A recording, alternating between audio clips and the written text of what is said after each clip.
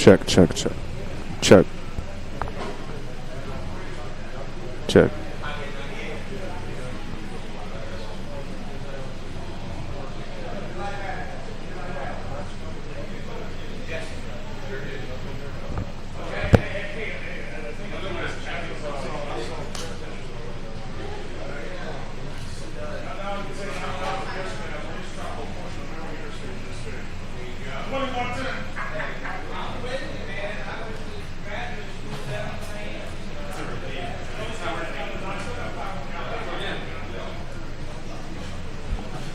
Check, check. Okay, so check. Check, check. Check. Check, check, check. Do, do, do, do, do.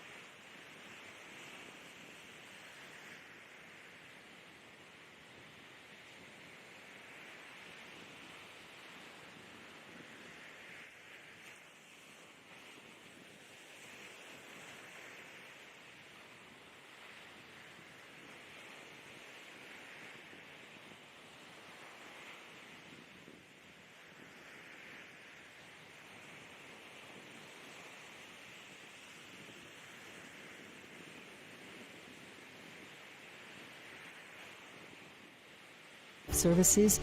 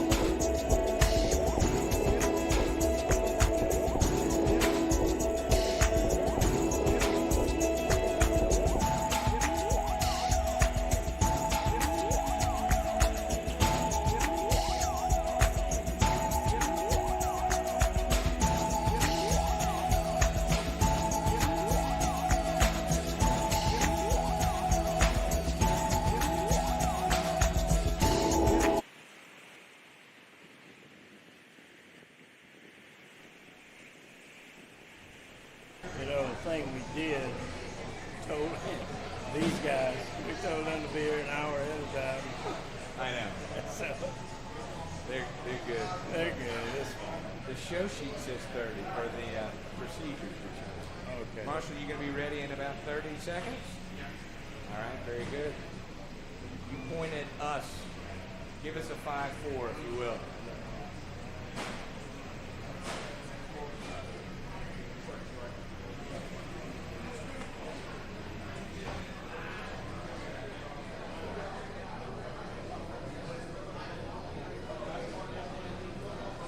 Ladies and gentlemen, welcome to Blue Wahoo Stadium, Coach. Look at this view, man. We got a great day. We are here, Pensacola, Florida, and you're watching Marketable Sports. This thing's going to be dual stream, simulcast on Marketable Sports and Varsity Sports Network. Wow. First ever, the inaugural Panhandle Football Media Day. How long you been coaching in the area, Coach? This is Coach Dave Wilson. I'm Johnny Mace. 10 years at least here, and living here more than that, and running NFL flag Pensacola, all those kind of things. You were a coach, head coach PHS Right. back in the 90s. Yes. Woodham High School. You had a kind of famous linebacker. I think he was playing DB at the time. Well, when I moved to Washington High School, I had a guy by the name of Derek Brooks as a 10th grader.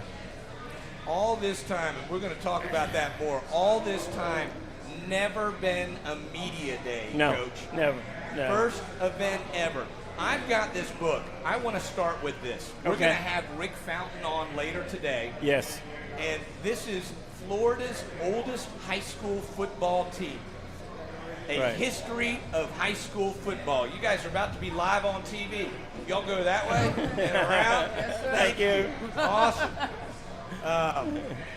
Rick Fountain wrote this, Yes, and he it is did. a complete history of Pensacola high school football.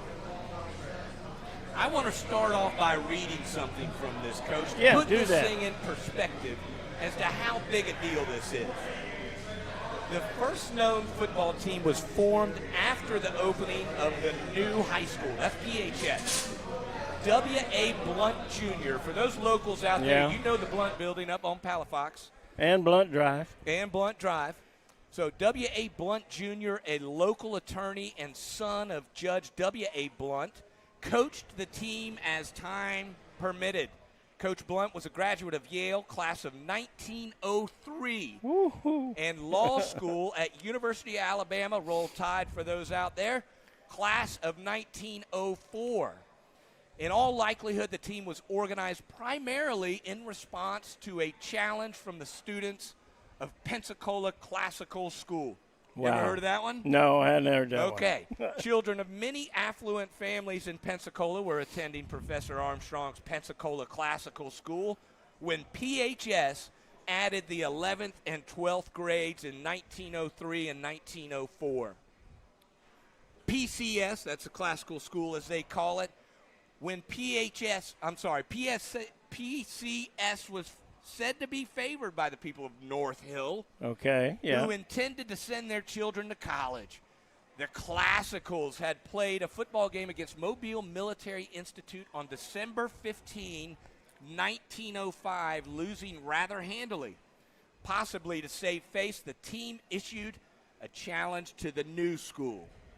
In response, the boys from the new high school, as the newspaper referred to them, prepared to meet the Classicals on December 22nd, 1905. It was a landmark game, the first played between two Florida high school teams. An advertisement for the game appeared in the Pensacola Journal on December 18, 1905. 50 cents, Coach. It cost to get in there.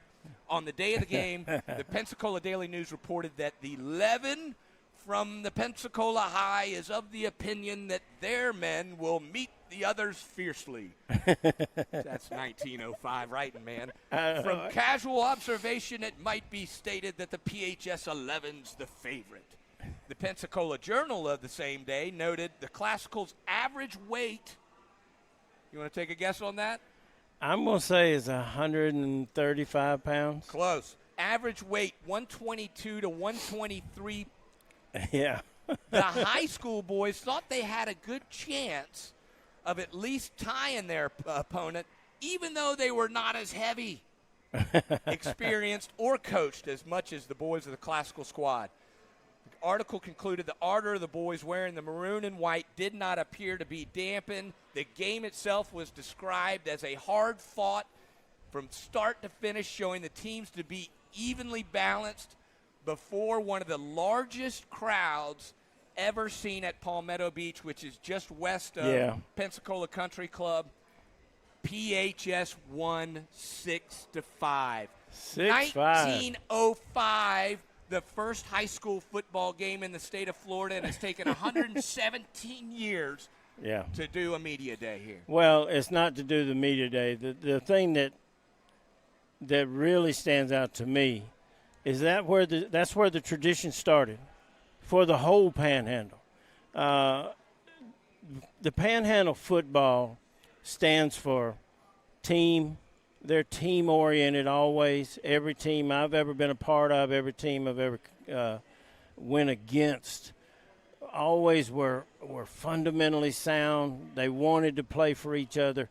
And that's where it all started, right there with the 11. Pensacola 11, you know. Pensacola 11, the new high school, as they called it. The new high school in 1903. I mean, you know, and that's where the tradition started. That's where it started, folks. And you're right, Coach. It's not about the media day, because what this is about, really, is it's about these programs. It's about the kids. It's about no doubt the opportunity that they're playing, you know, in front of thousands of fans here, because football is king here in the Panhandle. Absolutely. There's no doubt. And it's about these coaches. You know, these coaches don't get paid overtime. And, you know, they have their school contract and that kind of stuff, and all the time that they put in. They don't have to come up here on a Saturday to be a part of this, but they wanted to be here. They wanted to be here. The kids want to be here. They want to be a big part of everything that's going on throughout the Panhandle. 24 teams, Coach, to run down the lineup. Fort Walton Beach, Crestview, PHS, Freeport, Milton, Catholic, J. Walton, Washington, South Walton, West Florida, Tate, Northview, Pace, Chipley, Navarre, Escambia, Pine Forest, Destin, Bay, Choctaw, Niceville, Gulf Breeze, Mosley. Bam. Dude, we got it, man. Hey, we're going to take a break, and when we come back, folks, we're not leaving yet, Marshall. Marshall, my producer. By the way, we're going to be 7 hours live today. We got a fantastic crew. Absolutely. We've got family. And we're going to talk about them later. But I'm going to drive Marshall, our producer, crazy today. So I'm sorry in advance, Marshall. But everything you see, graphics, all that stuff, Marshall Trotter, and we're going to be talking about him. But, Coach, we're going to have all these teams on, and they're going to have coaches. And I want you to go back and put your coaching hat on. Yeah. Okay? Coming into fall practice after a summer of workouts, what did you have a message that you like to send to your team? Well, yes. I mean, that's something that has to be consistent year-round with you. But then as you come into the season, now the mood changes a little bit, Johnny. And so you can never get away from saying, listen, you're not playing for yourself. You're playing for the guy next to you. And once you develop that family atmosphere, that team mentality there, now then you can go be successful. So, you know, that's probably the biggest thing that I tried to do at the start of each new season was to say, hey, let's get ready, let's rock and roll, but we're taking care of each other. That's it. And you know what? That's going to be a question that we're going to ask these coaches because, you know, everybody has a different philosophy and how they want to coach. And sometimes it's the team chemistry and how you're approaching that. And and it's going to be interesting to see from all these coaches their perspective, because there's a bunch of ways that you can scramble up your eggs. Oh, Coach. absolutely. And it doesn't mean that one way is the right way or wrong way. It's your flavor, what works for you. Exactly, and yeah, it is. And we're going to ask the coaches, who were their influencers? You know, who did they learn from as they made their transition into head coach's role and all that kind of stuff? And it'll be interesting to see what some of those answers are. Well, folks, we will be right back here. We're going to take a quick break, couple commercials. You might see a little Gulf of Mexico while we get some things lined up on the back end here. And when we come back, we're going to have Fort Walton Beach Vikings sitting right here with us. Hey, inaugural media day, Panhandle football. We're here to give these teams props that they deserve, man. Exactly. That's what it's all about. We'll be right back after these messages. We'll see you in a minute. If you're in need for skilled home health services, heal in your own home with People's Home Health. Highly specialized skilled nursing and therapy care in the comfort of your own home. People's Home Health. The difference we make is the way we care.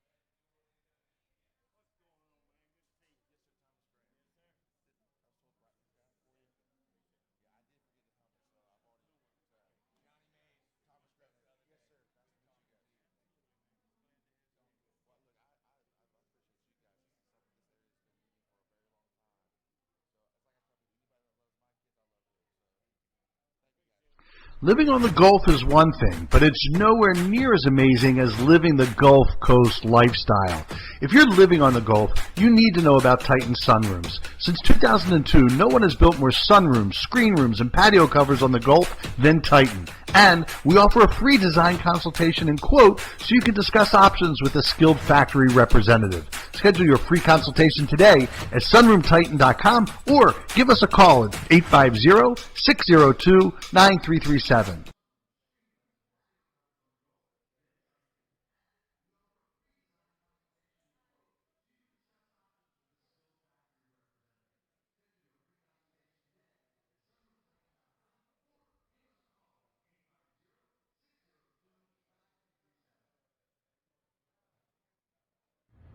Hey folks, I'm Josh Sitton, and you're watching Marketable Sports.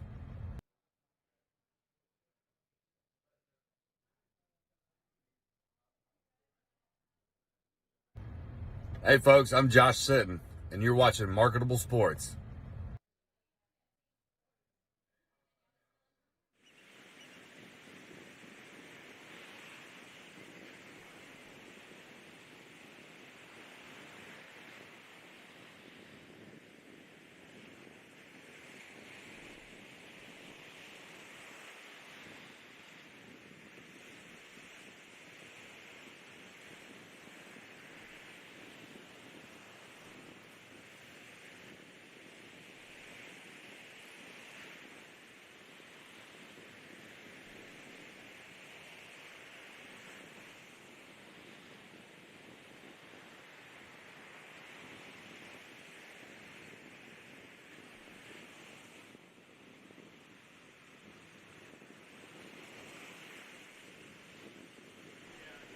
Hey, Marshall, give me the green.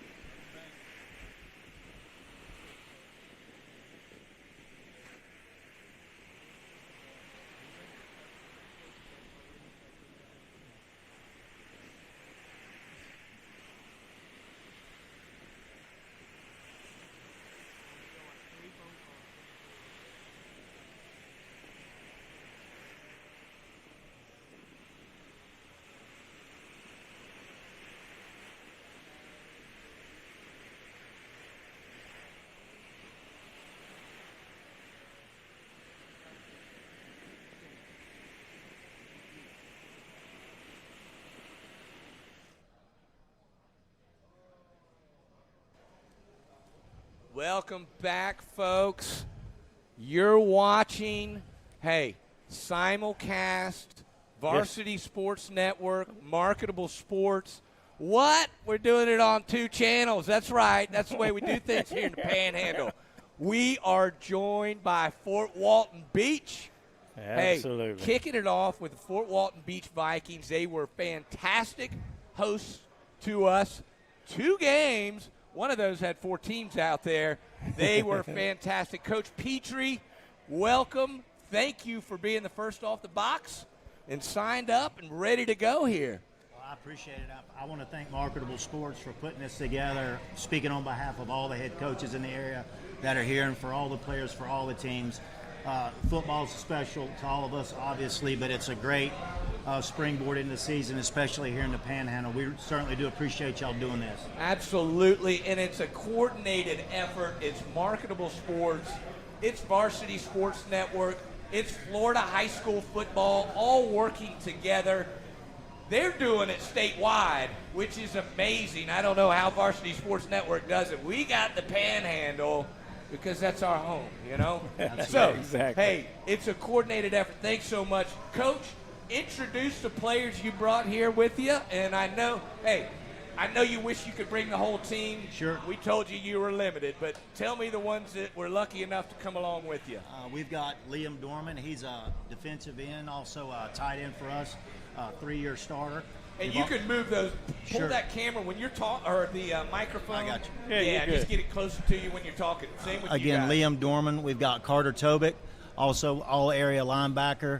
Darius Brundage, linebacker for us, and Garrison Kurtz, our quarterback. These are great, outstanding young men, very, very good players, and great representatives of Fort Walton Beach High School.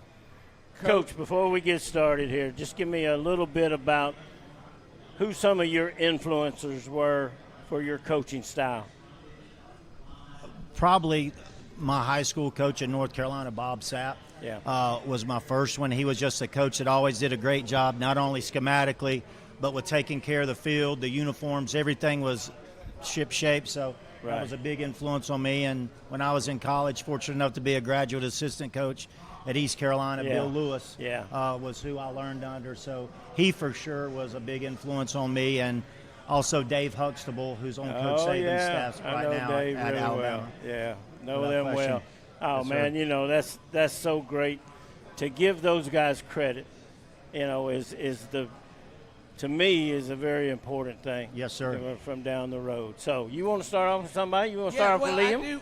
We're going to come to the players. I got one question. We'll come back to you, Coach. Let's go to the players real quick. We'll start with you, Liam. The big guy, defensive end. Yes, Played sir. on both sides of the ball this year and last year, of course, right? Yes, sir. So, tell me about what you did this summer. You know, everybody's doing different stuff. Mm-hmm. Everybody's working out. But what were you doing? Of course, this summer, you know, I've been on and off the field, working in the weight room, going to different camps, going to different colleges, getting some work in, just preparing for next season. You know, trying to make the best we can. Of course, you know, every player is getting work in, but you know, just the stuff that you don't see, you know, is what really matters. yeah. You know, It's that work behind the scenes. exactly. It's the preparation, because if you don't do the preparation, you're not going to be ready on the field. You know, it's that mentality you don't even want to have to think about it, and it's that work leading up. So that's exactly right, Liam. Where'd you go around? What camps and colleges did you hit? Started off at FAMU, then I went over to South Alabama for their mega camp, went over to Florida State, and then I went down to Auburn for about a week. I went to both of their camps down there. I went to 2 of them, and then I went back up to South Alabama. And I just ended up at UWF over here in Pensacola, and then I end the month at Troy on the 29th. Nice. Oh, hey, wow. So hey, you're alma mater That's here. his Yes. alma mater. There He you won go. a national championship there. That's another story. But that's fantastic. You're all over the place, and you're still coming back and working out with Yes, Coach sir. and Of your course. team. Of course. All right, next up on the line, Carter. Tobick. Sir. All right, tell me about what you've been doing this summer. I went to a few camps this summer. Been also in the weight room with Coach Pulliam's workout routines, gotten us very ready for the season, and that's about it. Are you the quarterback for the defense? Are you in there? You the I mic? am, yes, sir. I get the calls from Coach Petrie and then relay them out to him, and other guys on Right. the defense. Yes, sir. Good deal, man. Good deal. Well, we appreciate, one, you coming and sharing that with us today. Being a part of this is a reflection of your whole team. Yes, sir. And that's why I know Coach Petrie chose this group to come to be the reflection right now of Fort Walton Beach. So, man, glad you're here. Absolutely. Darius. Darius Brundage. Hey, you're there next to the guy, eh? Yes, You're I next to am. Carter there in the middle. And you guys are both playing both sides of the ball. Are y'all planning on doing that this season too? All right. Okay, I know you've been working out all summer too, and we don't need to talk about that again. Which side do you like better? You like offense? You like defense? And Coach ain't gonna hold anything against you right now. And I know it's better say defense. I love defense. I love to hit people. Okay. I would play offense too if my coach needed me to, though. So I got you, both man. sides. Tell me why that's important to you. To that you just said that. You said you'll play wherever Coach wants you to, and I imagine that's important to you to be able to provide that to your coach. Why is that important to you? If my team needs help, I want to help them. I got you, man. That's what you want. That's what you want on your team. That's what you want standing next to you. Garrison, the true Trigger quarterback. man. Trigger Yeah. man. Trigger man. Garrett, Garrison? I called you Garrett. I'm sorry, No, you're Garrison. Tell me what you've been doing summer. You've been doing summer camps and. I've done some camps. I mean, I've been working out with Liam and some of these guys out in Nice. the fields. I've been in the weight room with Coach Poyam and on my own. They're just trying to get prepared for the season. Have you been able to get out and do some extra work with your backs and wide receivers Yes, over the sir. summer? I've had like multiple workouts, probably 10 to 20 this summer with the backs and receivers. And and that's something I know, Coach, that they go do individually. It can't be set up by the coach and all that kind of stuff. That's where your role is so important, to go out there and keep everybody on the same page. Yes, sir. Yeah, you enjoy doing that? Yes, sir. That's a great trait in a quarterback right there. Hey, as the group here, you're talking, coaches aren't around. You guys are trying to rally each other, get into it. Who do you look to on the team? Who is that leader that says, here we go, let's get together, let's get our mind in it, that team leader? And it can be more than one. Not putting anybody on the spot. I'm sure you all work together. But, there's one or a few that stand out to get everybody geeked up, I'd say this guy over here, Carter. He's the vocal guy. He's the one that shouts at everybody to do their own work. We of course have other people doing that, but I think Carter's probably one of the best leaders we have on the team. Well, Liam, I remember being down there for the 4-team jamboree, and when Coach started inserting you in as a tight end, I mean, my heart started to flutter. Because, Coach, I think me and you are on the same page. A tight end that's dangerous in the game, but that causes problems for a defense. Sure does, and we don't see many tight ends anymore. Yeah. Not many I'm people sorry. use Could them. you repeat? Yeah. I'm sorry. We It's all good. a lot of offenses have gotten away from tight ends, Right. and tight ends will be very important to what we do, not just blocking in the run game, but also catching the ball in the pass game. Garrison, let me ask you this, Garrison. When you watch college football on TV, what are some of the things you try to really focus on when you're seeing those games? I really try to focus on the quarterback's time, and I love watching Mac Jones when he was in college. Yeah. Same with Burrow. Yeah. I mean, I love watching football in general, but that's what I really focus on is the timing and the ball placement. I think that's great because, as a coach and Coach Petrie, I know that you do this as well. When you watch college football, you don't just sit and watch the game. No. You focus on the offensive linemen, and you focus on some blocking schemes that you may see and all that kind of thing. I mean, and it just really helps elevate your game, guys. I used to suggest that to my players all the time. Go watch college football, but watch your position. Watch the game, but watch your position. See what you can pick up. Absolutely. Hey, well, wrapping it up. Yeah, we got it. I wish I had more time. Carter, real quick, and Darius, I'm going to hit both of you real quick before we roll out. Hey, Carter, what is it? What do you say to the guys? there something that you go to that get them riled up, or does it just depend on the situation? Really depends on the situation. It's more of kind of what is the situation in that stance. If it's fourth and goal, or we need to stop right here so that our offense can go back on the field and score a touchdown, or if it's in the weight room, if a guy's not being accountable, we all need to work together so that we can successfully proceed on the football field. Absolutely. Darius, you're there. You've got the mic right there next to you, the quarterback.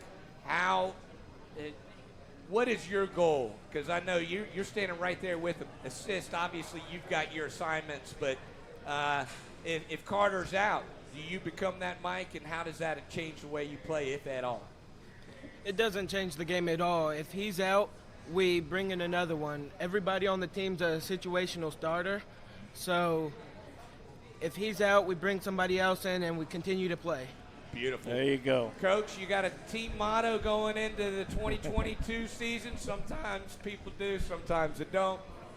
We're trying to restore the order, get Fort Walton Beach back on top. We had a tough year from a win-loss perspective last year, but it was the most enjoyable year I've had in 30 years coaching because these kids love football. They can block out extra noise. They love each other, love to play hard, and we've got more depth this year, so we're excited about this season. That's a beautiful thing about high school football. New season, new team, new chemistry. You get started all over, and here we go. That's it. Yeah, we're all undefeated right now. That's right. That's it. Hey, thank you guys so much for coming Appreciate on. you, man. We appreciate it. Hey, you're watching Varsity Sports Network and Marketable Sports right here, the inaugural Media Day, Panhandle Football. We're going to take a break. We'll be back right after these messages. Living on the Gulf is one thing, but it's nowhere near as amazing as living the Gulf Coast lifestyle. If you're living on the Gulf, you need to know about Titan sunrooms. Since 2002, no one has built more sunrooms, screen rooms, and patio covers on the Gulf than Titan. And we offer a free design consultation and quote so you can discuss options with a skilled factory representative. Schedule your free consultation today at sunroomtitan.com or give us a call at 850-602-9337.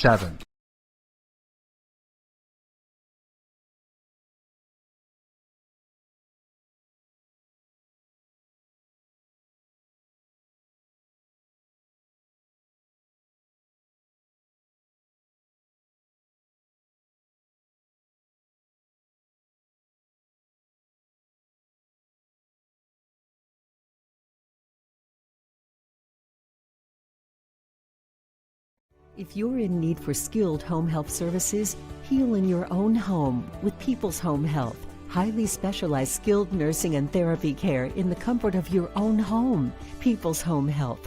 The difference we make is the way we care.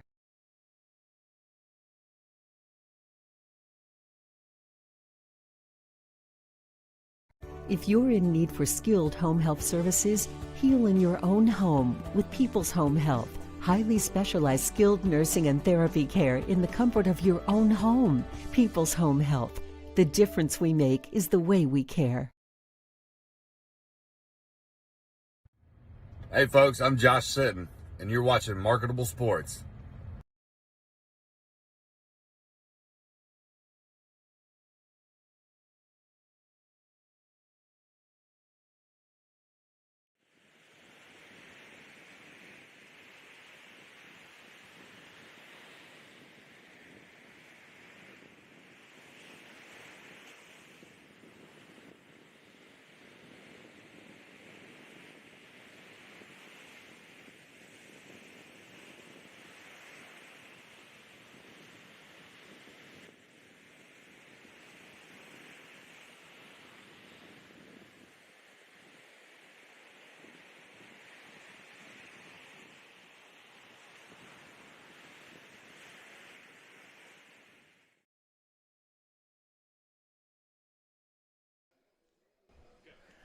Welcome back, folks. We are at beautiful Blue Wahoos Stadium.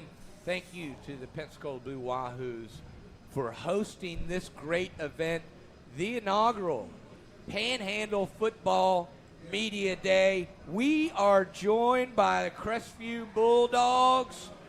Coach Thomas Grant is here with us, and you brought 7 players, I see. I love it. No, 6. 6 and a coach. Okay. 6 and okay. Well, I saw the red back there, and it's too far. My eyes. These are 49. Can he still get a rep man. in? Is he pretty good at showing stuff? I wish he could. To be honest with you. Coach, thank you for driving over here and joining us here. Thank you. Get that, as y'all are here, just pull, when we're talking to you, pull that microphone in front of you. It can go anywhere along there, but get it in front of you. You talk at a regular level. It's all good. Coach, introduce the players. I know that you wanted to bring your whole team, but I did. But I tell you, these 6 young men have been the hardest working seniors we've had this summer. Nice. And I felt like each of them, I wanted to reward them for this opportunity to go into their senior year. But starting right here, we have Simeon White. He plays receiver DB for us. We have Peyton Knight. He plays left tackle. We have Jerome Brazen that plays our returning quarterback for us. We have Jason Jones next to him, running back. We have Marion Hawthorne, defensive end. And then we have Michael Carson, right tackle. And then that's Coach Chris Johns on the end. Coach Chris Johns, thanks for coming over, too. We appreciate you. Hey, okay. Simeon, tell me what you're feeling coming in. First of all, let's start off. And for those of you at home, you might hear similar questions, but the answers are different because we got 24 different teams. Simeon, tell me what you've been doing this summer. In the weight room hard. I think I gained about 10 pounds this summer. Nice. Went to a couple camps. Went to UWF, Kennesaw State. Yeah. Just putting in work after practice. After practice, before practice. Yeah. Did you go? You said camps. You went to some camps. Yes, sir. Where'd you go to camps at? I went to UWF and Kennesaw State. Yeah, you said nice. That. Yes, sir. Yeah, I got a former coaching friend up there, Liam Klein, coaches up there, and we were together at Georgia Tech. Yes, sir. They got a good program there. Yeah, they do. They do. Jason Jones, right? I don't know. Oh, Jason all the way down. Man, I got my lineup wrong here. That's Peyton Knight. Yes, sir. Peyton Knight. Good night. And I even wrote it down to try and be better about that, you know? You'd think I'd be better. Exactly. Hey, talk to me about your mentality, the team mentality coming into this 22-23 season. Well, I feel like we have a pretty strong mentality. I feel like everybody been working hard on and off the field. Like, we're not really on and off the field, but we work hard on the field, and even after hours we work on the field or off the field. But we're really just coming in. We got a strong mentality plan. Just win out the season. Now, you're working hard off the field. You're in the workout rooms. You're in the gym, right? Yes, sir. All right, that's off the field. Well, even at home, Set keep up a working. board. Keep working, man. Keep working. Absolutely. Yes, sir. All right, then we got Jerome Brazen, man. All right, the returning quarterback. You get some all-season workout with your running backs and wide receivers? Yes, sir. Okay. How much time did you put in with those guys? At least an hour before practice. Oh, you do it before every practice. It's fantastic. I like it. You know, Coach, we were talking earlier about the importance of doing that, whether you're whatever position it is. Yes, that sir. repetition, and obviously that's what we're doing in practice. Yes, sir. Why is that important for these guys to come out here and do that? It's just because you're creating muscle memory right now. Right. You know, and so when you're hot and you're tired in the fourth quarter, you're not thinking about it. You just go based on your muscle memory. And I said, you know, that's part of the culture at Crash. Look, we are player driven, as you know. You've heard them say, you know, before practice. That's all on them before practice. You know, these guys, this senior class took the initiative. You know, we're going at this time, but we're going to meet an hour to really fine tune our craft. You know, to work on our craft as much as possible. And it's a commitment, not to me, but to these young men and the parents and how they raise these young men right here. Absolutely. Well, I'll tell you what. I'm gonna go to Jason down there. All right. So, Jason, now tell me, you're a senior going into this year, right? Okay, rising senior. What other guys behind you are learning from you? What other running backs are learning from you? What are your skills that you're passing down to the next generation of Crestview Bulldogs? Your secrets? I would say a hard work ethic, and just try to be coachable. Yeah. That's really it. Just try to get better. Yeah. Well, I'm sure there's things that you don't even think about that you're teaching them. Like you correct them on some steps. Yes, sir. You correct them on some timing and all that kind of stuff, and make your group have that next man up mentality. That's the type of thing that you're helping prepare them for. Yes, sir. Who you got? Marion Hawthorne. Yes, sir. You on that defensive line there. What have you been doing this summer? Because you got some beefy offensive line dudes you got to go up against in this area. Yeah, for sure. I've been putting in work with Denzel. Shout out Denzel. Okay. He been working with me a lot. I go against, I feel like, one of the best old linemen around here every day. So shout out to them too. No question about it. It's tough to beat the offensive lines that are running around in this Panhandle, Coach, and it causes problems for defenses. Coach, anybody in the area, they know Denzel. He does a great job with young athletes around here in training. You working on foot technique and that kind of stuff? Yes, sir. He helped me my get off. One of the most important things, he helped me with my get off. He preaches that every day.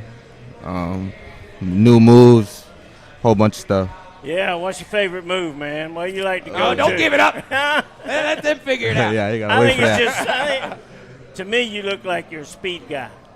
Yes, sir. Beat him up the field, turn that corner, and be on top of that quarterback. Yes, sir. Yeah, I like it. Michael, Carson, I didn't forget about you, man. I know you're sitting in the back row, but I got you.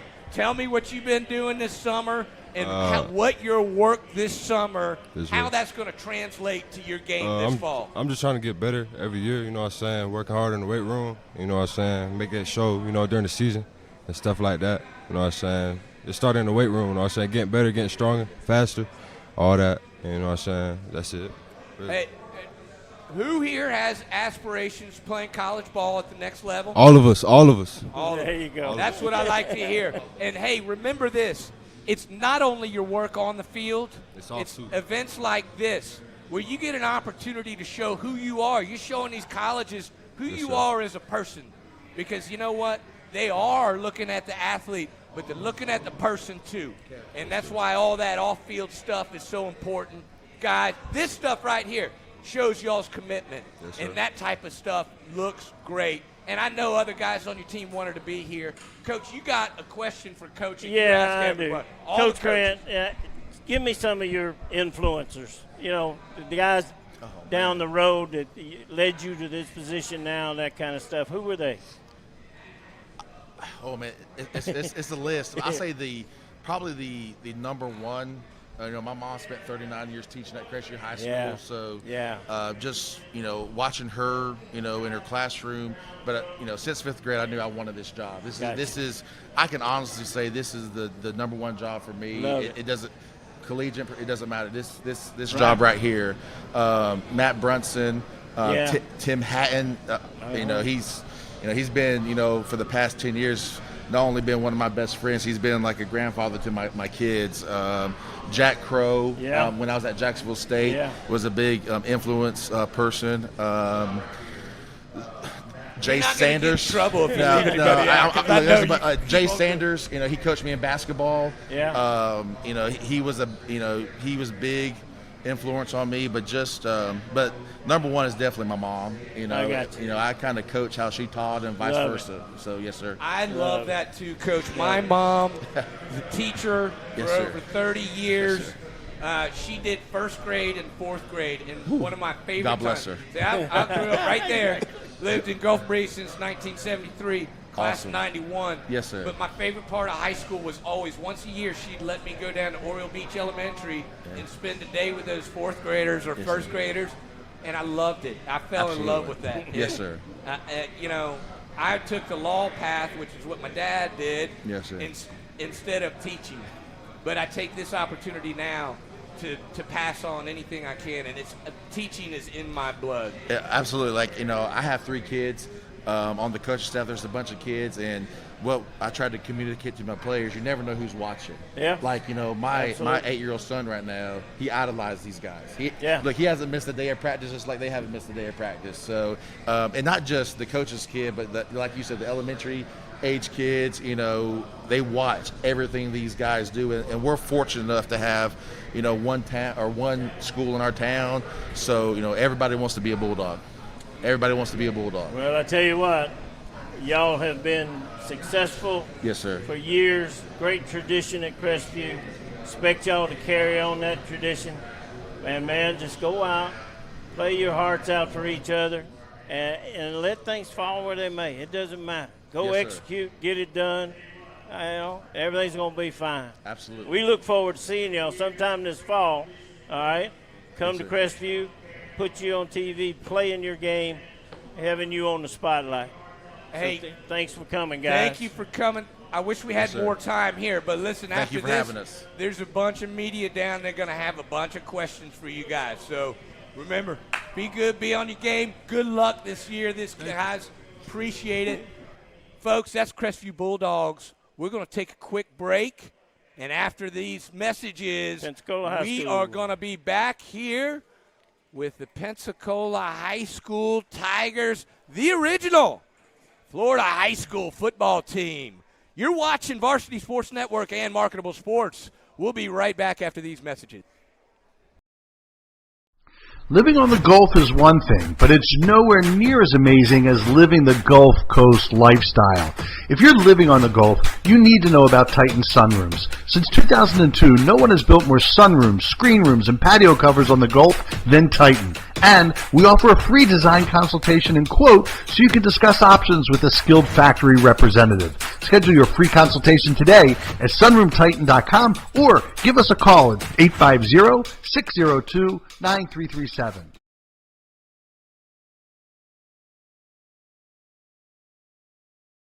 If you're in need for skilled home health services, heal in your own home with People's Home Health. Highly specialized skilled nursing and therapy care in the comfort of your own home. People's Home Health. The difference we make is the way we care.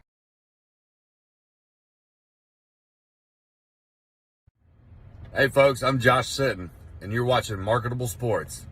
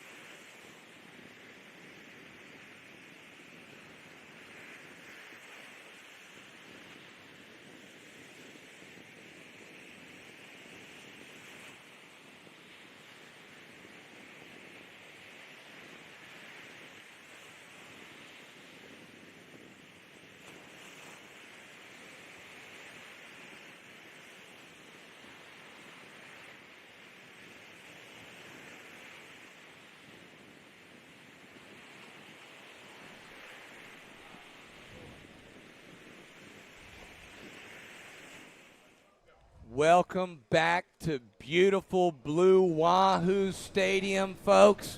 Thank you, Quint Studer. Thank you, Quint Studer, Bill Valona, Yoko Jemison, Shannon Reeves, Anthony and the media, everybody here. Look, it's a whole team effort. We're sitting here talking. We're with PHS, Pensacola High School Tigers. If you were watching the beginning of the show, you heard me talk about it. I'm going to quiz them here on a little PHS history. But Pensacola PHS Tigers are here with us right now. The inaugural Panhandle Football Media Day, and you guys are here. Coach Cantrell Tyson, brand new to the program. Thank you for being here. Welcome, sir. Yes, sir. Thank you for having us. I appreciate it. Now, Coach, I was shown a little talk, I'll say, that you gave to your players, and I think it might have been your initial one. Yeah. About the $20 bill. And let me tell you something, man. It got me. I don't know about you guys. Yo, it got me pumped up, man, because if you've ever been knocked down before and people, count you out, you say, yo, I spend the same way, and you come back, and that's where you get them. Coach, tell us about that speech, man. It just, dude, I was put back, man. It was awesome. Yes, sir, man. Look, the thing we have to teach our kids is, man, that it doesn't matter what happens to you in life. You got a choice of either letting it, keep you down, or you can do something about it. Every day you're presented with an opportunity to be better than whatever's happened in the past. And so whatever happens to you, all right, just man up. You gotta still know you still got value. You're still worth something. And that's why I believe we're going to be a really good football team, because all their life the last few years, they've been told that, hey, they're 1-9, they're not good, they're this and that. Well, when I walked in that locker room, I saw good athletes. I saw good people. I saw good players. And that's why I believe that we're going to be a good football team. Coach, you came down here, accepted the job, and knew that numbers were low, but you had a fantastic summer, didn't you? Tell us about that. Yes, sir. We have a lot of kids that have come out, a lot of kids that are joining us and getting on board. And football has to be fun for you, and I think they're having fun, and that's what causes them to come out. So our numbers have shot up a lot. Beautiful. Coach, introduce the players that you brought with you. To my right, initially, it's quarterback Vonshea O'Neal. Then we have wide receiver number 1, Bobby Green. Then we got number 50, left tackle Malik Patterson. Number 10, linebacker Ota Bonner. And number 14, quarterback sophomore Chris Everhart. Great. I'm so glad that you guys are here. I had the pleasure of coaching at PHS for 2 years. Back in 94, 95, 96, guys by the name of DeMontre Carter were a part of it. Jonathan Dennis, one of the guys, Coach, real quick, Johnny. Go for it, man. A guy I coached there, I moved him from offensive tackle to tight end.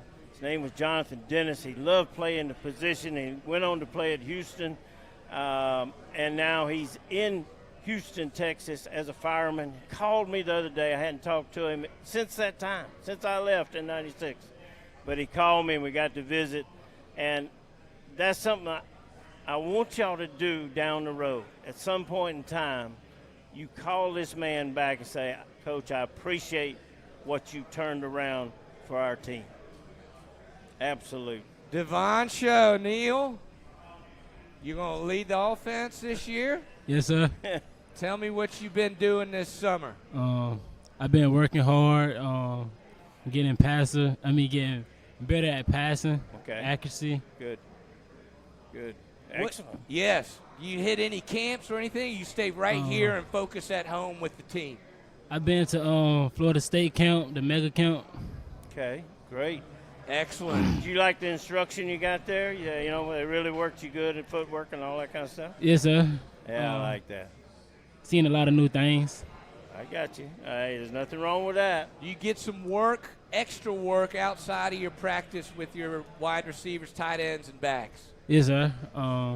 Bobby Green, AG, Kennedy.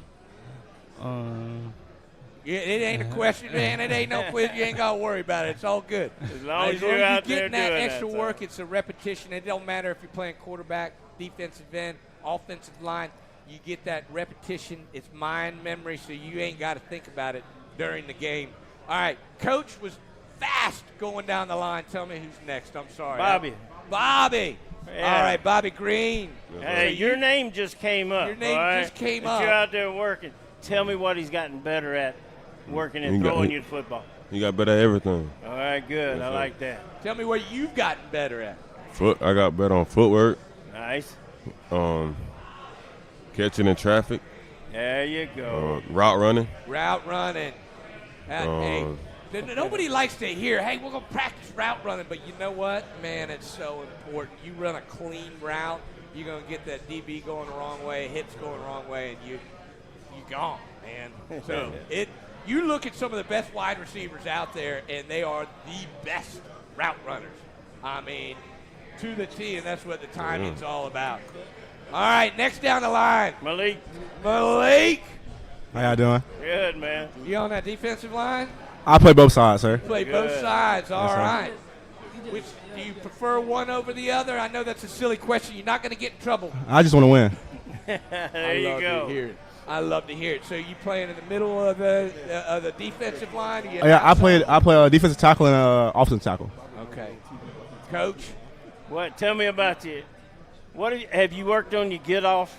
Yes, this sir. summer? That was one of the biggest points coming into this offseason, working on our get off the line. Like it. You look like you're probably a power rusher, bull rusher kind of guy to me. Huh? I just I like to watch a lot of film and see what the offensive line want to give me, and then I go off that. You go off that? I like that. Now, you know you got some big boys you going up against on offensive line. I'm big too. No, you are. That's what I was. You didn't let me finish my question. I'm sorry, sir. Do it. No, hey, you match up well, but you know that up here in the Panhandle, there's big boys on those offensive line, and it's a technique that's going to get you past them and back and making those plays and doing that work on the summer. And Yes, that's sir. where that gets you. Tell me about your mentality coming in. What are you doing to rally your teammates? We've been trying to build our camaraderie up and like work as a team, because you can't do anything without a team, without other people around you. You can't do anything by yourself. No doubt. Great mentality. Next up. What's up? Linebacker. Otah Bonner, linebacker. Yeah. Otah Bonner. I had it written down correctly, and then you know what? I was going to make a mistake. You know what? Forget about it. I'm going to make a mistake every once in a while. Hey, so you in there, you the quarterback on the defense, you calling those plays? Yes, sir. Yeah. All right. So what do? You're out there, and I know it's situational, but your boys, you guys, your team, getting down. Coach ain't coming out on the field to give pep talk. What are you saying to your guys? How do you get them back into the game on those situations? All right. We in the game, situationship. Put them in the huddle. You got to slap the helmets to get everybody hyped. Got to slap the helmets. Okay. Yell at them. Cuss a little bit. Tell them we dogs. We dogs. We ready. We ready. We coming this season. We get greedy. Coach Tyson always told me to get greedy. We getting greedy this season. Get greedy? I like that. That's I like a it, great man. way to go, because you can't get enough out on the football sir. field. Be greedy. That's the way to attack it. How you feeling looking at this? You know, you got a whole bunch of new teammates coming out, working out. How are you feeling about the team chemistry that y'all been working on? The team chemistry is good. We got our young guys coming. We working on. We pushing them, and they doing good. So I feel like we'll be okay. Well, we came up there and visited with Coach earlier in the summer, and you guys were up there working out. We saw a bunch of you guys up there working out and getting to work in. Next to you, we've got Dada. No, that's Chris Everhart. Chris Everhart. All right, introduce yourself. Chris, sir. man. My name is Christopher Everhart. Tell me your position. I play quarterback. Okay. Nice. All right. So, what other position you got too? You playing multiple positions? Quarterback and wide receiver. Okay. I got you. Right on. I like it. You I get like it. on the defensive side of the ball at all there, because, you know, wide receiver. My son started off as a wide receiver, and, you know, God bless him, he just didn't have the hands. They're kind of rocky. They didn't have that nice touch. Great DB, though. But let me tell you, he learned so much about that defensive back position by playing the wide receiver role. That's why I asked that. But you staying on the offensive side. Tell me about what you've been doing this summer. Really, working with my senior quarterback, working with Coach Tyson, and he taking me to counts, working, getting my footwork, moving my hips, and throwing the ball. Like it. Fantastic. See, that's detail. That's detail right there, and that's what I like. You know, guys that understand their position, they understand the details, the very little things, the little steps and all that kind of stuff, and getting the ball out of your hands. You know, I really like to hear that coming out of it. Coach, you've got a question you ask all the coaches that are coming through here. I do. Coach Tyson, I know the answer to this question, but there may be some other guys that you come up with. Who are your influencers to get you into coaching, get you to this spot? More than anybody, my mom is my biggest influence. Wow. I share with the kids all the time. My mom is everything to me when it comes to this coaching thing, man. That's my biggest influence. Coaching-wise, Coach Mike DuBose, former Alabama coach I had the opportunity to work with and for, is really good influence on my life. Guys like Michael Cassidy, and guys like that Juan Johnson, some guys that are some powerhouses in Alabama. So I really look up to those guys a lot. I appreciate that, man. Quiz to the players before we roll out. I wish we had more time on live TV with you, but you're going to get a bunch of other questions from the other area media that's here. Okay. Anybody here know the year PHS played their very first? 1905. Okay. What? He's one of the Pensacola 11. Were you listening? You were listening. I like It's on one of our jerseys. Like, we remember it. All okay. right. I got you here. Who did they play? I couldn't tell you that, sir. I couldn't tell you that. Was it Jesuit? No. Yeah. We tried. It's a school that's no longer in existence. It was Pensacola Area School. Woodham? No. No. That's it's a give them the answer. Pensacola Classical School. Pensacola Classical. And listen to this story. Okay, that's in this book here. Rick Fountain, he's coming on later. This is about PHS. It's got his season. It's got every season in it. Dude, you want to learn about the history of PHS, this is a cool book. Look out for that book. But think about this. Pensacola Classical is like up in the North Hill, kind of up there, and you know where y'all are, okay? The game was played down west of Pensacola Country Club, you know, if you're going out that way. So, like, between here and the base. The best way for them to get there was by boat, steamship. They go from Pensacola over to the Navy Yard. Is that crazy or what? Hey, 117 years later, you guys are representing that school. It's the longest continuous high school football program in the state of Florida. Proud of you guys. Thanks for coming out here with us. I appreciate y'all's time. Wish you all the luck. Good luck this season. Thank you, guys. Stay greedy. Stay champions. Yeah, stay greedy. All right. Folks, we'll be right back after these messages right here on Marketable Sports and Varsity Sports Network.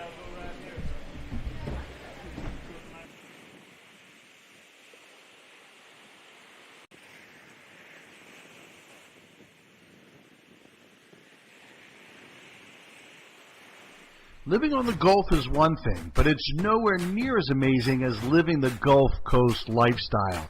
If you're living on the Gulf, you need to know about Titan sunrooms. Since 2002, no one has built more sunrooms, screen rooms, and patio covers on the Gulf than Titan. And we offer a free design consultation and quote so you can discuss options with a skilled factory representative. Schedule your free consultation today at sunroomtitan.com or give us a call at 850-602-9337. If you're in need for skilled home health services, heal in your own home with People's Home Health. Highly specialized skilled nursing and therapy care in the comfort of your own home. People's Home Health. The difference we make is the way we care.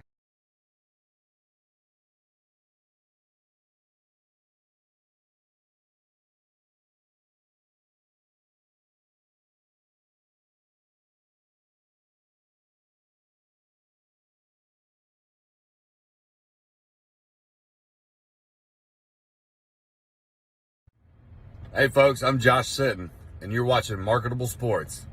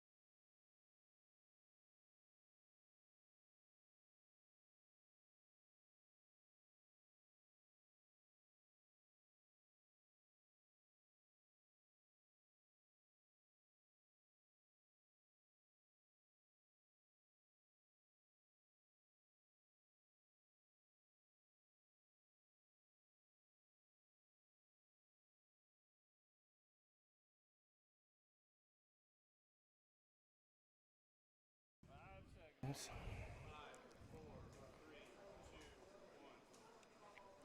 Welcome back, folks. We're here at beautiful Blue Wahoo Stadium. Coach, I've been sitting next to you all morning, and I don't feel like I've even looked at you during this show, man. What's up No, with that? you haven't. You've been looking at all these players, man. I mean, we've come had 'em. on. That's what, you don't have to look at me. We are now joined by the Freeport Bulldogs. Hey, thank you guys for coming over here today. Head coach Sean Arntz. Coach, thanks for bringing players over here. Thanks for coming to talk to us. This is an opportunity for you guys as players and coach, but players, you're showing who you are because you show it out on the field, and I know that all you guys probably want to go play at the next level too. They want to see the type of person you are, so these types of things are really important for that. Coach, welcome. Tell us who you brought real quick with you, and then we'll get into it.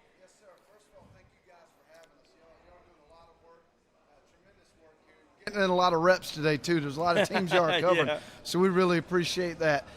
We have our kicker, Dylan Harrison, here, returning second-team All-State. Linebacker, Tracker Thomason, has a ton of tackles over the last couple of years. He's also a back-to-back All-State player. Linebacker, Zion Wilson, really good tackler, real good player for us. And then wide receiver, Robbie Durgan, who is also a first-team All-State from last season.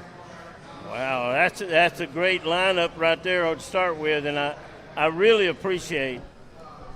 I spent 4 years as special teams coach at Georgia Tech, and just to know how important your guys are and how much you have to work on your own. Dylan, talk about that because, Coach, you got him over there, and y'all are doing offense and defense, and all of a sudden he's got to go do some things on his own to get better, right? Yes, sir. Well, I think Coach Arntz does a great job of giving me some space to work on my own. He always leaves a field goal open for me to work. And then, as the other team's doing stuff, I like to work on my own. And then a couple weekends I'll go up to the field, take some field goals, kick off some punts. And I think Coach Arntz does a great job of letting me do my own thing and work on my stuff that I need to work on while he takes care of the team, takes care of our offense. And that's a great thing about most kickers, most special team guys, snappers, kickers, and that kind of stuff, understand that they have to go do a lot on their own. You play soccer too? Yes, sir. Okay. See, I was about to say that. I've got two in my family that played soccer, and soccer runs, football's obviously king, but soccer runs deep with me. We called the Pensacola Sports All-Star game, okay? This, when was it? It was earlier this spring. Yeah. And Coach had never called a soccer game. And I said, Coach, what do you see out there? And he said, I see a whole bunch of good kickers. A whole bunch of place kickers out there, buddy. That's no doubt. What's your longest so far? Well, in a game it's probably only 30. In practice, it's probably 50. Yeah. Nice. Yeah, that's it. Those game situations, you're not going to be able to show it off as much unless it's, the absolute right time, yes, right sir. place. So getting it up to 50, and hey, that's a big number in high school, man. And it's great to see. 100% of 30s is good too.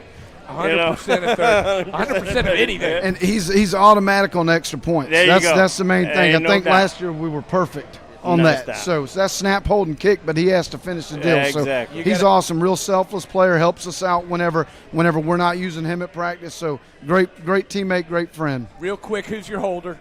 Actually, he's right there. There you go. All right. Good deal. All right. Now, y'all Next. hang out off the field too? Yes, sir, all the time. That's the best way. A kicker and a holder, you got to have. It's like a quarterback and the center too.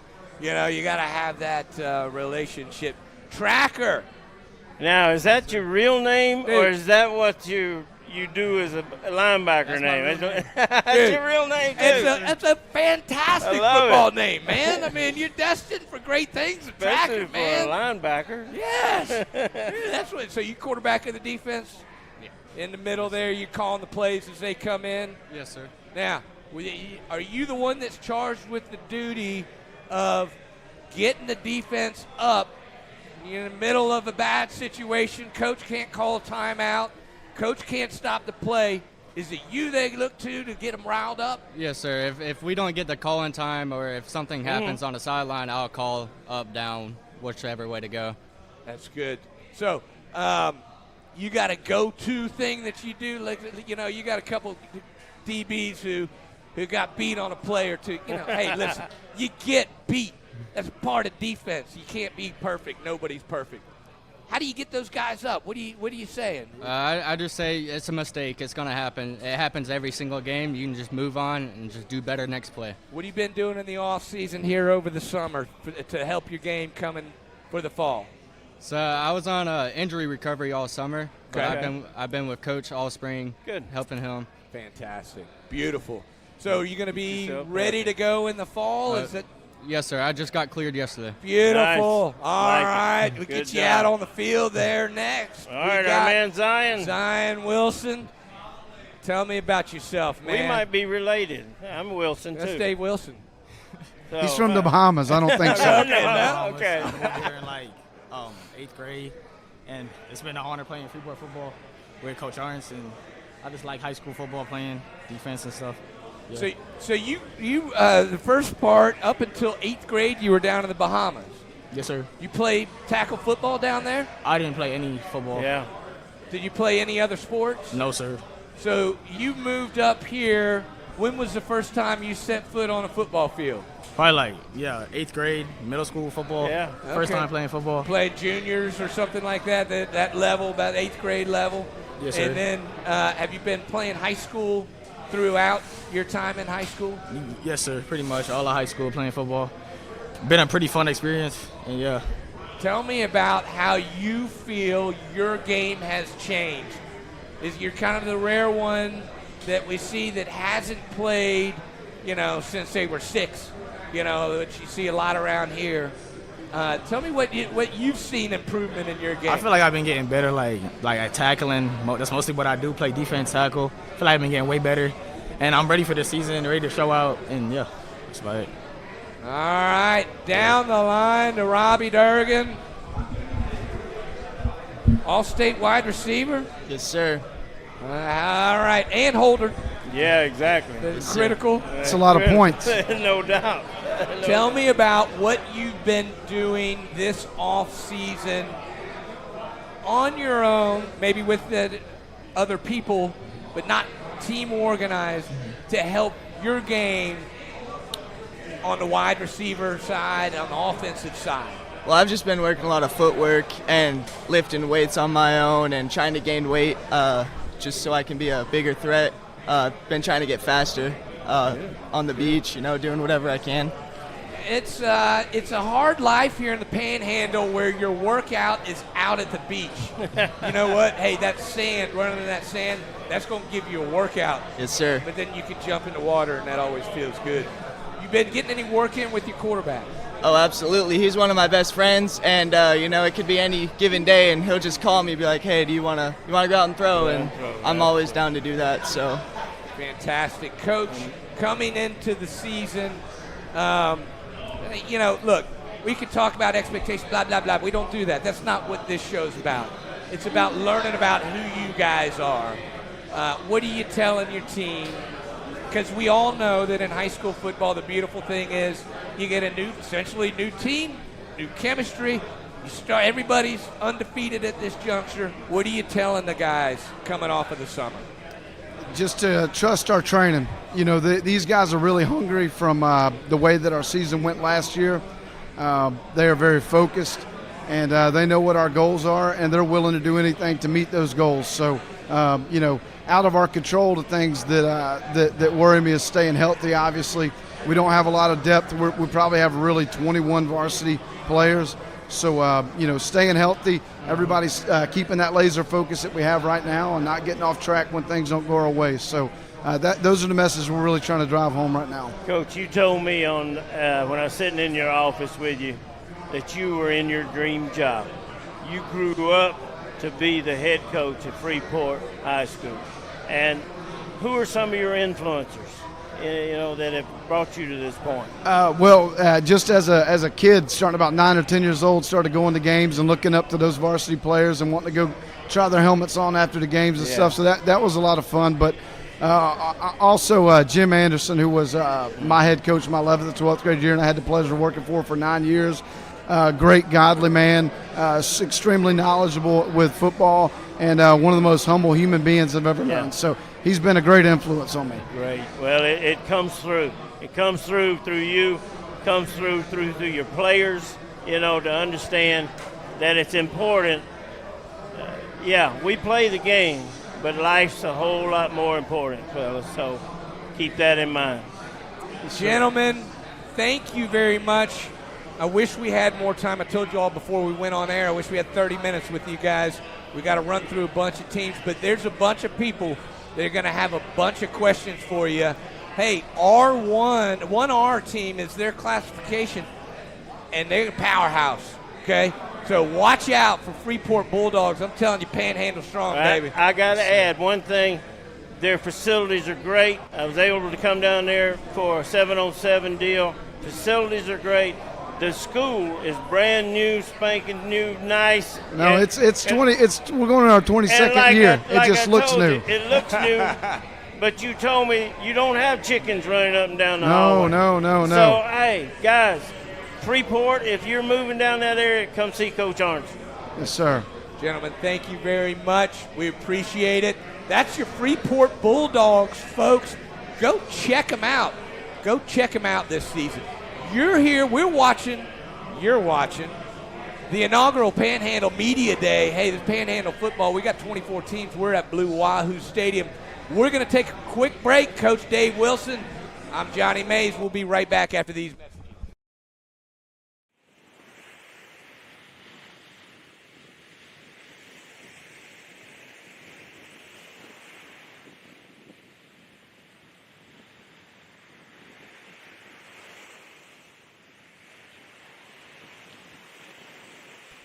Living on the Gulf is one thing, but it's nowhere near as amazing as living the Gulf Coast lifestyle. If you're living on the Gulf, you need to know about Titan sunrooms. Since 2002, no one has built more sunrooms, screen rooms, and patio covers on the Gulf than Titan. And we offer a free design consultation and quote so you can discuss options with a skilled factory representative. Schedule your free consultation today at sunroomtitan.com or give us a call at 850-602-9337. If you're in need for skilled home health services, heal in your own home with People's Home Health.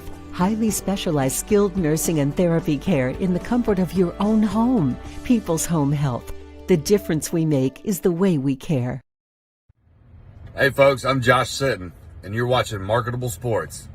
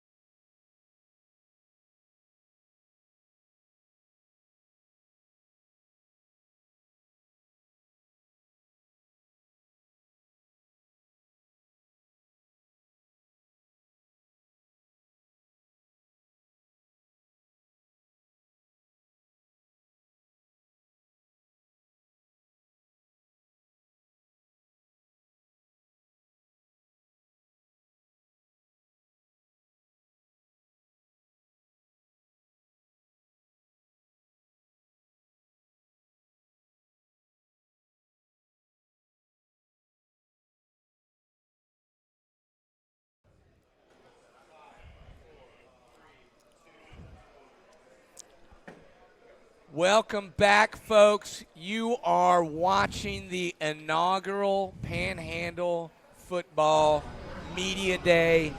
Never been done before here. First time, beautiful Blue Wahoo Stadium. We are now joined by the north side of Santa Rosa County. I grew up in Gulf Breeze right here, so we were always rivals. I'm 1991. Milton Panthers, I love you guys. Hey, welcome.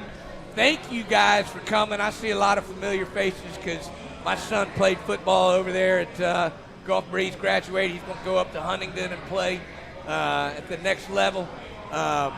Thank you guys for coming, Coach Kelly Gillis.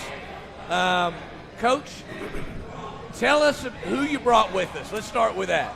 Okay, I brought on offense, I brought Raymond Cottrell, wide receiver, Emory Williams, our quarterback, Nathan Wright is our tight end, H-back, slot receiver, and our center, Ryan Hunt. And then on defense, we got our defensive lineman, Blaine Padgett. Well, that's a great lineup, Coach, and I tell you what, I know you're the new coach at Milton, Right. but you've been around Milton Yes, for sir. quite a while. Tell us about your past a little bit. Well, I was very fortunate to be able to be at home. You know, I had Right. opportunities to leave, but I've been at home my whole career and patiently waited and was very fortunate to come up Right. underneath some great coaches. You know, I was underneath Carl Madison and Mike McMillian. You know, got to spend some time with Coach Lee's the last 5 or 6 years, and Chafin Marsh, and a Milton alumnus, spent 6 or 7 Right. years with him. So my path was long, Yeah. but I was able to learn a lot and do a lot of things, and just very fortunate now to be the head guy at my home. Good for you, and I know there are a lot of people there love having a guy that's a hometown guy. Yes, sir. You know what I mean? And, Absolutely. And you understand Milton tradition. Yes, sir. I played against you guys a bunch at Fort Walton Beach, at PHS, at Washington High School, and it was going to be a dogfight all night long. It Yes, was sir, gonna absolutely. Be, get after it, both sides, and I'm looking forward to seeing that. Now, the first guy I'm going to ask a question of is Ryan, center. Look at there. I tell you what, I was asked. I went to the Tampa Bay Storm down there in the Arena Football League where Derek Brooks was the president and all that kind of thing. He said, all right, start building the roster. I was the player personnel guy. He said, who do you want to start with? I said, I want the best center in the league. He said, what? Why you want a center? I said, that's the only guy that touches the ball every snap. Yes, sir. And I want him to be solid. Tell me what you've been doing this summer. So I've been really working with my quarterback here at Emory. We've been doing a lot of snaps because I was out in the right tackle position. Right. And I got bumped down to center, so that was kind of a newer position to me.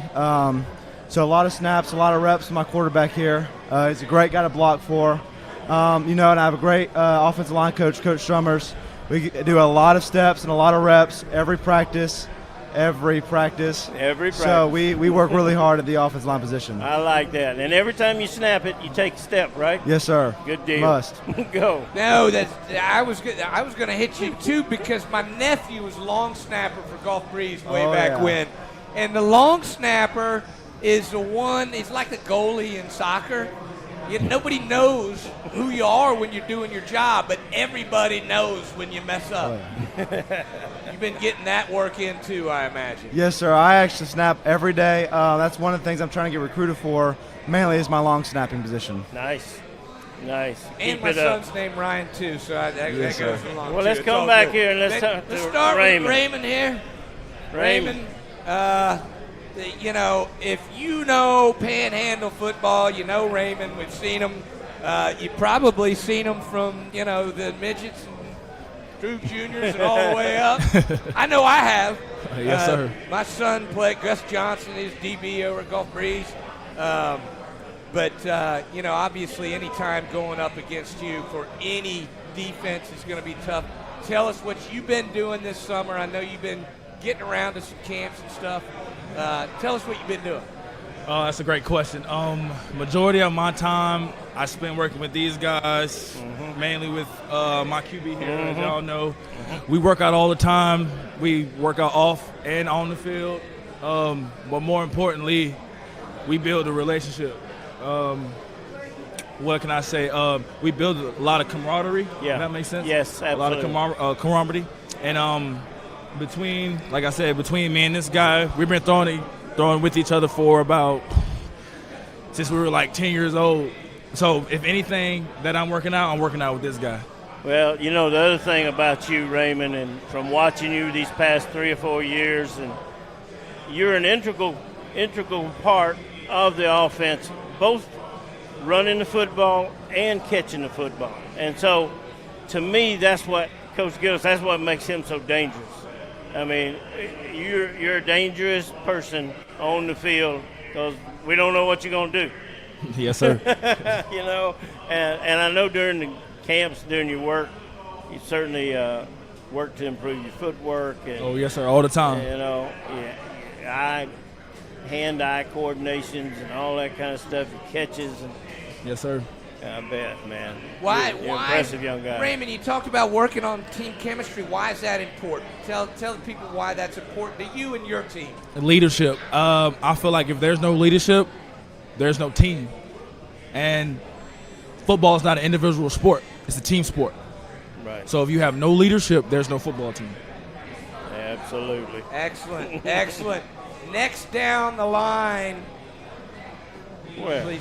Please. Next to Nathan. Ryan. Please remind me. I'm sorry. I got a lot of teams. That's Blaine Badger. It's Blaine Patch. My bad, dude. Say, come on, It's man. a Blaine, man. Come on. man. Sorry, Blaine. That's a big gaffe on my part. I'm going to have several today. It's all right, yes, sir. So, tell us, Blaine, you're up on that defensive line. Yes, sir. And we've talked earlier throughout the day about the offensive lines in this area. You get some beefy dudes up there. Solid offense. Some of the top offensive lines in the state are right here in the Panhandle. What have you been doing to prepare, and anything special that you've been working on, whether it's your foot technique or your moves? Or tell us about that. Well, we haven't really been working on anything special. We've stuck with our same defense, stuck with our same approach, stuck with our same footsteps, our drills and stuff like that. We've been really working on getting stronger. We've gotten a lot stronger since February when we started this new program. We changed a lot. We've gotten stronger, a lot of conditioning, building a lot of endurance, and that's what it's all about, is getting stronger and getting better in shape for the football season. Yeah, you know, well, now that you're facing all these, speed teams and getting the ball snapped, and, I'm an old guy. I'd rather get in the huddle, make sure everybody knows what they're doing. But, conditioning is very important, right? Yes, sir. Yeah, so you have to run through that. Where are they playing you? You're the nose or you're the tackle? I'm playing tackle, defensive tackle. All right, good. I like that. You face a couple of teams probably this year, like Pine Forest, and that kind of thing, that really want to run the football, And so now then, without giving away any secrets, I think I know the answer to the question. No secrets. Tell me about the rest of you guys up front. The rest of our guys up front, I think our defensive line's young this year. Uh-huh. I think we're running two starting seniors. Okay. And then our going to be a junior this year, our nose guard, Big Manny. Oh yeah. We're looking to get a lot out of him, but we got some depth in the defensive line. They're all young, a lot of juniors this year. They're going to be looking to you and your other guys, your other experienced guys, to become a unit. That's the thing about Ryan. You know that. You got to become a unit as an offensive line, certainly. All five of you working together on the same page all the time. So, that's something. Now, Nathan. Big Nate. Yeah, I got you written down, tight end. You also go in the slot. Yes, sir. Oh, now, good. One of the, less appreciated for the general fan part of a wide receiver's position, but really to me it's one of the most important, is blocking. Yes, sir. And in both of those you got to do that. Tell me what you've been doing, in the off season, but what you've been doing to increase your abilities as a blocker and a route runner. Yes, sir. So I always have been more of a receiver guy in my younger days, but I've always been really good at blocking. It's just kind of been my thing as a receiver out there. So that's kind of how I fell into this tight end position. But I think being blocking outside on the perimeter is really just, you have to have the will to do it. It's not something always that takes a lot of skill, but you just got to be willing to go do it and put yourself out there and be physical out on the perimeter for sure. I think you're selling yourself short when you say it doesn't take a lot of skill, because it does. And you got to be hitting the right spot at the right time and staying on your assignment. And when you're blocking outside like that, you're going to make it on film too, so all your teammates are going to see you. Yes, sir. Absolutely. All right, and then we know Emory Williams down on the end there. Emory, you've been running around. You've had a busy summer. Tell everybody sir. what you've been doing. Yeah, so really 3 main things I've been working on this summer. I think first and foremost, the most important thing I can work on this summer is how I can be a better influencer for my teammates, how I can make my team better, and I think it all starts in the locker room. Like Ray touched on earlier, the best teams are player-led teams, and that's one thing they really harped on at the Elite 11. And so it really hit home now that, you finally listen to all these coaches say the best teams are player-led teams. And that kind of really hit home for me this summer. So one thing I've really been keen on this summer is how to be the best quarterback leader I can be, because I feel like as a quarterback it automatically falls on you to be the leader, be the face of the program. So how can I do that to the best ability to make our team better? And then obviously working on myself, working on my chemistry with my teammates, taking receivers and going throwing in places, and just continuing to bring that energy and effort every day to make this program where it needs to be and set the standard for generations to come. You want to hear your quarterback talking like that and the quarterback on defense because, look, guys, Coach Gillis can't get out there in the huddle with you guys. Yes, sir. So you got to have the That's coach right. out there on there, the player coach to talk to it, Yes, sir. get down and be real. Exactly. And you know what? When it's out there in game time, it's never personal. Y'all are working as a team and trying to go for one common goal. Yes, sir. Hey, no secrets given out again because we got a lot of coaches here. But I know that you have got some little kind of something, wiggle your nose or something, that this route's fixing to change. Don't answer the question. Don't answer the question. No, I don't want you to answer. I don't want to know what it is. I don't want to know what it is. But that's what I appreciate so much about you two working so much together, knowing now after countless throws, thousands of throws, and all that kind of stuff, exactly where he's going to be, so you can deliver the ball. Folks, go ahead. I'm sorry, can you repeat that question for me? He was bragging on you guys. I was. I'm sorry. I appreciate it. Thank you. Yeah. I thank you. Hey, folks. One more. Raymond again. Raymond. Okay. You've been you're a highly recruited guy and all that kind of stuff, right? And rightfully so, because of the talent that you got. You and Emory both raise how do I want to say this? The value of the rest of the team. Yes, sir. And that's part of y'all's job in this thing as we go along. Coach Gillis, hey, I know you're excited about what's going on, what's going to happen, and all that stuff, and anxious to go. You've seen great improvements. You've moved some guys around, all that kind of stuff. Just once again, tell me what Milton High School tradition is. You alluded to it a little bit earlier, and what we've tried to do since February is reestablish the culture of what Milton High School is known for. You said it a few minutes ago that when you coached against us at different schools throughout the years that you always knew it was going to be a very physical football game, very disciplined. Those guys have heard that from me since I took the job. Great. And, we tried to reaffirm the tradition and the culture of what the program was built on was being physical, disciplined, tough, and extremely coachable. And I couldn't ask for better ambassadors of what we're trying to do than these guys sitting here at this table. It's very evident now, but just with us talking with you guys. But one thing don't turn off the heater in the visitor locker room like Carl Madison did with us one year. Hey, I learned a lot. I told you I learned a lot from him now. So, Coach, biggest influences for you that translate to your coaching style? The guys I mentioned earlier, Carl Madison, Mike McMillian. Yeah. Folks. He does, and he's not a head coach, but Johnny Hawkins. Coach Hawk. No doubt. I'm telling you. No doubt, man. Absolutely. Folks, this is the Milton Panthers.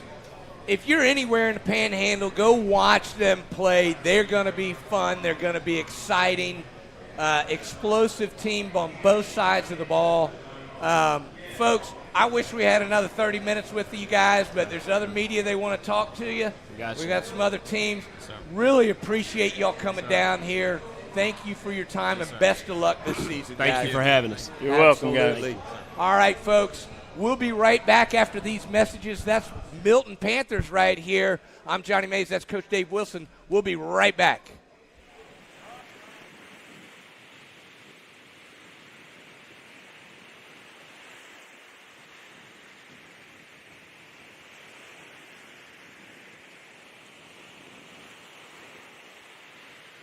Living on the Gulf is one thing, but it's nowhere near as amazing as living the Gulf Coast lifestyle. If you're living on the Gulf, you need to know about Titan sunrooms. Since 2002, no one has built more sunrooms, screen rooms, and patio covers on the Gulf than Titan. And we offer a free design consultation and quote so you can discuss options with a skilled factory representative. Schedule your free consultation today at sunroomtitan.com or give us a call at 850-602-9337. If you're in need for skilled home health services, heal in your own home with People's Home Health. Highly specialized skilled nursing and therapy care in the comfort of your own home. People's Home Health. The difference we make is the way we care.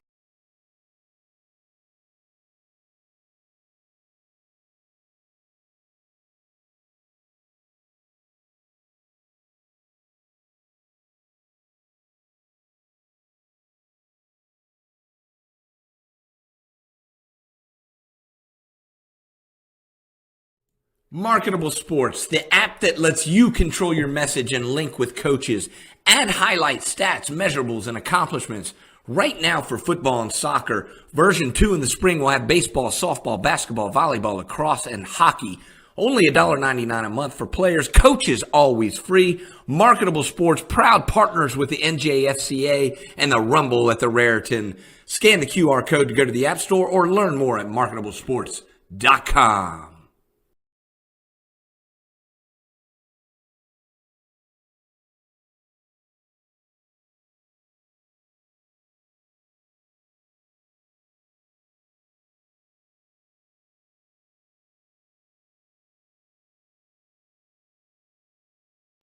Living on the Gulf is one thing, but it's nowhere near as amazing as living the Gulf Coast lifestyle. If you're living on the Gulf, you need to know about Titan sunrooms. Since 2002, no one has built more sunrooms, screen rooms, and patio covers on the Gulf than Titan. And we offer a free design consultation and quote so you can discuss options with a skilled factory representative. Schedule your free consultation today at sunroomtitan.com or give us a call at 850-602-9337. Hey folks, I'm Josh Sitton, and you're watching Marketable Sports. Marketable Sports, the app that lets you control your message and link with coaches. Add highlight stats, measurables, and accomplishments. Right now for football and soccer. Version 2 in the spring will have baseball, softball, basketball, volleyball, lacrosse, and hockey. Only $1.99 a month for players. Coaches always free. Marketable Sports, proud partners with the NJFCA and the Rumble at the Raritan. Scan the QR code to go to the App Store or learn more at marketablesports.com.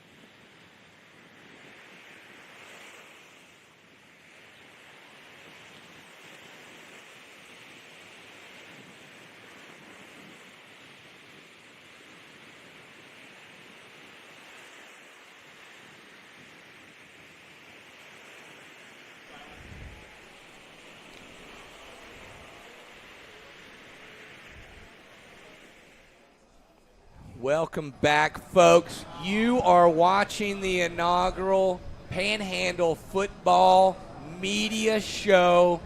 Varsity Sports Network, Marketable Sports. You're watching them on both. We're simulcasting this. And guess what, Coach? What? We got a sponsor for this one. Absolutely, we have a sponsor for this Josh Sitton, Bear General Contractors. Absolutely. We've got the Catholic Crusaders are here with us. We have Coach Kerry McDowell, players Ethan Lott and Dejon Robertson. Folks, players, Dejon, Ethan, you know Josh Sitton?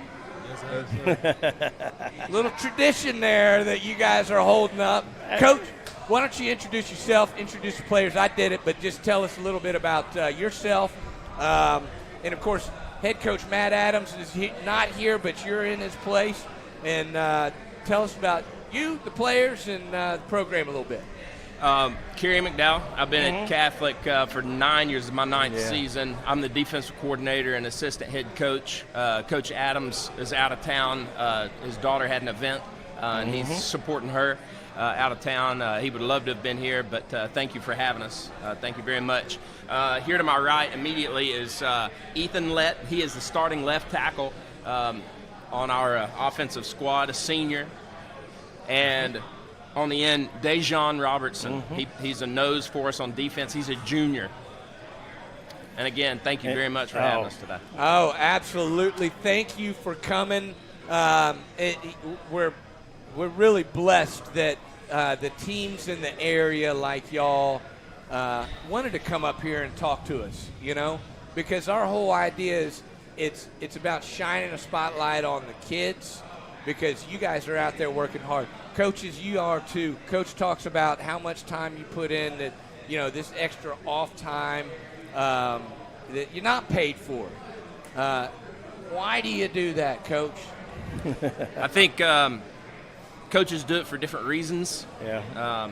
But at Catholic, I know that we have a mission, and it's to influence, these kids, and so that there's not nearly as much, man, I should be paid for this, or I could be making more money, X, Y, Z. Right. It's making a difference in kids' lives. And if we're going to be great at what we do, and that doesn't mean just football, it's whether it's robotics or whatever. Yeah. If we're going to be great at what we do, then we have to believe in our mission.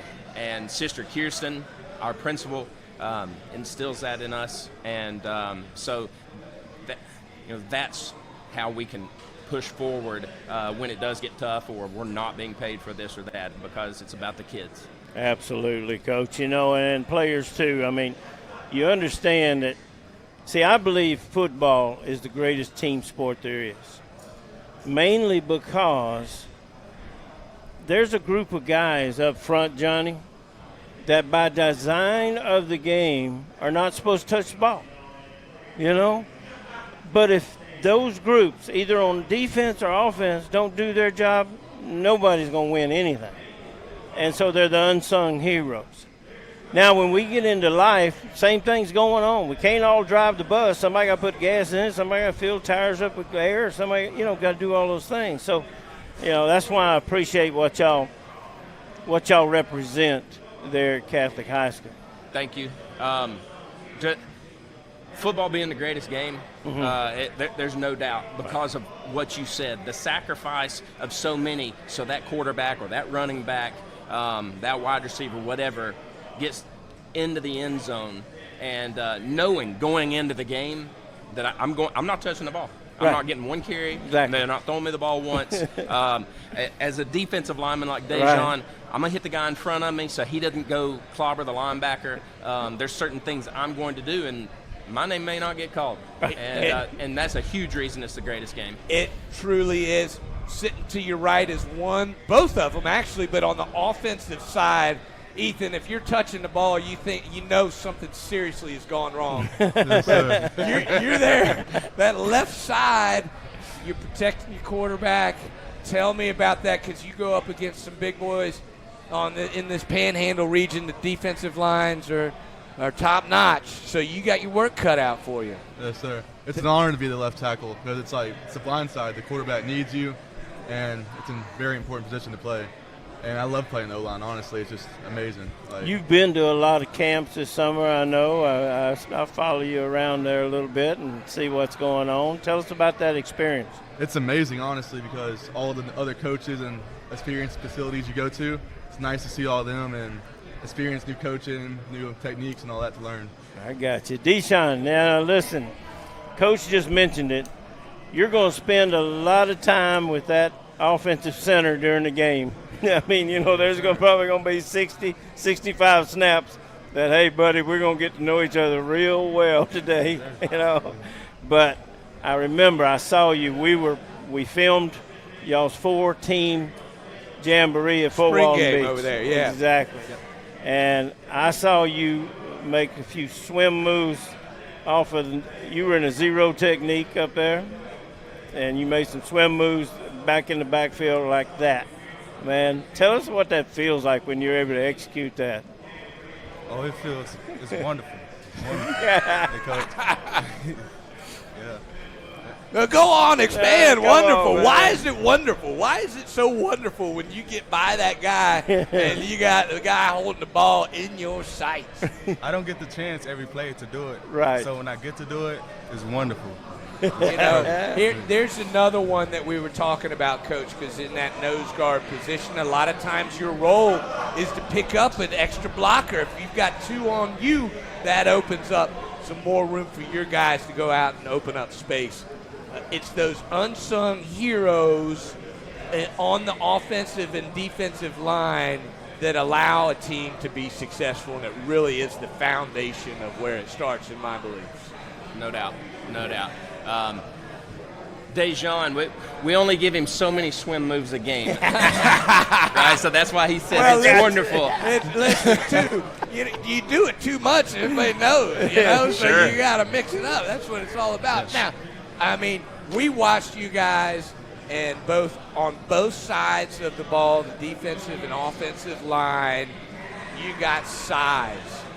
How does that help you practicing against each other in preparation for the season? Because you guys are going against some of the best defensive linemen and some of the best offensive linemen.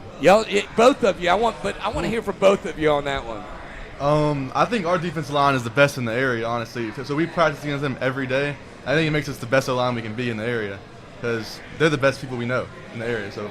Exactly. Do you feel, before you leave, Ethan, then I'm going to come to you, Dejan, when summer practices and the fall practice leading up to the season is over, are you like, I'm so glad I ain't going up against my teammate. I get to hit somebody else? Yes, sir, because they hit the hardest out of anybody we go against. There's no one like them that we play. They're the best people we play. Dejan, what do you got to say? How has it helped your game going up against somebody like Ethan day to day? Yeah, they definitely have size. Rylan Bragger is our center. He can hit you, all that. Yeah. So this summer I've seen you guys have been going around, a bunch of you guys working hard, about to start the fall practices. How are you feeling? What's your mentality? What are you two going to go in and tell your teammates, hey, this is, and you got a bunch of leaders on the team, I know, all right? But you guys have your own you got the offensive line, you got the defensive line. What are you guys doing to rally your groups together? What are y'all talking to them about? Focus and do your position. Don't be a D tackle trying to play linebacker. Play your position. Let's win the ball game. So important. First time we've heard that today. I think it's just you got to love what you're doing. You can't not want to be there or not want to do that. And you just got to not quit. Just try your hardest every time, and you'll be the best you can be, honestly. Coach, I love it. Coach, you've got a question you always like to ask the coaches. You've asked every coach as they come on here, and let's make sure that we don't leave Coach McDowell out of this no, too. And this comes from a little different aspect, because right now he's an assistant coach, a defensive coordinator. So he's the head coach of the defense. And I know what Matt is like, but I always ask influencers, who's been some of your influencers over the years that, that's led you to this point to get in this coaching game. Right. You learn as you know, Coach, you learn what not to do, you learn what to do, and you have to figure out from every single coach that you work with. Right. No, I'm going to outwork him. Or, gosh, if I could work like him, I'm going to be great.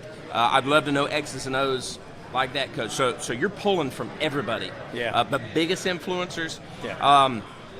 Coach Dye, my Yeah. head coach in college. Yeah. Just, learning how to be a man. Right. Gotcha. So, but Matt is so caring for Yeah. the kids. Yeah. Nothing he won't do for the children, right? So he takes care of them like they're his own. Right. And he casts a vision for our team, and he does it through understanding, and he does it as if those are his kids. He's making the decision based on not how do I run this program, how do I get this next win, Right. what's Exactly. best for these kids Exactly. who show up and give everything they've got every single day. And my son played for Matt. He graduated in 20, and I wouldn't want him playing for anybody else. Right. I mean, he's just a spectacular person. On top of his, knowing the game and running the program, just, Coach LeBounty sets forth an idea at Catholic that we're going to be great, Right. and we're going to work our tail off, and we're going to be great. And I don't care if we're playing formerly what was a 7A team Right. or a Doesn't matter. 6A team. It doesn't matter because we don't have control over that. What we have control over is us and being great every single day. And that's our mindset. And so that's why these guys, while we may be a 2A school, it doesn't matter who we're lining up against. They're working their tail off no matter what, every day.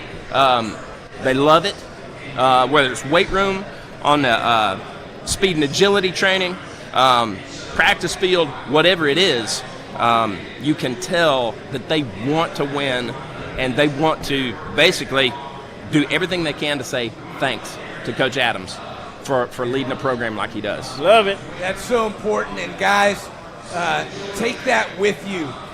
These things that the coaches are telling you, take it, put it on the field, but it goes for the rest of your life, and you can apply these principles in everything you do. Hey, Coach, guys, I wish we had more time with you.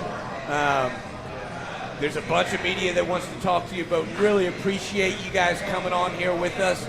We've seen you this spring. I know you guys ballers. I can't wait to watch y'all play. Best of luck this season. 2S, you better watch out. Catholic Crusaders are coming for you, man. You guys are watching. Thanks again, guys. Thank you, Johnny. Thank you, Coach. Absolutely. You're watching Varsity Sports Network and Marketable Sports. We're simulcasting this inaugural Media Day. We'll be right back after these messages. Thanks a lot.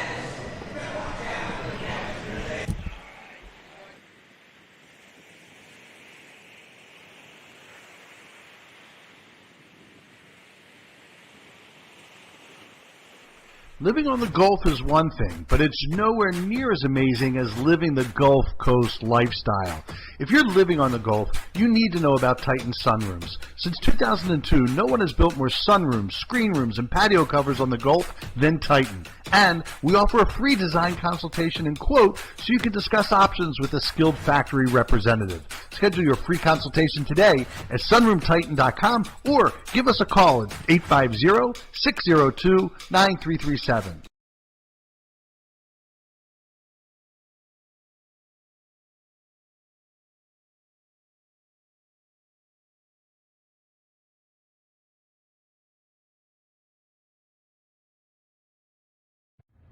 Hey folks, I'm Josh Sitton, and you're watching Marketable Sports.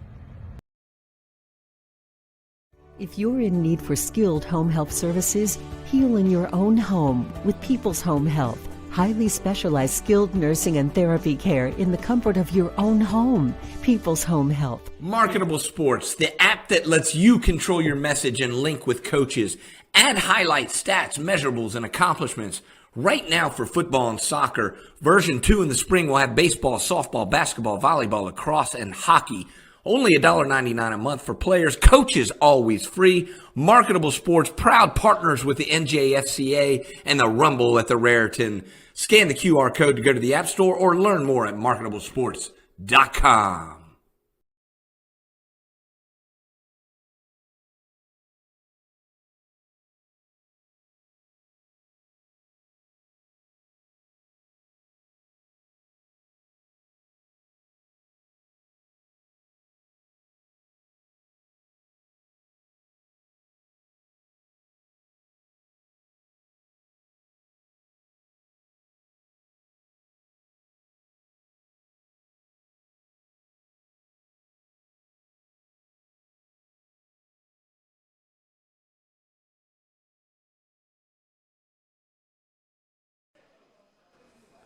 Welcome back, folks.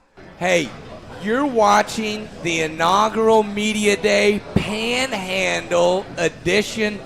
Yeah, this has never been done before. Simulcast, too, on Varsity Sports Network and on Marketable Sports. Who does that?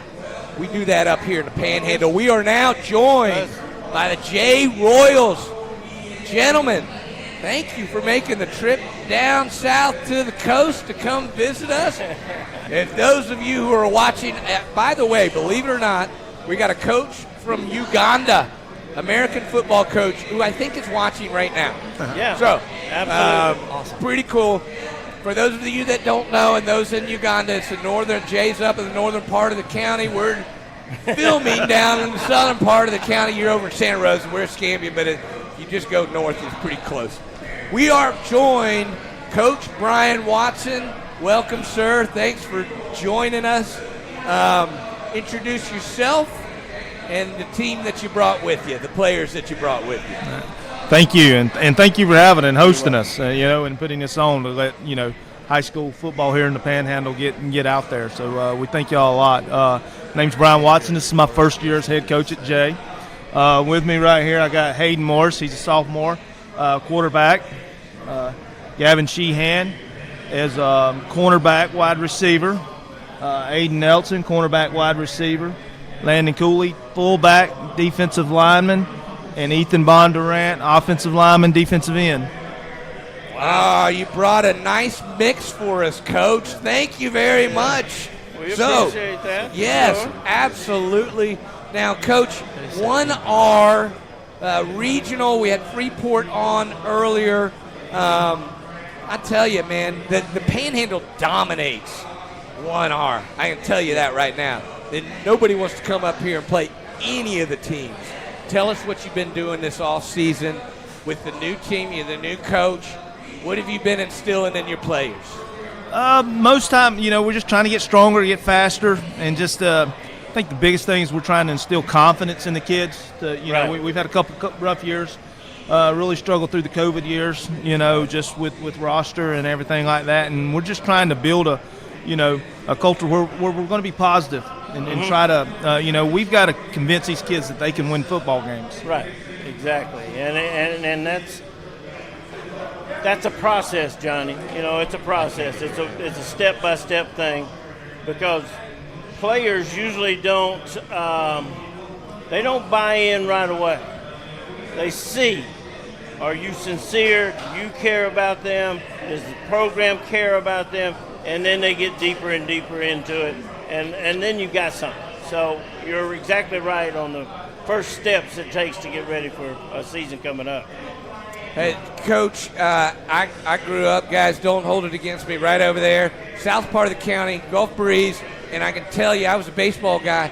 Anytime we had Jay on the schedule, I was like, ugh, tough, always. It's ingrained in y'all's high school. That's how you play high school sports. And I'm sure you're keeping that mentality going with the J Royals. Yeah, that is one thing that we're going to instill and start next Monday at fall camp. Is we're going to bring back the toughness. We're going back under center. We're going to block down. We're going to kick out. We're going to put 8 in the box, and we're going to come in and we're going to try to win games at the line of scrimmage. Right. And that's the things that we can do, and that's J football. Is we like I said, we're going to block down and kick out. That is J football. Hayden Morris, is he going to be under center, starting under center? As of right now, competition's still open, but he's odds-on favorite to win it. Look, guys, let me tell you, first of all, competition is good. And if you don't end up number one, I say to number one, number two's always coming for you. Two, don't ever give up. But don't take it personally, man. That just makes y'all better players. So, Hayden, tell us what you've been doing this offseason to get ready to go under center and try and snatch that number one spot, man. I've been in the weight room trying to get my arm strength up and then working with the running backs and receivers to get our timing down a lot. What? Go ahead, Coach. No, it's fine. Go ahead. I would just, he had a very descriptive term right there, timing between the quarterback and the running backs. Those snaps over and over, placement of the ball, all that kind of stuff. I mean, I know Coach probably, instructs you daily. Yes, sir. Guys, take care of the football, right? Yes, sir. Yes, sir. Well, tell me something about some of those drills. Are there times when you have to say, hey, listen, you got to do the correction. You got to make the corrections, right? Yes, sir. Working in Indo, we run into each other a lot because it's new to what we're learning. Mm-hmm. And it's just getting back in there and running it again to do it right. Right. And it's not like, hey, you're getting mad at some guy for not doing it. It's, hey, Coach, right, you here's gotta what yell. we These need. guys in the end can't hear you. Put your coach's voice back on, man. I'm out of that position of learning at you guys now. Oh, man. All right. I'm done with that. Gavin? All right. Cornerback, eh? Yes, sir. So you going lining up against, like, Aiden, who's sitting next to you? Is that right? Well, no, not exactly. I've been working with him. Last year, I received a catastrophic shoulder injury. I've been in and out of the hospital, but I've been recovering, spent most of this last 10 months in recovery from it. Fantastic. Well, how are you feeling now? Where are you at in your recovery? Oh, I got a long ways to go. Okay. It was a lot of stuff that I did. I got 4 years at the least. Wow. Till I'm fully recovered. Keep working on it, man. But, Keep working on it. Go ahead. Just working with everybody that I've been playing with, no longer competing for the spot, just kind of passing down what I know to some of the younger kids and Aiden. So are you a senior? Yes, sir. So you are taking the knowledge that you've got, that you've learned over the years, and you're staying with the team. Man, that's admirable. I love that. Tell me what role you're taking. Is it going to be kind of a more of a managerial, motivator, or what do you see your role being this fall? Well, probably a motivator, sort of just I've been working with my position, the receiving core, the defensive back core, kind of just passing on what I've been taught throughout my past few years of football. Just pumping them up, saying to get ready because some of this is new for them. Like our secondary got cleaned out after last year with graduating and injuries, so we got a bunch of new kids moving up into spots this year. You're going to be looked at as a leader, not only for players on your team, but the youth running around that aren't even in high school right now. They look up to all of y'all. They know who you are. They see you because they see you play on Friday night, and you guys are role models. Man, I love that. I love that, Gavin. So congratulations to you. I'm proud of you for coming back and staying on the team because these guys, that's what it's all about. And you can never have enough of that you're going to provide for the team. Yes, sir. Thank you. That shows a lot about you as an individual. And then next we've got, is it Aiden Nelson? You up next? All right. Well, you've been working with, I know, okay. So are you the one that, the competition, the QB comp? Yes, sir. We always compete on and off the field no matter what we do. And Gavin over here, he always runs me for my money, but sometimes I got to put him in his place, But it sounds like you're going to be playing some wide receiver this year too, eh? Yes, sir. So have you guys been working together on the route running and stuff like that? Yes, sir. Some of the routes, I get my steps messed up, and I go to Gavin so he can help me with it. Then me and my QB right there, at the practice, we get the reps in, as many reps as we can, and we just keep going from there. How do you find that your work at quarterback has helped you in your wide receiver position? Like the route running and the ball placement, basically. Yeah, you've learned where the holes are in the defense. Yes, sir. You've seen that from a quarterback spot. Now then you go out there and execute it and work it into where y'all are on the same page. I love that, that part of it. I go back to something that you just said a while ago, Gavin. I mean, you now have become a guy that's an extra set of eyes for Coach here. And that's going to help y'all's team certainly a bunch. So keep that up. Landon, can you hear me? Yes, sir. Landon couldn't hear us earlier, Coach. You were whispering to everybody on this side of the table. You are on the defensive line, eh? Yes, sir. Carry the ball every once in a while, too? Yes, sir. All right. Love hey, it. is that the kind of goal line handed? No. No, Hey, what we don't do here, we we ain't giving anything away. You don't give anything away. This is to learn about y'all. We're not talking schemes, anything like that. Tell me about your favorite thing about playing defensive line for the J Royals. I just like using my hands. Like you gotta have good hands on the D line. You gotta be quick and be able to throw people off of you. I like being able to just sling people really and get to the QB. Where on the line are you normally lining up? Strong tackle. Okay. All right. So have you got younger guys behind you that look to you to say, all right, how can I get this done better? How can I do this better? Yes, sir. Great. I mean, now you're getting some team building, some family building, that kind of stuff. Absolutely. Now, obviously, fullback, you just run people over, right? And I'm sure you love doing that. But how do you take those skills of, hey, I want to hit somebody, run somebody over, apply them on the defensive side? Are you able to take any of those and apply them on the defensive side of the ball? I mean, you just got to be explosive, I guess, when you run people over. Perfect. So you just kind of use the same thing on defense and offense. Well, maybe you can pick up a spin move here and there, huh? Maybe. All right, there you go. Fullbacks ain't spinning, man. Go forward, yes, right down the line. Ethan Bondurant. Now, you are offensive line representative here? Yes, sir. All right. So you are holding the fort down. What's your position that you're finding yourself on? I play left guard this year. I mean, this is my first year playing as a guard, but I mean, I'm good at getting off the ball like quickly. So like having to pull really quick and get off the line. I mean, it's just. Where were you before you went on the offensive guard side? I played right tackle before guard. So you moved to an inside. So that movement, that foot movement's really important for that guard position. What have you been doing this summer to work on that for those pull moves and stuff like that? Just some agility drills and majority like speed drills too, like with the bungee, stuff like that. Yeah. Coach, what do you got here? Coach, I'm going to come back to this just a little bit. Tell me about some team building, that type of stuff that y'all try to incorporate all this whole team with.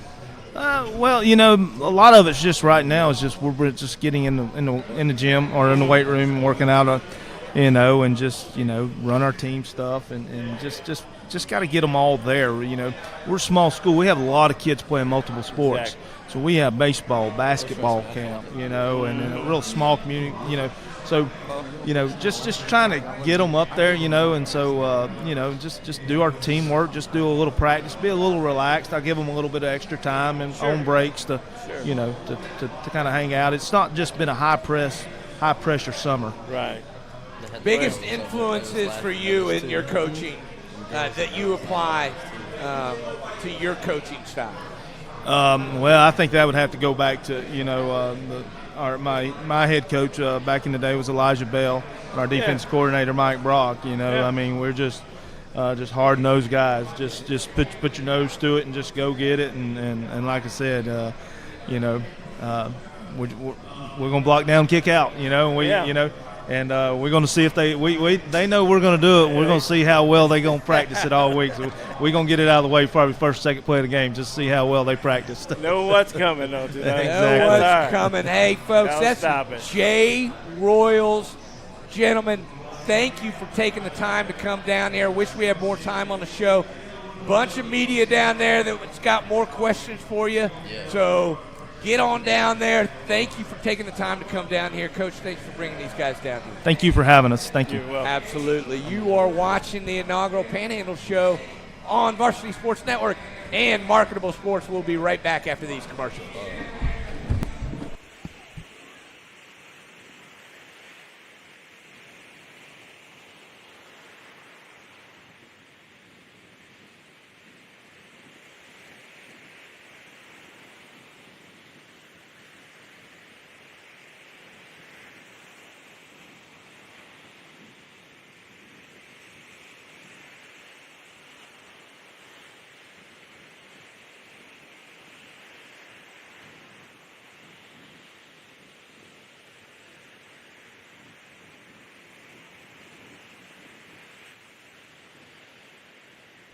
Living on the Gulf is one thing, but it's nowhere near as amazing as living the Gulf Coast lifestyle. If you're living on the Gulf, you need to know about Titan sunrooms. Since 2002, no one has built more sunrooms, screen rooms, and patio covers on the Gulf than Titan. And we offer a free design consultation and quote so you can discuss options with a skilled factory representative. Schedule your free consultation today at sunroomtitan.com. We make is the way we care.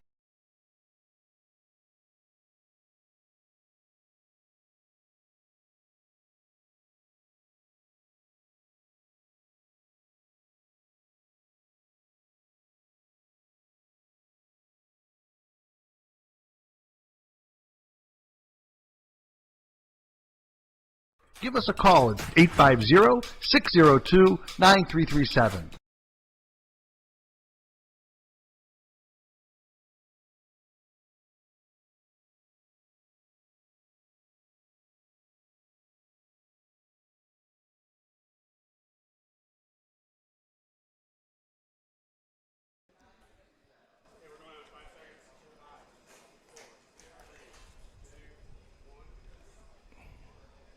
Welcome back, ladies and gentlemen. I'm Johnny Mays. This is Coach Dave Wilson. You are watching the inaugural Panhandle Football Media Day. We got this thing simulcast on 2 different channels, Varsity Sports Network and Marketable Sports. What? That's me and you. That's you and me, buddy. All right, let's move on. We've got the Walton Braves here with us. Coach Keith White. Coach, thank you for coming down here and bringing your men with you. Tell us about you, and then I want you to introduce everybody that you brought with you. Yes, sir. My name's Keith White. I've been coaching for 29 years. It's my 2nd year at Walton High School. Had a pretty successful year last year, and we plan on building on that. And we've got offensive lineman Brantley Posey with us. We've got reigning Defensive Player of the Year Jawan Campbell, defensive line. Running back, outside linebacker Nuke McKenzie. Devin Tyson is our speed guy. He's our playmaker. We got Noah Laird, outside linebacker, and we've got Malcolm Bush, defensive tackle. Hey, well, we got a lineup here. We got a lineup here. We're going to have to run quick, too. We're going straight to the players. Posey, come on up. You up first. Yes, sir. Tell me what you've been doing this summer. What is the 1 or 2 things that you've been working on this summer that you think is going to help you the most in this upcoming season in terms of your own personal development? Personally, I've been working on just footwork. That's just the main thing at offensive line, especially right tackle, especially fast outside guys like that. You just got to be quicker than them and beat them off the ball, and also just strength, pure strength. And there's guys having a block down that are size of Jawan here. It's not going to be easy like that, so you got to be strong to get them boys off the line. So true, so true. Campbell? What's up? Let me tell you. Did you say All-State? Reigning Defensive Player of the Year. Guess what? New season. You got to go for number 2 in a row, right? Yes, sir. You set the bar high for yourself. Now you got to reach above that. What's that? As a 10th grader, so you are going to be a junior this year. Yes, sir. Tell me what you're looking forward to most this season. A good season. Plan. Hope we have a good record like last year and keep up the hard work and stuff. Tell me about what what do you think that your defense is going to be able to do that's going to set y'all above in this area? You guys are in the 2S. They did reclassification. It's all crazy and wacky, but really, you're still seeing the same opponents that you guys are used to seeing. Yeah, we're going to be able to stop the run. We're going to stop the run, and then they're going to start airing it out, and we're going to get sacks. There you go. There you go. I like it. Simple. To the point. Simple. To the point. All right. With the name Nuke, that means you got to be fast and you got to be hurting people too, right? Yes, sir. Tell me what you did this summer that's going to help you in your position and your play this season. I mainly focus on footwork, speed, agility, and strength. That's what I mainly focus on this summer. Okay. And Coach, what do you got? You got? I'm listening to you right now. Okay, I thought you were coming at me. I'm just listening to you right now. I'll come back to him. Nuke, I want you to do me a favor because there's somebody sitting behind you that doesn't like a microphone. Put that microphone up in Devin's mouth. Hey, buddy. Hey, man, let me tell you. Look, hey, it's all good. I know you don't like to talk, but look, we got you on TV. Coach brought you on TV for a reason. You got to at least get a word out there. Introduce yourself. What you want me to say? I want you to say who you are and what you do on this team. Oh, I'm Devin, and I score touchdowns for us. That's what I like to hear. Okay. Short and sweet. I love it. That's what we'll do. Not a Noah, problem, man. Not a problem. Noah, you're the only smart one here. You got the glasses on, man. I wish I had my shades on, too. Yeah, man, it's a little bright out here for all that. It is bright. What are you looking forward to most this season in terms of your production and helping the team achieve the goals that y'all set? I'm just trying to help us win some games, go out there and play hard and do the best we can, trying to get us back to playoffs. So in terms of your summer, what have you done over the summer to get you in a position to be able to do that this season? A lot of hard workouts, working on mainly speed, agility, and a lot of strength. I try to get my strength up. Like it. I'm fairly strong, got a 350-pound bench. Nice. So that's pretty good. Like it. Go ahead, last one. Malcolm, I see you down there. You're trying to hide. You can't hide from me, man. No, sorry. Are you on the offensive or defensive side? I didn't listen. I'm sorry. I play both sides, but mainly defense. Okay, you're on the defensive line. Yes, now, sir. you've got teams like Catholic. These offensive lines that you're going up against, they're stout. So what have you done? And you're obviously stout too. So I'm not saying that you're not. But what have you done this season that's going to help you when going up against these? Because in my opinion, you got some of the best offensive lines in the state right here in the Panhandle of Florida. Yes, sir. I've mainly been in the weight room, just lifting weights. That's about it to get ready for them. What about foot technique? You've been doing Foot technique. Been pretty good with that so far. Been working on that a lot. Very good at that. Are you you feel like you're more of a power rusher than you are at making moves? Feel like you're a power rusher? Oh yes, I'm more of a power rusher. Yes, sir. Okay. But then every now and then you put a little speed on them? Yes, sir. Now and here and there. I like that. Yes, sir. I like that. Coach, coming into the season, of course, every season's new because you have seniors that graduate, you got rising people, you got a new chemistry.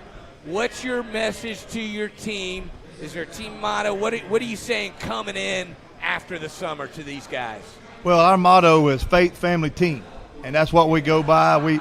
Last year we had faith, family, vision, and I think we've accomplished the vision part. We know where we want to go and where these young men need to be headed. So this year we took the vision word off and added team, and as long as we do everything as a team, we're going to be just fine. Coach, you're like me. You've been doing this for a long time. Who are some of the influencers over the years that you've patterned yourself around? Well, my head football coach, Al Simmons, was a great one. He was like a second dad to me. And then Coach Ronnie Cottrell, he helped me get to the next level where I played my ball at. And so I loved Ronnie Cottrell. I talked to him a lot. And then Matt Brunson, he and I started together in 1999. And we was together at Vernon, we was together at Crestview, and got a couple state championships at Baker. So he was a great guy to learn from and kind of try to mold myself after. And then finally I got an opportunity, and so I'm trying to make the best of it. Well, I know you will because you got that recipe, from those guys you mentioned. Cottrell and I have known each other ever since Troy days and all that kind of stuff. And then the other guys, Matt Brunson as well. Great people right there. And I know there'll come a day when one of you guys over there, 20 years after you've graduated from high school, you're going to give this guy a call. You hadn't talked to him in 20 years. You're going to say, Coach, I really appreciate what you did for us when we was in high school. Right, and that's the key. We're trying to learn how to become good young men. Right. And we're trying to learn how to make good decisions. And what I told them last year, you know, when we did all those things, we got the results we was looking for. And, you know, we won some games last year, and we changed the culture a little bit. And now we're looking to try to get in the playoffs and make some playoff run. And but we got a great set of young men. I mean, I had 40 more I could have brought. Right. But these are some great leaders, and these are guys that does everything right, and they have high character, so that when these young men go back and take it back to their teammates, we just try to keep a low profile, outwork everybody, and be stronger than anybody we play. Like it. Love it. These principles that you're learning in football and in sport last your lifetime. So, you know, we're old men here, and I wish I would have listened a little bit more when I was y'all's age. But, man, they got sage advice. Guys, I wish you the best this season. You guys look like you're ready to play right now. We wish we could. I know. I love that, and I can't wait to see y'all playing this fall. Thank you for making the trip down here and joining us for the Media Day show. We thank you for the honor and the privilege to put us out here and help these young men become and get them out into the social media and to the TV. That's Thank it. y'all. We're shining a spotlight, guys. I wish we had more time with you. There's other media that want to get you too. But thank you so much. You're watching the inaugural Panhandle Football Media Day show. You're watching on Varsity Sports Network and Marketable Sports. I'm Johnny Mays. This is Coach Dave Wilson. We'll be right back after these messages.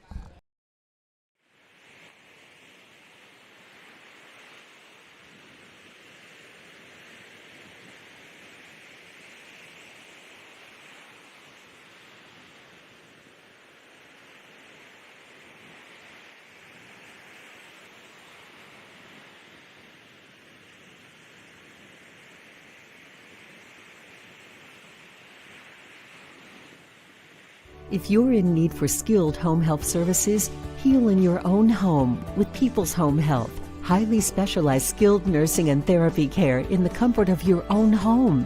People's Home Health. The difference we make is the way we care.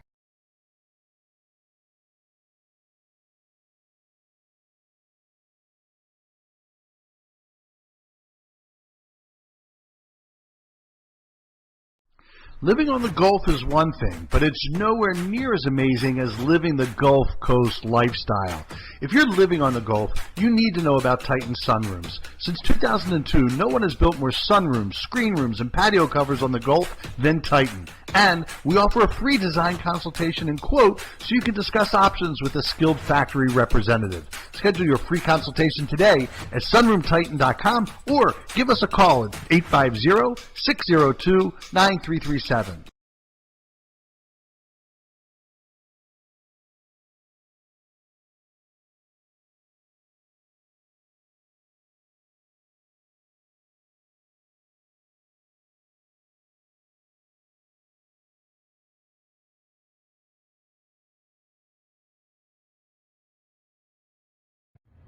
Hey folks, I'm Josh Sitton, and you're watching Marketable Sports.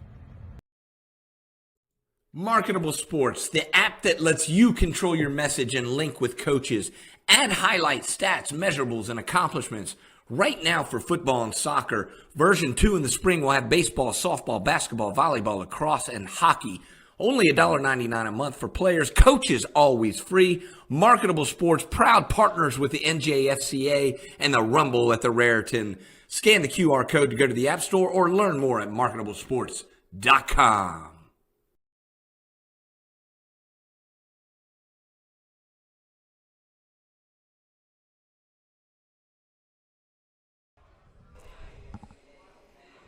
Folks, we are back here, Blue Wahoos Stadium. This is the inaugural Media Day. You're watching it. It's on 2 locations, Varsity Sports Network and marketablesports.live. This segment is sponsored by Derek Brooks Charities, old Washington Wildcat. This coach sitting next to me coached y'all last season. He was out there on the field with y'all. He's one of the coaches. He also coached Derek Brooks back in the day, as y'all know. I was real good then. Yeah. Coach always says that, it's the players that make him a good coach. But I think that's selling the coach short. Coach Ryan Anka here with us. Yes, Coach, thank you for joining us. Introduce yourself and the players you brought with us, please. Yeah, absolutely. Thank you guys for having us. It's a great event. I think it's much needed, and it's a great way for us to showcase our school, also for other area schools to showcase their players. So thank you all for that. To my right here, we have wide receiver athlete BJ Jenkins. Next to BJ, we have wide receiver Reed Robinson. And beside him, we have defensive back and athlete Malachi Gilbert. And then last but not least, we have a linebacker named E.J. Townsend. So these are the four guys we brought today. They're all seniors, been in our program for multiple years, and really exuberate everything that we do at our school. So, well, I think it's great. One, BJ, let me start with you just a little bit. And you can move that microphone over to him. Tell me this summer what have been the areas you focused on to improve in your position? I mainly worked on my releases coming off the ball, okay, and knowing what spots to get to,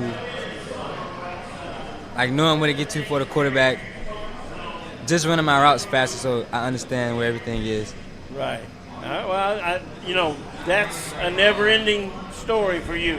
Absolutely, year after year after year, you just got to continue to get better points of, all right, how can I do that a little better? How can I do this a little better? That kind of thing. It's been good. We'll say another thing. BJ has done a great job of this summer is coaching up the other wide receivers. Nice. He's been another coach on the field for us, and that's been great for him. That was on my list right there, and you know how important that is, don't you? Yes, sir. Why is that important? But why is that important to you?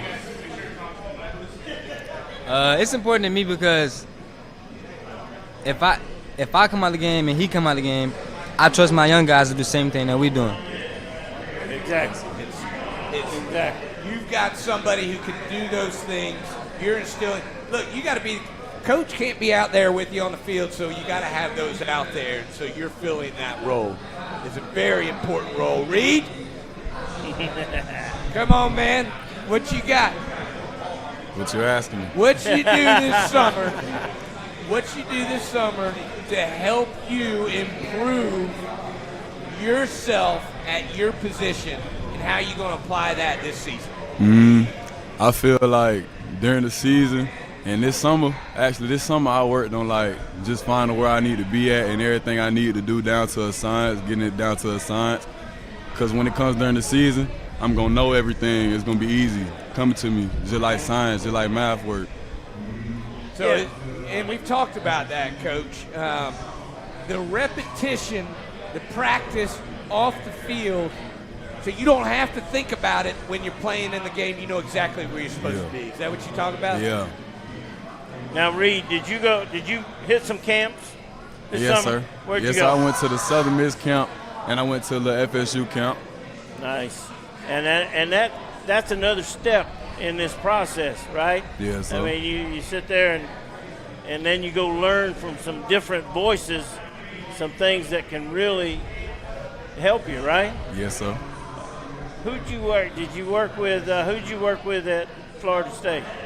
Coach. You put him on the spot. Malachi, come on. Get on up there. I'm trying to remember myself. Both of y'all. I learned long ago, I'll Coach, of it. in practicing law, you never ask a question you don't know the answer to. That's out the window when doing live TV, I can tell you that. Yeah. Hey, Malachi, what you got on the you DB, right? Yes, sir. Okay. All right. You got some stud wide receivers in this area you got to line up against. Ain't nobody worry about none of that. Ain't nobody worry about none of that. Right out. Anybody I line up against gon' I'm sorry, Coach. But anybody I line up against gonna get that stuff shut down. I don't care. Okay, so what have you been doing this summer to put yourself, improve your game? I've been keeping my eyes disciplined Okay. and technique, you know. But it's okay, man. And these hands certified. Like when these hands go at these people, our chest right there, you gonna feel it right A there. couple camps, ran 4-5, did some good stuff there. Did too, you? so, Good. Where'd you go to camp, Malachi? I went to South Alabama Mega Camp and LSU Camp. Nice. Okay. And you saw some guys there that makes you elevate your game, right? Yes, sir. Yes, sir. Exactly. Now, I know you got the confidence. I love that. That's what you're doing at DB because you know what? You can't break up. We want perfection, but you can't be perfect every time. You got to dust yourself off and get back in there and act like that never happened. Yeah. How has going up against, and you got to admit that we got top receivers in the state that are right here. Whether you're talking about Raymond or Kobe or any of these guys that you're going to go up against, how have they elevated your game playing against those guys? What really elevated my game was our receiving core that we got. Yeah. I got Reed Robinson, Byron Jenkins, going against them one-on-ones every day in practice. Bam. You're going to make me better. That's what keep me really disciplined. That's good. Reed, and I didn't mean to slight you. That's so rude of me, man. You're sitting right next to one of the best right here in the I'm already area. knowing. Hey, The best. And that's the beautiful thing is when you got a stud receiver that you're going up against every day and a stud cornerback, that makes you a better wide receiver, right? And a better cornerback. Yes, sir. Yes, sir. Yes, sir. All right, EJ. EJ, let me say this, Johnny. EJ is an excellent linebacker. He can go sideline to sideline. He can fill gaps. He sustained an injury last year, and it was very evident that we were missing you in that role with that injury. But at the same time, now that you're back, I feel like you're probably stronger now than you were, correct?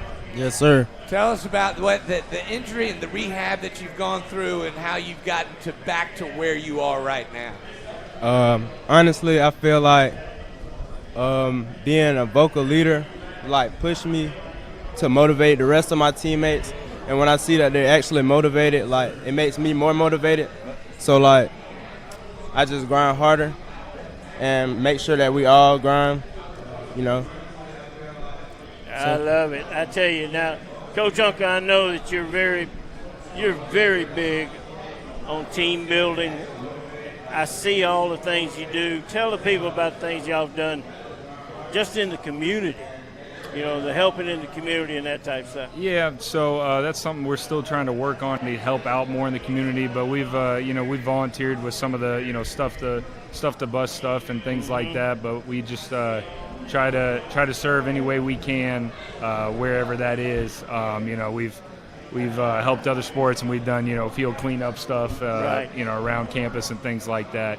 But yeah, you alluded to it. Team building stuff's big on my heart and for the team. We try to build a family and atmosphere in everything we do. We did a team lock-in where we had a bunch of different, blow-up screen and things like that. Right. We got a team movie day next week. We're going to the movie theater, rented out a theater for them to do things to just, get us all closer together because these are the guys that are going to have to depend on each other for us to be successful in the fall. Exactly. While I got you, and I know the names you're going to come up with, but influencers in your career. Yeah. And your rise to being a head coach, that kind of stuff. Yeah, absolutely. So obviously all the coaches I had growing up, Chet Bergolowski, a very well-known name in the area. He was my high school coach, very well-respected. Mike Smith, also who was at Woodham and Washington for a period of time. He's definitely up there. As far as current coaches at the college level and things like that, the Lincoln Rileys, the Lane Kiffins of the world, those guys that are very analytical with their offensive approach. I try to mirror a lot of stuff we do with that based on what they do. Gotcha, man. Guys, good luck this season. We're going to be watching. Reed, I'm going to watch you too. I want both of you guys to see how you do and see if you're standing up to your word. Hey, we want to come out, watch you guys, and get you on Marketable Sports, Coach. But listen, thank you for coming down here. Thank you for participating in this. You guys show the character that you have by coming down here and getting on TV. It's not easy for people to do so. Thanks a lot, guys. I do appreciate that. Sir. Absolutely. I know they'd say the same thing, but thank you guys for having us. Great opportunity, great platform for these kids, but also all the rest of these athletes and coaches. So thank you guys. Absolutely. Thanks so much. Washington Wildcats. We are going to take a break. You're watching Inaugural Panhandle Media Day show. You're watching on Varsity Sports Network and Marketable Sports. We'll be right back after these commercials.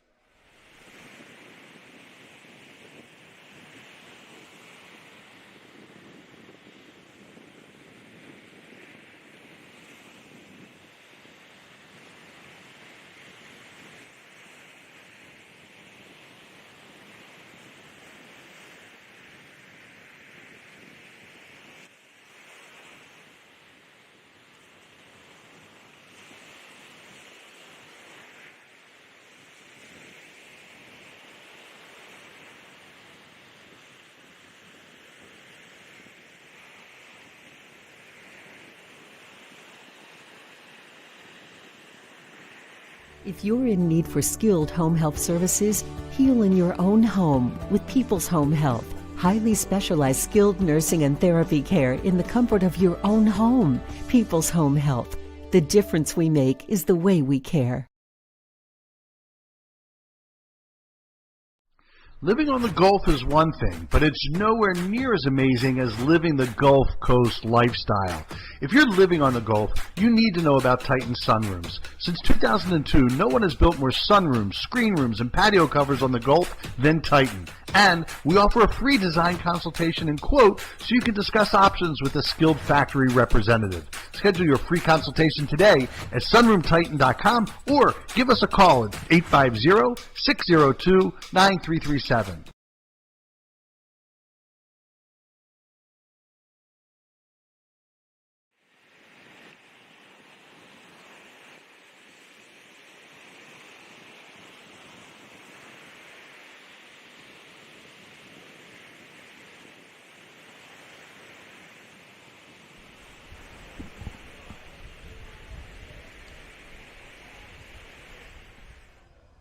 Ladies and gentlemen, welcome back to the inaugural Panhandle Football Media Day. Let me tell you, Coach, there's a little rain around us, but I am liking this shade, buddy. Get some wind blowing through here. It's finally starting to feel good. That's why we chose this spot. Yeah, man, we got our staff running around like crazy. They're loving this. Thank you to everybody who's helping us out. We couldn't do this without all the engines that drive this train, and that's the same with any football team. We have South Walton Seahawks. Man, Coach Tissa, thank you for coming over here and making the drive and bringing some players with you. No, I appreciate you having us. Please introduce yourself and the players you brought with you. Phil Tissa, South Walton High School. With me, I have Gabe Hansen, one of our senior wide receivers, Jack Painter, one of our senior offensive linemen, and then Garrett Fancher, junior linebacker. Well, Coach, it is great to see you. I know we spent time and we got a lot of close friends together and that kind of stuff. But I got to tell you, and Johnny, you need to know this. There are no other facilities like South Walton has. The things the fields, the way you keep the campus, and just the way it looks when you even just drive on campus. And Coach, I know that's a lot of work, but boy, y'all need to be very proud of that. We are. We're proud of it. We we want the exterior and what people see, to match the product that's inside the hallways. Exactly. So it is something that we're proud of.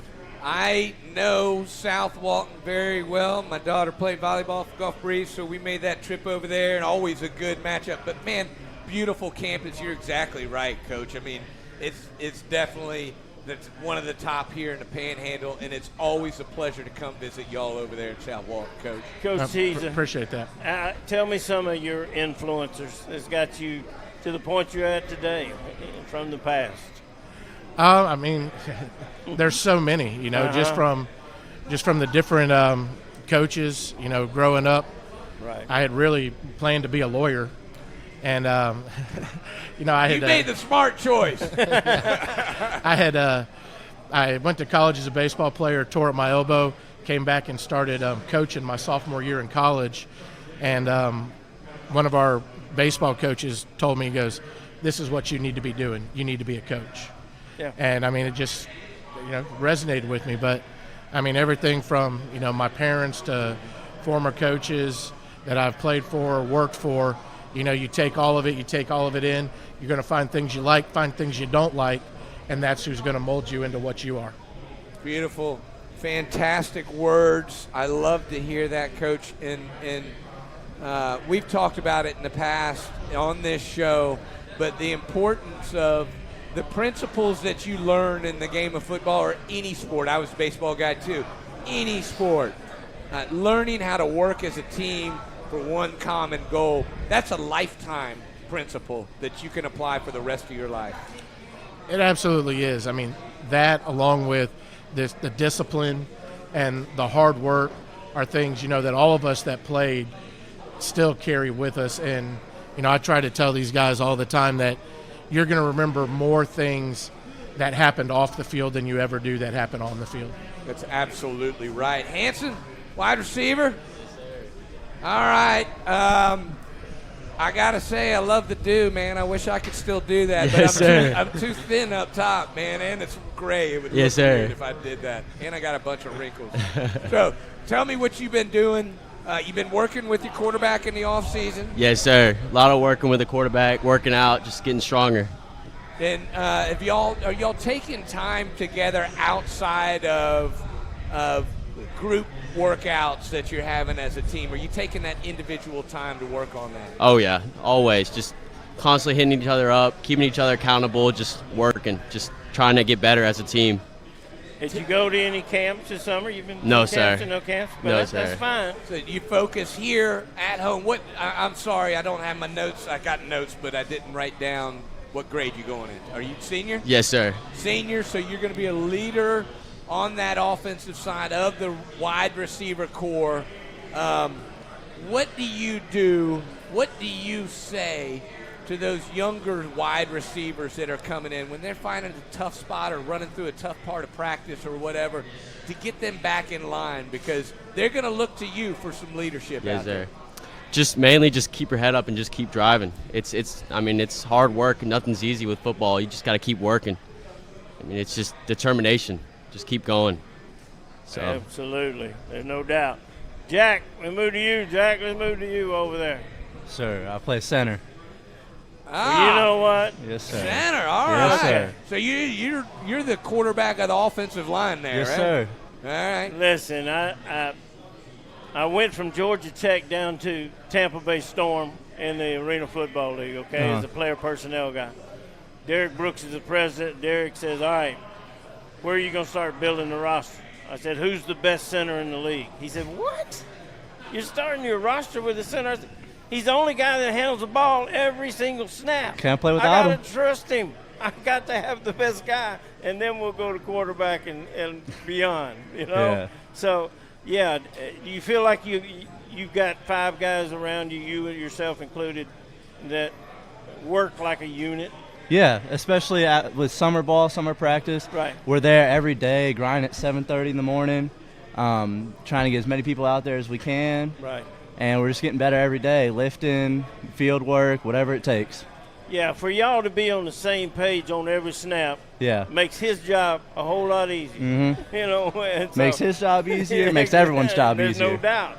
You guys are the unsung heroes. That's Yes, right, and he can't do his job if you're not doing your job. Yes, sir, of course. And if anybody, honestly, look, unless you're a football player and you're watching offensive line and see if they're doing their job, nobody knows who you are unless you don't do it right. Unless one person messes up. All got to work together as a unit. That's right. That's right. And that's beautiful. That's the type of mentality you want to see. Garrett, on the defensive side, You're, I imagine, the quarterback of that defense. Are you the one that's calling the plays? From the sideline, you get those out and talk to your team about them? Every second before the ball snaps, I'm calling out the strength, I'm calling out formations, I'm calling out potential stuff they might run. Any communication possible to help other people on the defense pick up on the play before it even happens or realize what they're doing, what the scheme, down and distance. There's tons of stuff you can relay around the defense before the ball is snapped to help put people in a better position to succeed. In that linebacker spot, that Mike, where you're calling that, there's so many responsibilities. What have you been doing this summer that's going to help you in all of those? I mean, whether it's one that you felt you needed more work on or one you want to strengthen something more, what are you doing to make yourself that better linebacker there for your teammates? I've been working on my mobility personally, helping move laterally, shuffling, getting to my drops faster, getting better angles on my drops, because that's been my weaknesses in the past, is being able to move around faster than the offensive skill players are moving around. But I've been working on improving that. You've accomplished your goal because you realize what you need to do to improve. Yes, sir. You see what I'm saying? And you're going out and applying that. That makes you better right off the bat. Yes, sir. That's right. And Coach, I hate to give a life lesson here. No, go ahead. That's life, man. That's life. If you plateaued and you're not reaching up anymore, then you're not reaching your potential. And that doesn't matter if you're on the football field, baseball field, or in business, or in life with family, friends, all of it.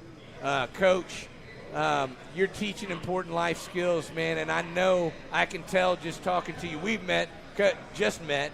Coach has known you forever, but I can tell you take that role seriously, and that's an important thing for you in terms of what you're trying to pass on to your kids.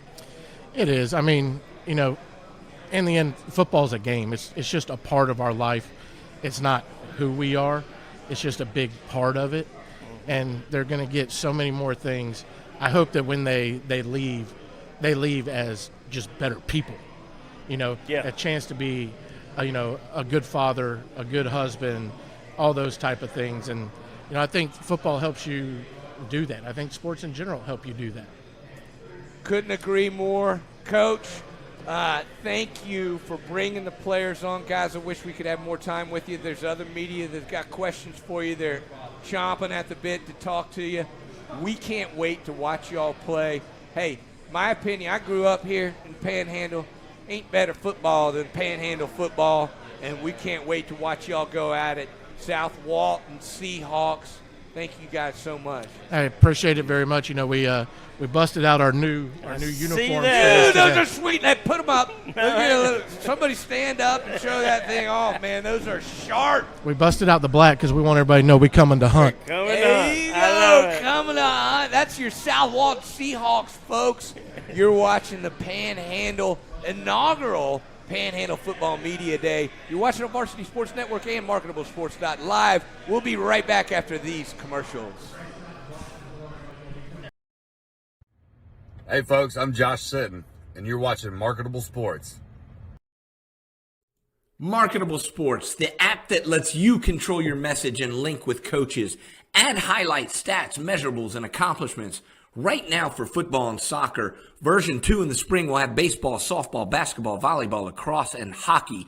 Only $1.99 a month for players, coaches always free. Marketable Sports, proud partners with the NJFCA and the Rumble at the Raritan. Scan the QR code to go to the App Store or learn more at marketablesports.com. If you're in need for skilled home health services, heal in your own home with People's Home Health. Highly specialized skilled nursing and therapy care in the comfort of your own home. People's Home Health. The difference we make is the way we care.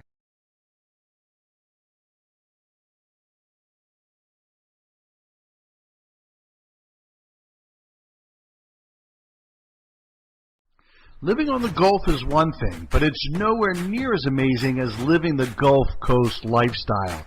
If you're living on the Gulf, you need to know about Titan sunrooms. Since 2002, no one has built more sunrooms, screen rooms, and patio covers on the Gulf than Titan. And we offer a free design consultation and quote so you can discuss.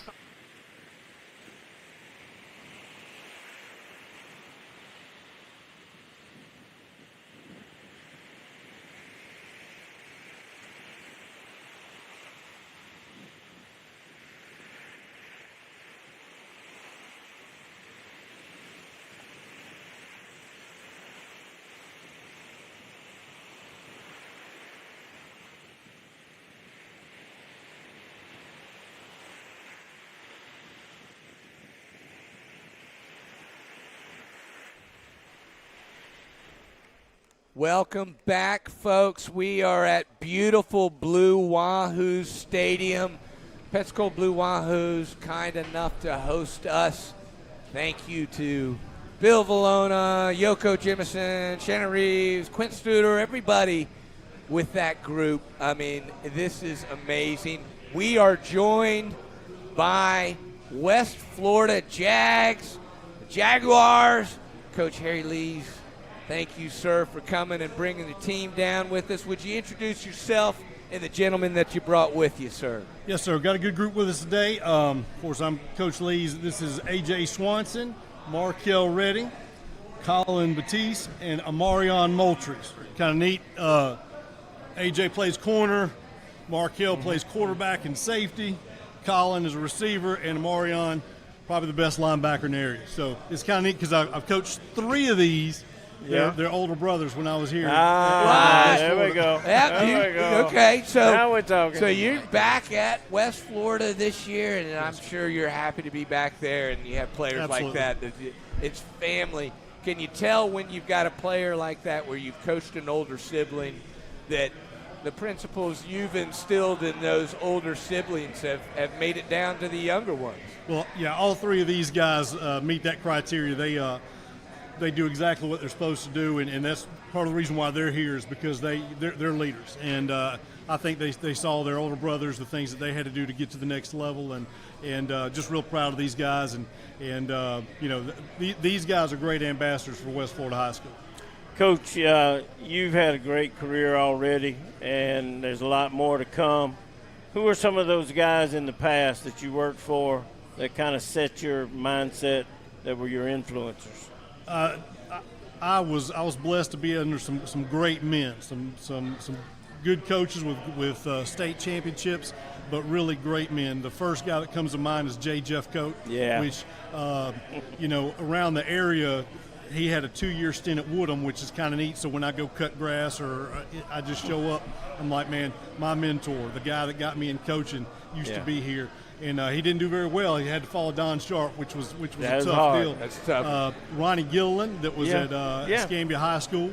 He coached me as a sophomore when I moved to Troy, Alabama, and then he went on and really was responsible for me getting several jobs, and I had a chance to work for him. And then and Mickey Lindsay, got to coach Coach Lindsay. And so when I talk about those three, if you know those guys, they are phenomenal men, and I've just been really, like I said, I've been blessed to be even associated with those guys. I was blessed to be around them as well. All the ones you mentioned, all the way down. I came with Jay from Troy to Woodham, and I was his defensive coordinator.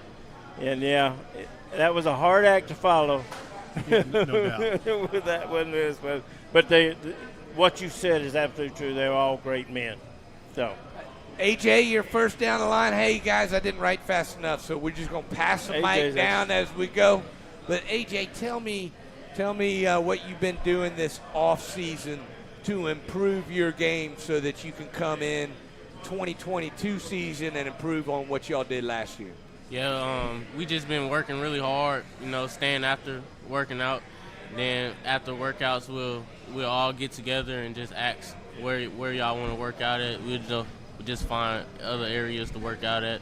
Like we'll go down where fitness place is, and we'll work out there. And we'll just get it together and just work out after. You also have been to some 7-on-7 competitions and that kind of stuff.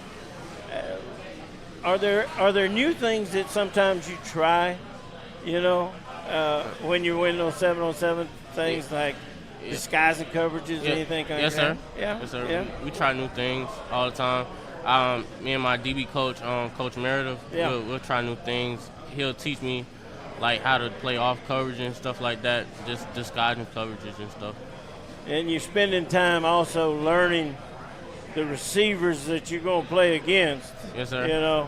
What are their favorite things, right? Yeah, learning their tendencies and stuff. Yeah. Knowing what they like to do. Love it. Now, Markel, you're gonna lead the guys on the offense, man. Yes, sir.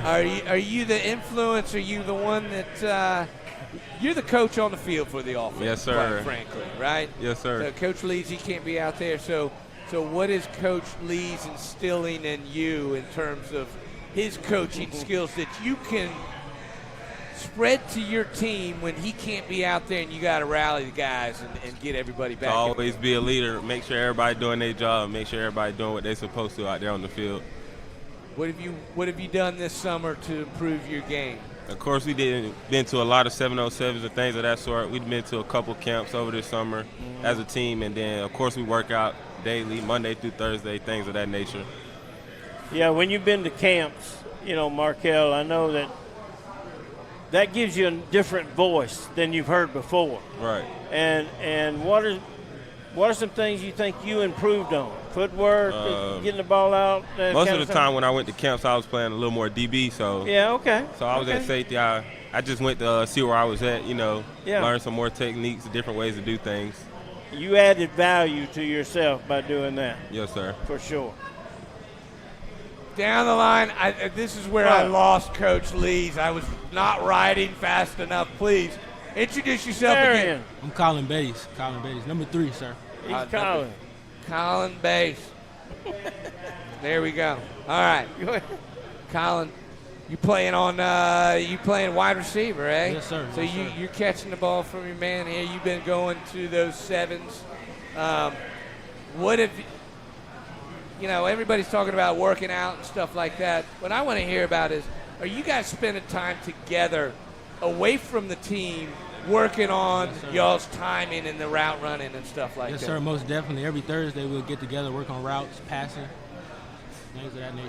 Do you find that that by doing that work that's helped y'all in terms of where he's going to be throwing, he knows where you're going to be and that kind of stuff? Oh, yes, sir, most definitely. It helped our communication, our mental, and I know what he's thinking of, and he knows what I'm thinking of.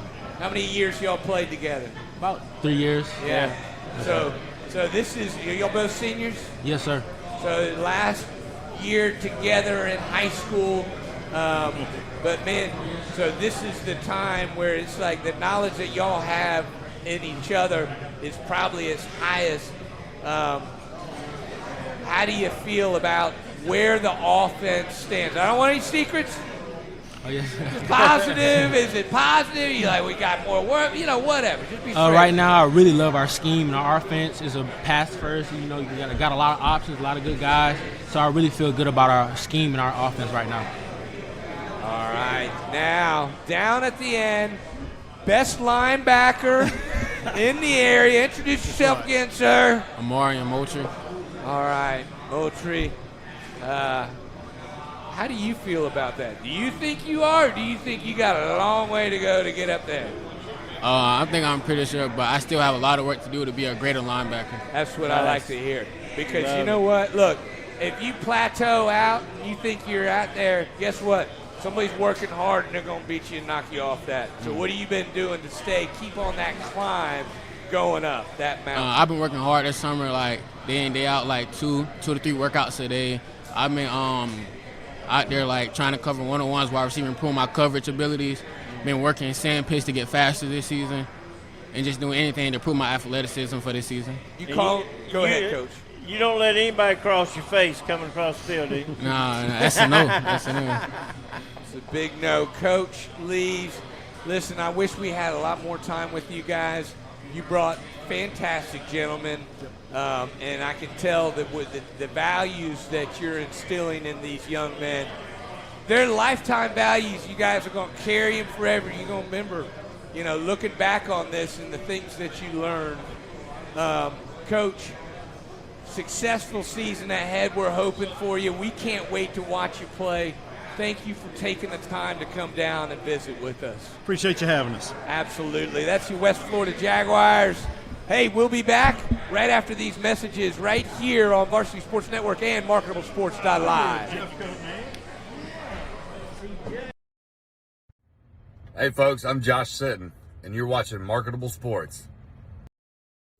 Marketable Sports, the app that lets you control your message and link with coaches, add highlights, stats, measurables, and accomplishments. Right now for football and soccer, version 2 in the spring will have baseball, softball, basketball, volleyball, lacrosse, and hockey.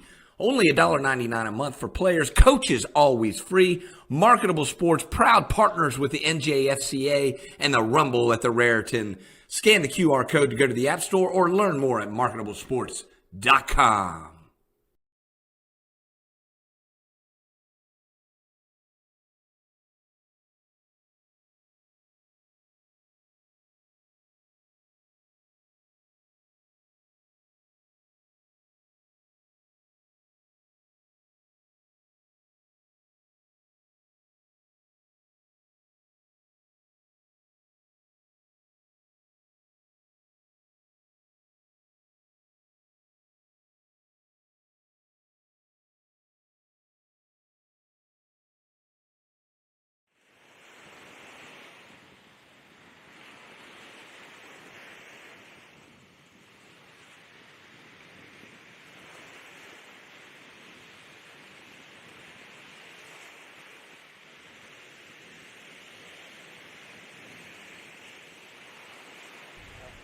Yeah.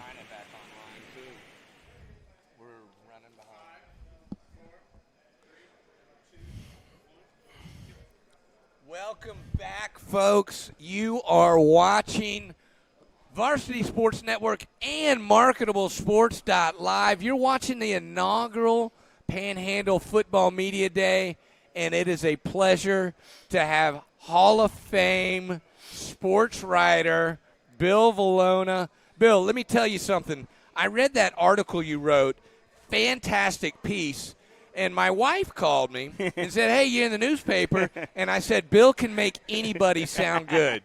Well, I appreciate that you're very skilled, much. man. Oh, thanks so much. And I tell you what, Johnny, fittingly, I'm on the air here with you as it's raining because we've had nothing but rain, of course, when we played home games here the last couple of weeks. We had 4 games, I think, delayed, and the week before.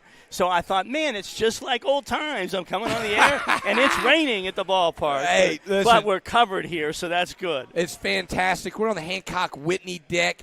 Beautiful blue Wahoos stadium, and it's raining outside, and I'm not even worried about getting wet. What a fantastic establishment that you have here, Coach. Well, Johnny, I tell you what, this is a breakthrough moment, I think, for high school sports in our region. I moved here in 1987, and I was covering high school sports here then, and I was over in Tallahassee for a long time with Florida State. But listen, nothing like this has happened before, and I just think that what you all have done to bring 24 schools from Panama City and Chipley and Walton County and all the other counties all the way to here is fantastic. And I just think it's a breakthrough for the programs, the schools. The kids are getting exposed to doing these kind of things. It's awesome. And when I walked in here this morning and saw all the people, I was like, whoa. This is great, and we're very happy to have this. I'll tell you, we did a lot of work, but it's such a team effort we couldn't do it. I mean, Varsity Sports Network, Florida High School Football, y'all's partnership with us in the facility, our staff, the volunteer. I mean, there are so many people that make this happen, but most importantly, it's these teams decided to come. Right. And I can't thank them enough because it really is, and our thing is let's shine a spotlight on these kids, and you guys have provided this platform for us to be able to do it. Yeah, you have a lot of great coaches here, a lot of great players, a lot of programs with so much tradition, and bring them all together is just awesome. It's never been done before, and I know they're appreciative of it. It really sort of whets the appetite for everybody when they start practice August 1st, which is just around the corner. Before you know it, there's going to be kickoff classics, and then the season the last Friday in August. So really, Johnny, it's great you're doing this to showcase these kids, these programs, and I think the sky's the limit for you, really, because you can do this with just about anything and really bring light to our local athletes from a 2-hour distance, really. When you think about Panama City and Chipley coming here, that's 2 hours from here almost, so that's great. It's fantastic. We're very lucky. Now, of course, the Pensacola Blue Wahoos still in season, and UWF's not going to be playing at their home games here. They're playing on campus. What do y'all have in store? I mean, beautiful new turf out there. Guys, gorgeous. What's in store here at the stadium? Well, Major League Baseball took over operations of minor league baseball. The biggest change that Major League Baseball did was say we want the minor league season going into September, not just into September, but now almost all the way into September. And so that was why UWF knew, look, we would have to give up 2 or 3 home games. Our schedule would be really weird every year. They just couldn't do it, and we had to do what Major League Baseball wanted to do. They know the weather is better throughout the country in September, so they're going to extend the season. After that, we will have events pretty much every weekend here. October is like slam-packed with events. Same with November. Those are 2 great weather months in this area, yes, as we all know. Yes. So everybody wants to do events here then. So we'll be busy all the way through, almost Christmas. And then, you get through that, and now you're starting to build toward the next season. But like you said, we put in synthetic turf. It's been really the most dramatic breakthrough because we couldn't have played baseball last week here, Johnny, with the amount of rain we had. There is no way we could have played baseball on this field. That field drained 16 inches of water in an hour. Wow. So we would have never been able to do Yeah, it. Even with the tarp on the infield, we wouldn't have done it. And the same thing, the 4th of July week, we had bad weather. So it's really made a difference. And then we can do more things here year-round that we're going to do. But like I said, it is a void. UWF football was fantastic here. They won a national championship that year that they had all their home games here. So it's, it's tough, but looking at the schedule the way it was, it would have been impossible for them to do. It just couldn't work. Those two overlap. The relationship is still there, obviously. Where can people go to find out about the events that are happening here? Everything is on our homepage website, www.bluewahoos.com.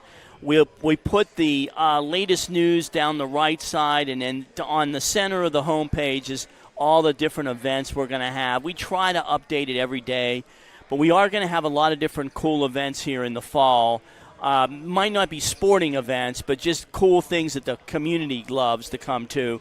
And then we'll do more. I mean, we can see what we can do now with this synthetic turf. Yeah. But I just want to say thanks for yourself and Dave Wilson and all of staff here, everything you all have done to have all these schools come together. Never before has this happened. It's groundbreaking, and it's really neat to see.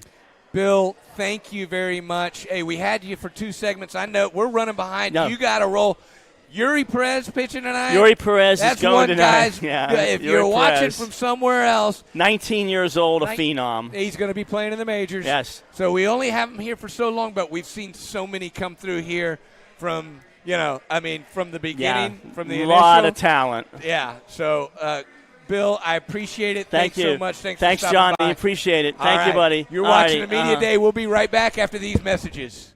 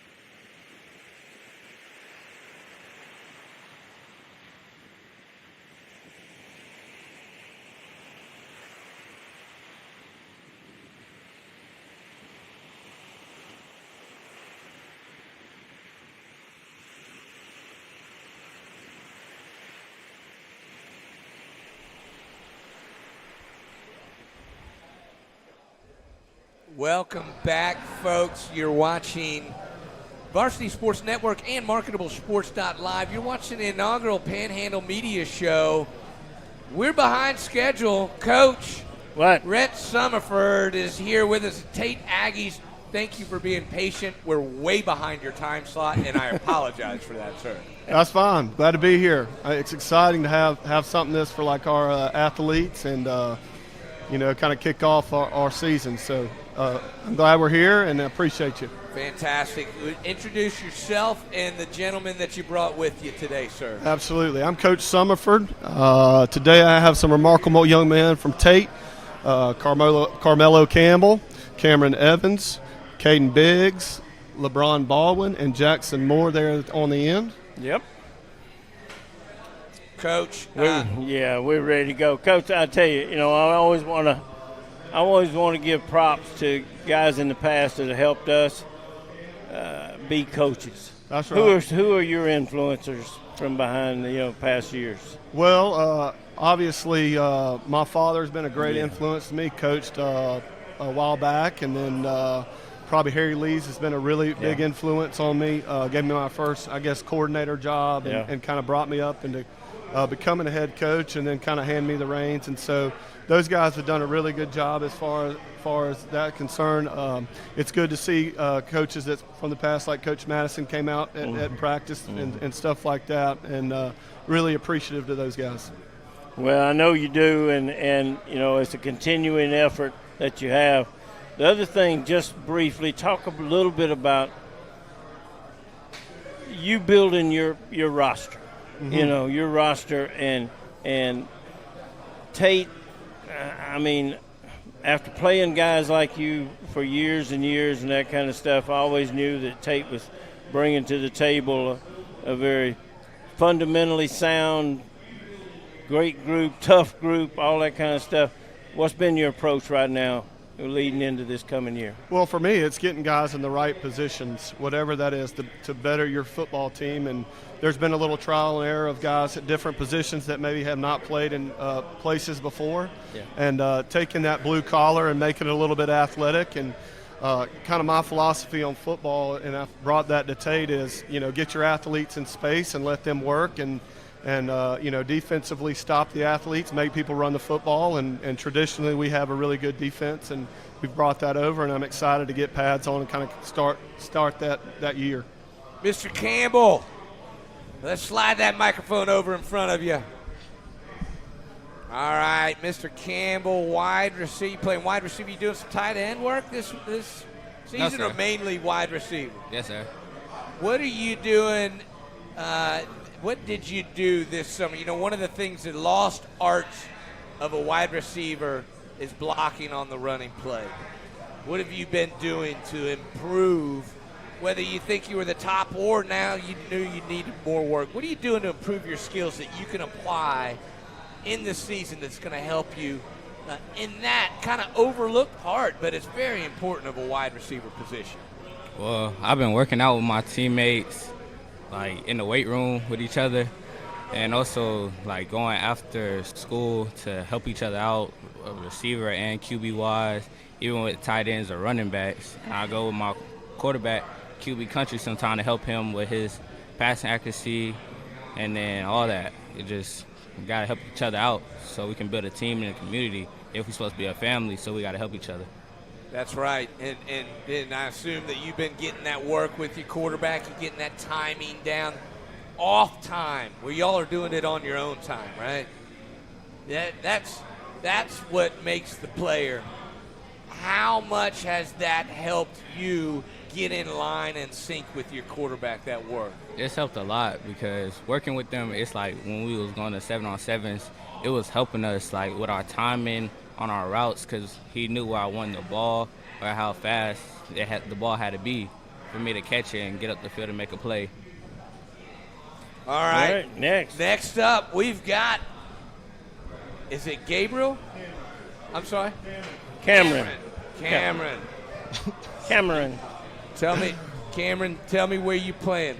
I apologize. I play outside linebacker. Look, I've got 24 teams. I tried to do the best I could on everything. There's a lot of players I got to keep track of, man. Oh, yeah. Outside linebacker.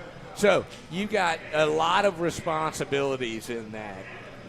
And one of them is you got to go up against some big offensive linemen, and we got some big ones in this area in the Panhandle that you're going to try and sneak by and get back in the backfield and making a play and stuff. What have you been doing during the off season to improve your game? I just try to work hard in the weight room and like work hard with my dad and other teammates to push myself through that. Coach, what you got? Well, I just really like the fact that one, Coach talked about it. Forcing people to run the football. So you've got to have your pass drops, down pat in order to do that, and then be able to change direction and attack the ball. So, I like what you're saying there. Now, if you do any camps this summer? I went to a couple. Yeah, I went to a couple of camps. Pick up a few things there that helped you a little bit. Yes, sir. Yeah, that's the way you keep learning. You hear another voice telling you something very similar to what you're hearing back in school, and now you put the two together and work from there. It's a good job, man. Always. I like it. Caden? Yes, sir. Caden, are you bringing those plays in from the sideline and calling them to your teammates? Is that part of your job duties? Sometimes, yes, sir. Okay, tell me what you do. You're in the middle linebacker position. Obviously, you're making a lot of tackles in that position. Obviously, you're working on your strength and stuff over the summer. What are other things outside of doing that strength work have you been doing to improve your game? Yes, sir. On my own time, I've been getting work after practice, staying with him, getting work. I've been working in the weight room. These 7-on-7s have helped a lot. Helped me with my pass drops and just getting open space, finding the receivers. Have you ever heard the words come out of some coach's mouth? He's probably over here. It says, "Don't let a guy go across the middle." Many times. Yes, sir. Okay. I just want to check that and make sure that. Yeah, that principle has been enforced. You know that. And then next to him, next to you, Mr. Biggs, is it Mr. Baldwin? Yes, sir. All right. Where are you playing, Mr. Baldwin? Talk to me. I play offensive line. That's what I want to see. So my two offensive line are down here on the end, right? Yes, sir. Now, y'all got some big, stout defensive linemen. How is that helping y'all working out with them over the summer in terms of improving your game?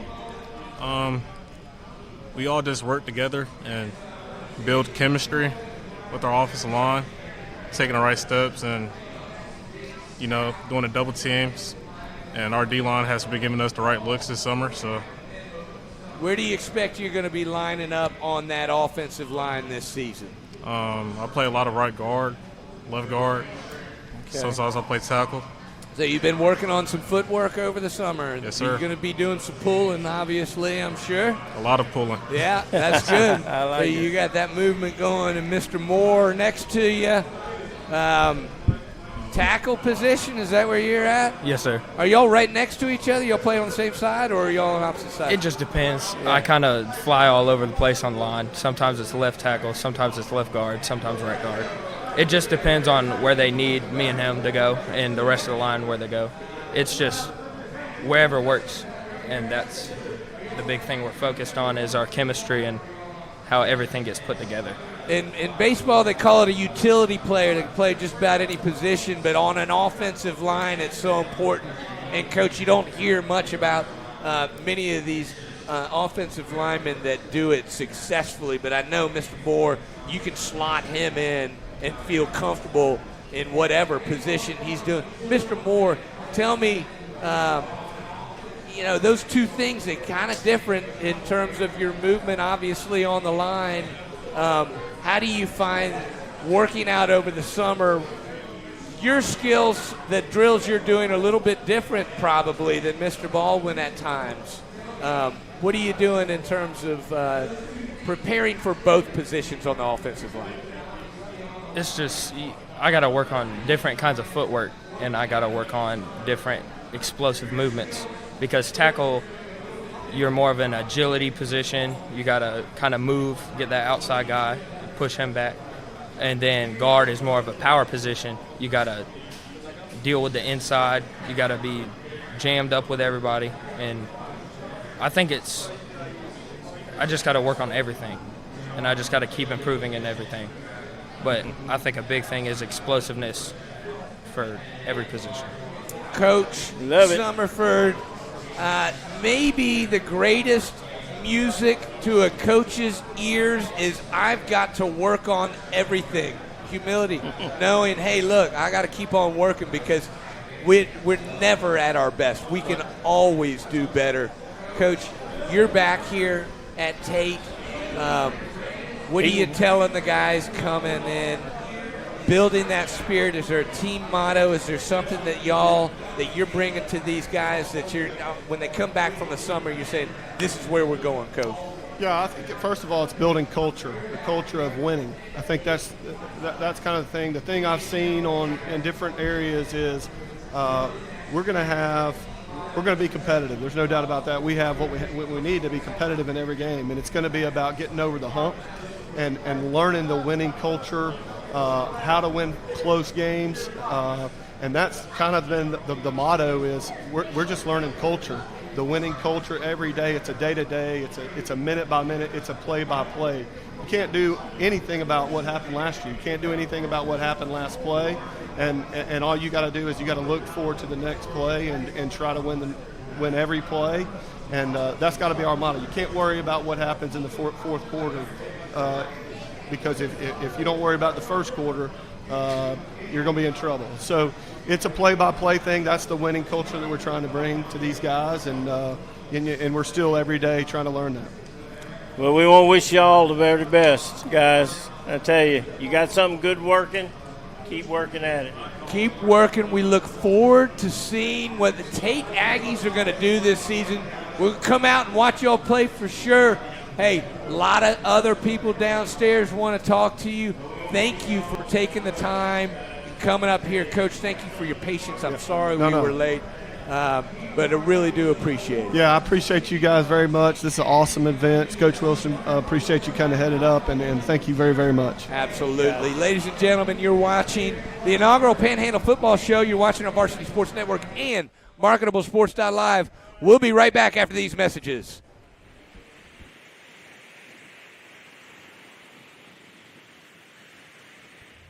Hey folks, I'm Josh Sitton, and you're watching Marketable Sports.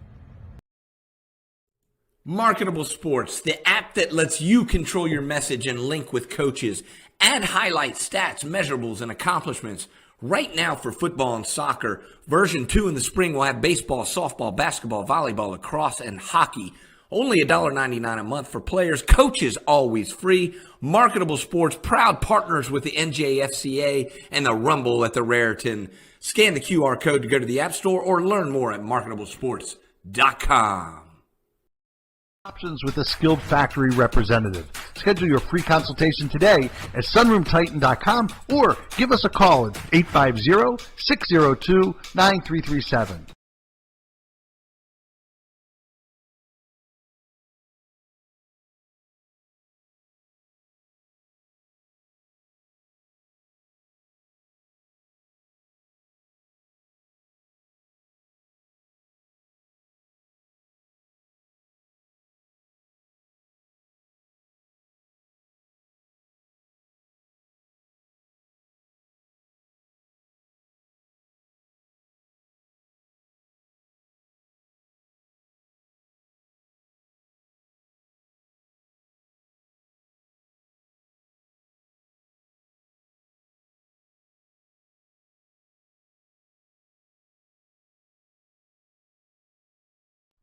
Living on the Gulf is one thing, but it's nowhere near as amazing as living the Gulf Coast lifestyle. If you're living on the Gulf, you need to know about Titan sunrooms. Since 2002, no one has built more sunrooms, screen rooms, and patio covers on the Gulf than Titan. And we offer a free design consultation and quote so you can discuss options with a skilled factory representative. Schedule your free consultation today at sunroomtitan.com or give us a call at 850-602-9337.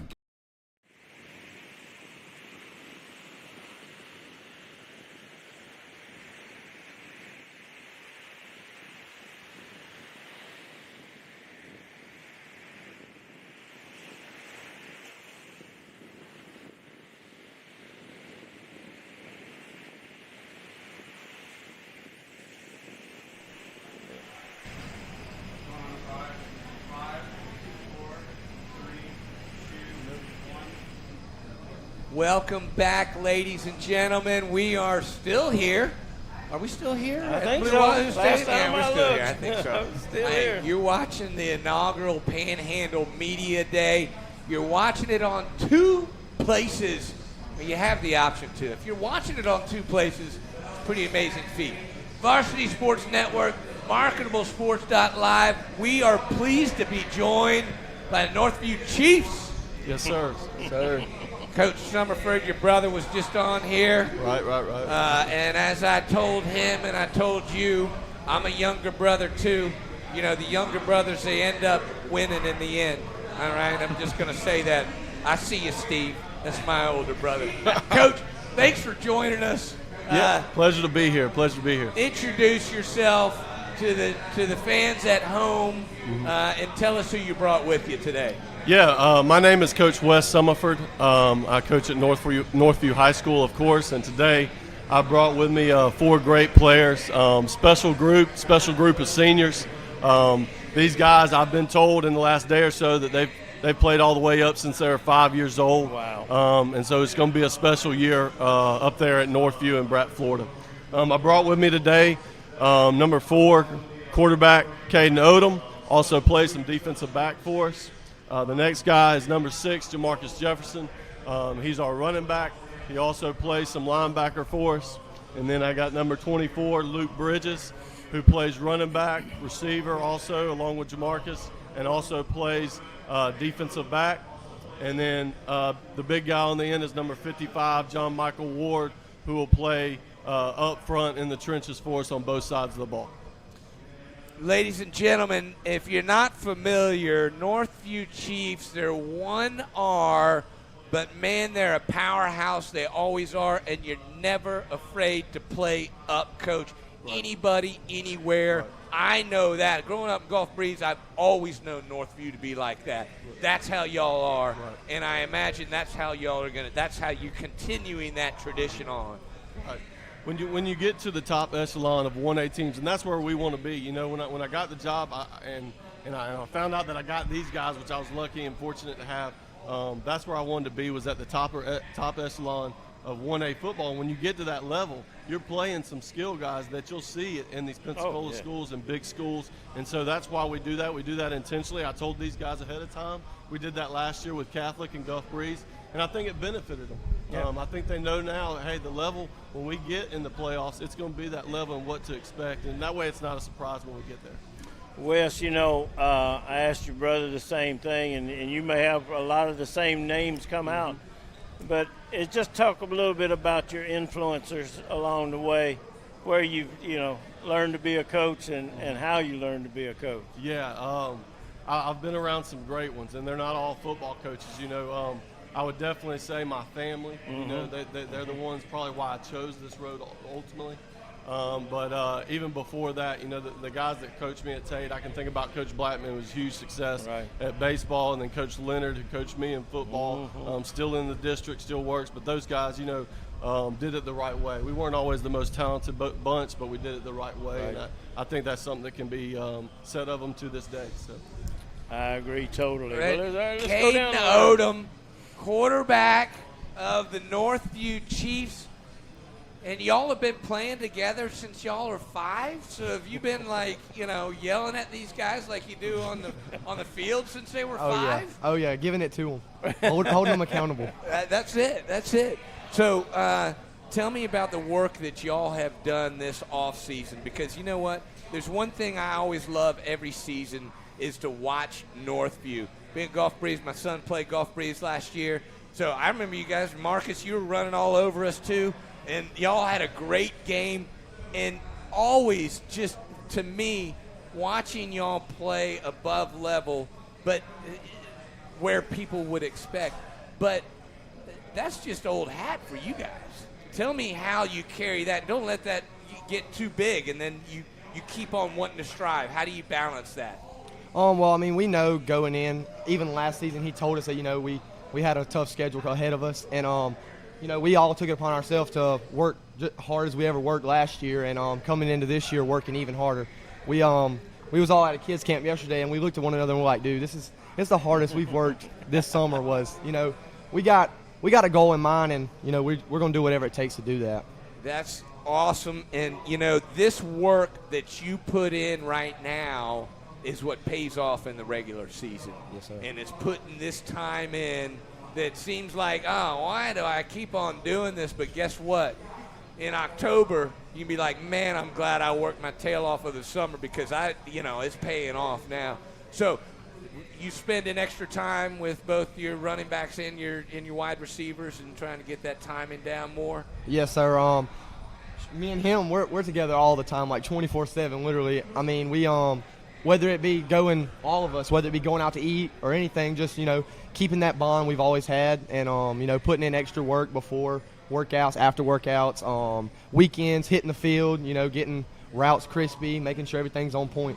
That's what I love about, small town football, your family. The team is family. Y'all hang around each other all the time, and I'm sure that, your kids, your parents are parents to everybody on the team, and that's how they feel, and that's just the way it is. Jamarcus, I've seen you run over a lot of people in this Panhandle, man. Yes, sir. You ready for another season of it? Yes, sir. What have you been doing in the off season? Working out hard, a lot of footwork drills. Just get ready for the season, get better. Right on. So obviously you're hanging with the quarterback and your buddy Odom. But outside of that time that you guys are spending together, what are the things that you're focusing on most for yourself to improve your game? I mean, really just getting faster. I had a decent footwork last year, but I'm really working on that to get that better than last year. So, I mean, I'm just ready to play. Ready to play. I know everybody's chomping at the bit. We start the official practices here, August 1st? Yeah, right around the corner. And then we jump into the season. I know y'all are ready to put the pads on and start hitting people. Luke, Bridges. What's going on? You picking up the ball, running the ball some too, eh? Yes, sir. All right. So do we have a lightning and thunder kind of situation, or is that how y'all run? Oh yeah. Yeah. I love that. So what have you been doing? You've been working with Caden in the offseason and Jamarcus as well on those offensive timing and stuff? Yes, sir. Cannot settle. Always got to improve. What's and I haven't asked any of the players, and I'm going to put you on the spot on this one. In terms of people who have influenced you the most in terms of your football game, who would you put in there?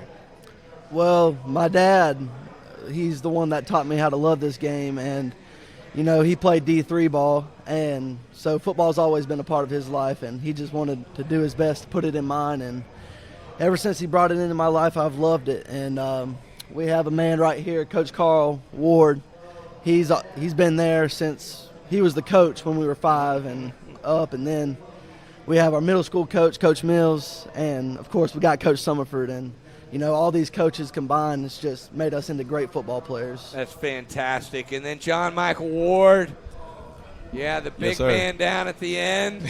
Yes, sir. What have you been doing this offseason, man, to improve your game? Putting in work, getting bigger, stronger, faster, working with my guys, just getting ready for next season.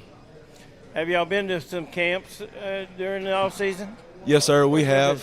We've all been to some camps this season.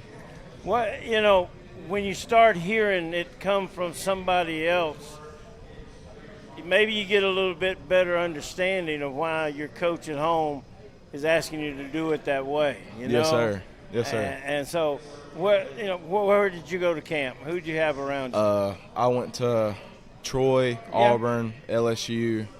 I went to South Alabama. Yeah.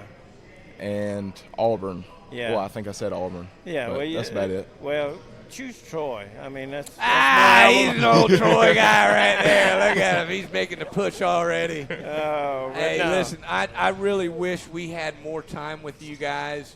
I appreciate y'all coming down here, taking the time to drive down here and participate in this. Bunch of people downstairs, other media want to talk to y'all. They got a bunch of questions. Thank you guys so much. We're going to be watching. I love watching Northview Chief football. And I can't wait to watch. We want to come up and watch. We're going to broadcast one of your games. It's on our list. We got it circled, so we'll be talking to you. But thanks for coming up here. We really do appreciate it. Yes, sir. Thank you. Thank you, guys. All right, we'll be right back after these messages. You're watching the inaugural Panhandle Football Media Show on Varsity Sports Network and Marketable Sports. Hey, folks, I'm Josh Sitton, and you're watching Marketable Sports. Marketable Sports, the app that lets you control your message and link with coaches, add highlights, stats, measurables, and accomplishments. Right now for football and soccer, version 2 in the spring will have baseball, softball, basketball, volleyball, lacrosse, and hockey. Only $1.99 a month for players, coaches always free. Marketable Sports, proud partners with the NJFCA and the Rumble at the Raritan. Scan the QR code to go to the App Store or learn more at marketablesports.com.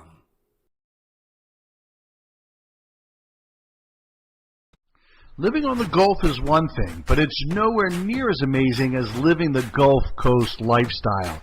If you're living on the Gulf, you need to know about Titan sunrooms. Since 2002, no one has built more sunrooms, screen rooms, and patio covers on the Gulf than Titan. And we offer a free design consultation and quote so you can discuss options with a skilled factory representative. Schedule your free consultation today at sunroomtitan.com or give us a call at 850-602. If you're in need for skilled home health services, heal in your own home with People's Home Health.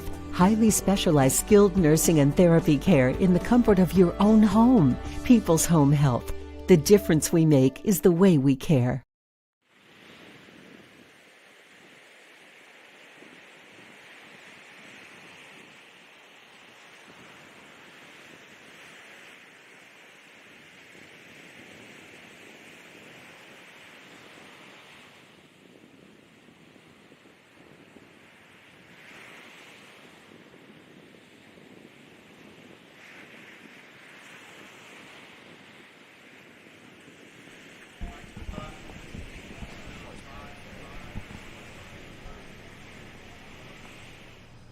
Welcome back, ladies and gentlemen. This is the inaugural Panhandle Football Show. You're watching Varsity Sports Network. It's also on marketablesports.live. We are now pleased to be joined by the Pace Patriots, Coach Kent Smith. Thank you, sir, for coming. Thank you for your patience. Please introduce yourself, even though I just did, and the gentleman that came along with you.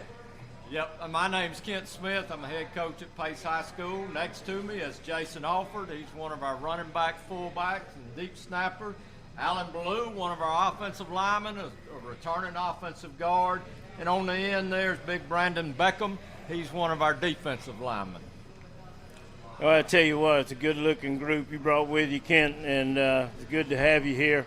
Tell us just a little bit, and I've asked this of every coach, some of your influencers in the past that, influenced the way you coach, why you coach, that kind of thing. Well, I just told you, Ronnie Cottrell taught me into coaching years ago. Matter of fact, this will be my 36 years coaching. And so he's one.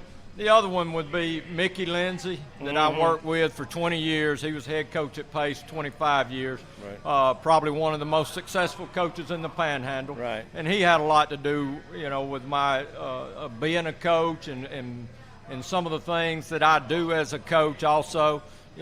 Frank Lay and Robert Freeman, two of the administrators there at Pace, were also big guys in my life. And you know what, folks? Everybody that Coach just mentioned right there, they're all men of strong faith.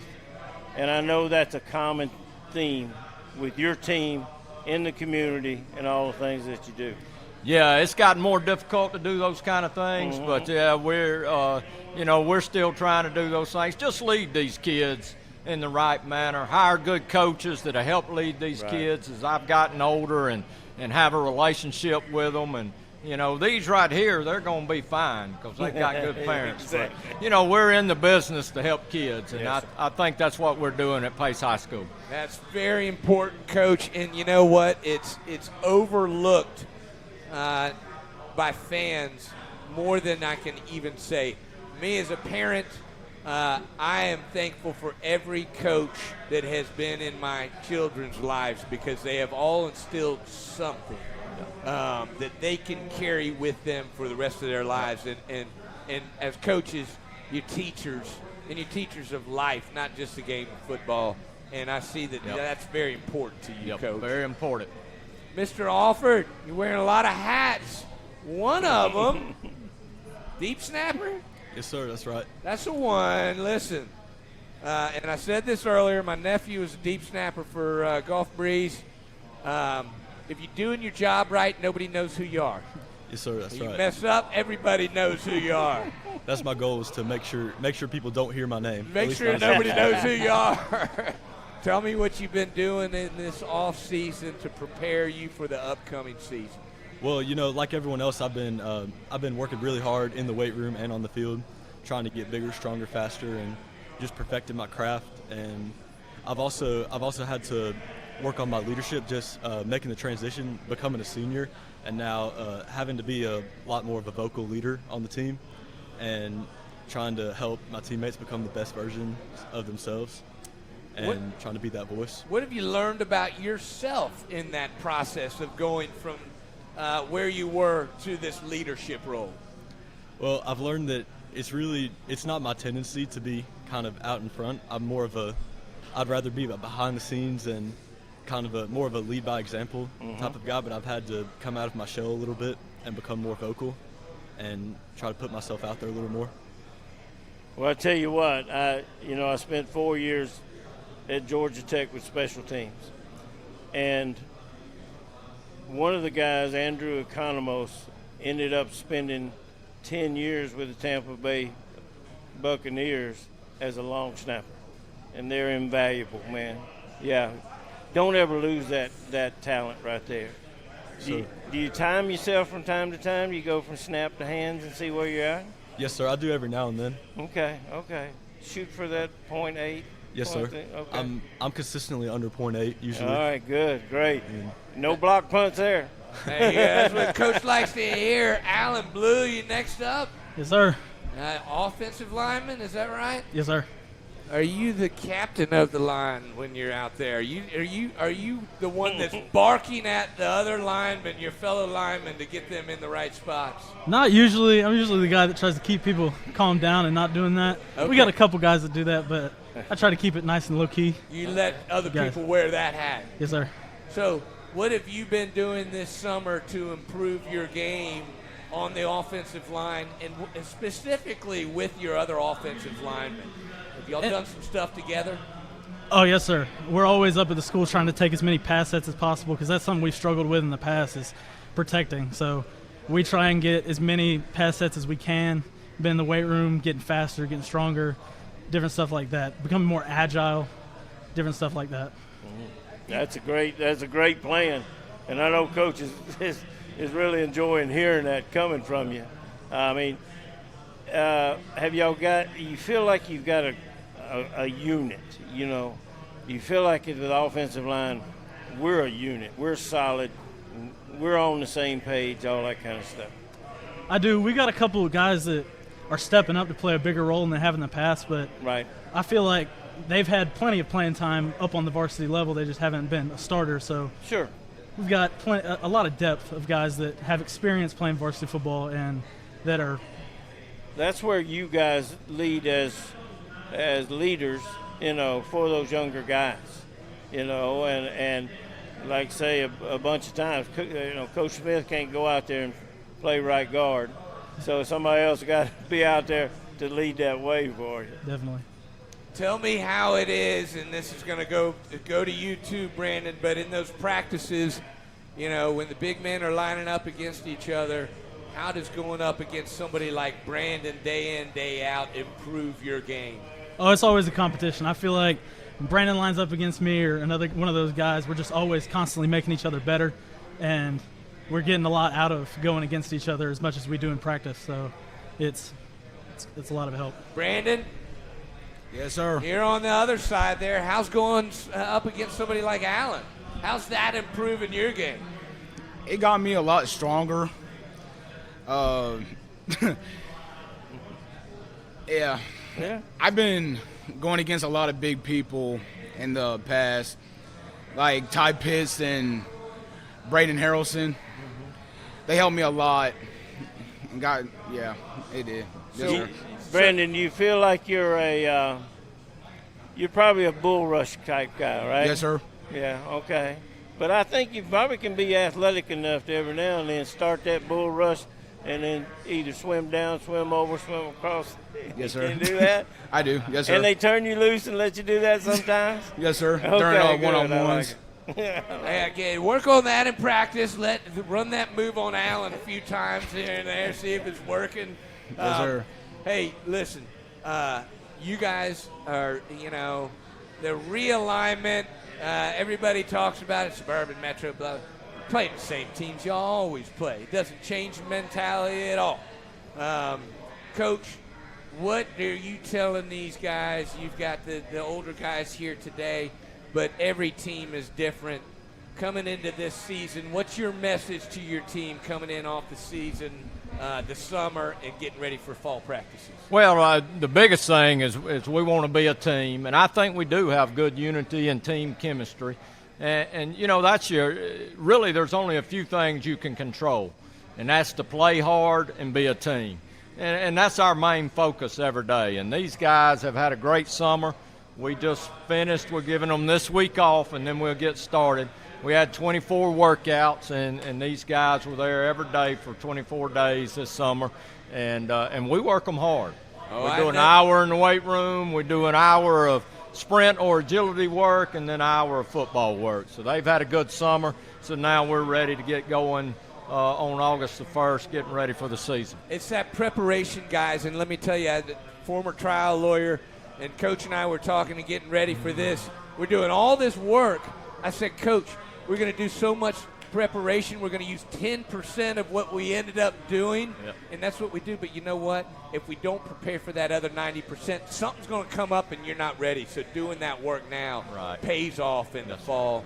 Coach, thank you for coming down here and spending time. We'd love to have you on for longer. We got more media that wants to talk to y'all, ask you questions. Looking forward to a great pace season. We're going to have some great football here in the Panhandle. Yes, Thanks, sir. man. Yes, sir. Thank y'all. Thank you, Coach Wilson. Appreciate it. Thank you very much.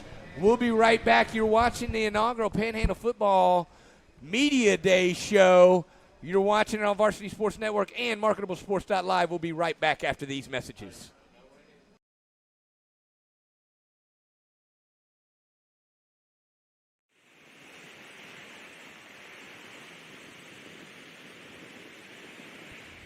Hey folks, I'm Josh Sitton, and you're watching Marketable Sports.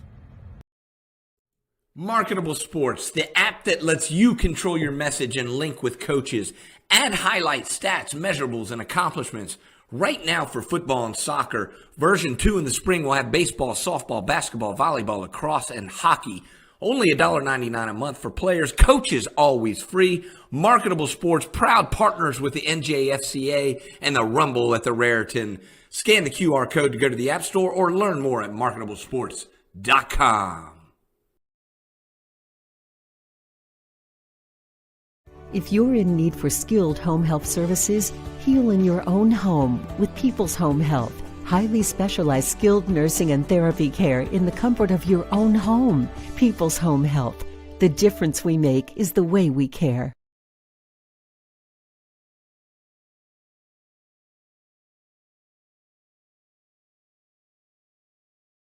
Nine 337.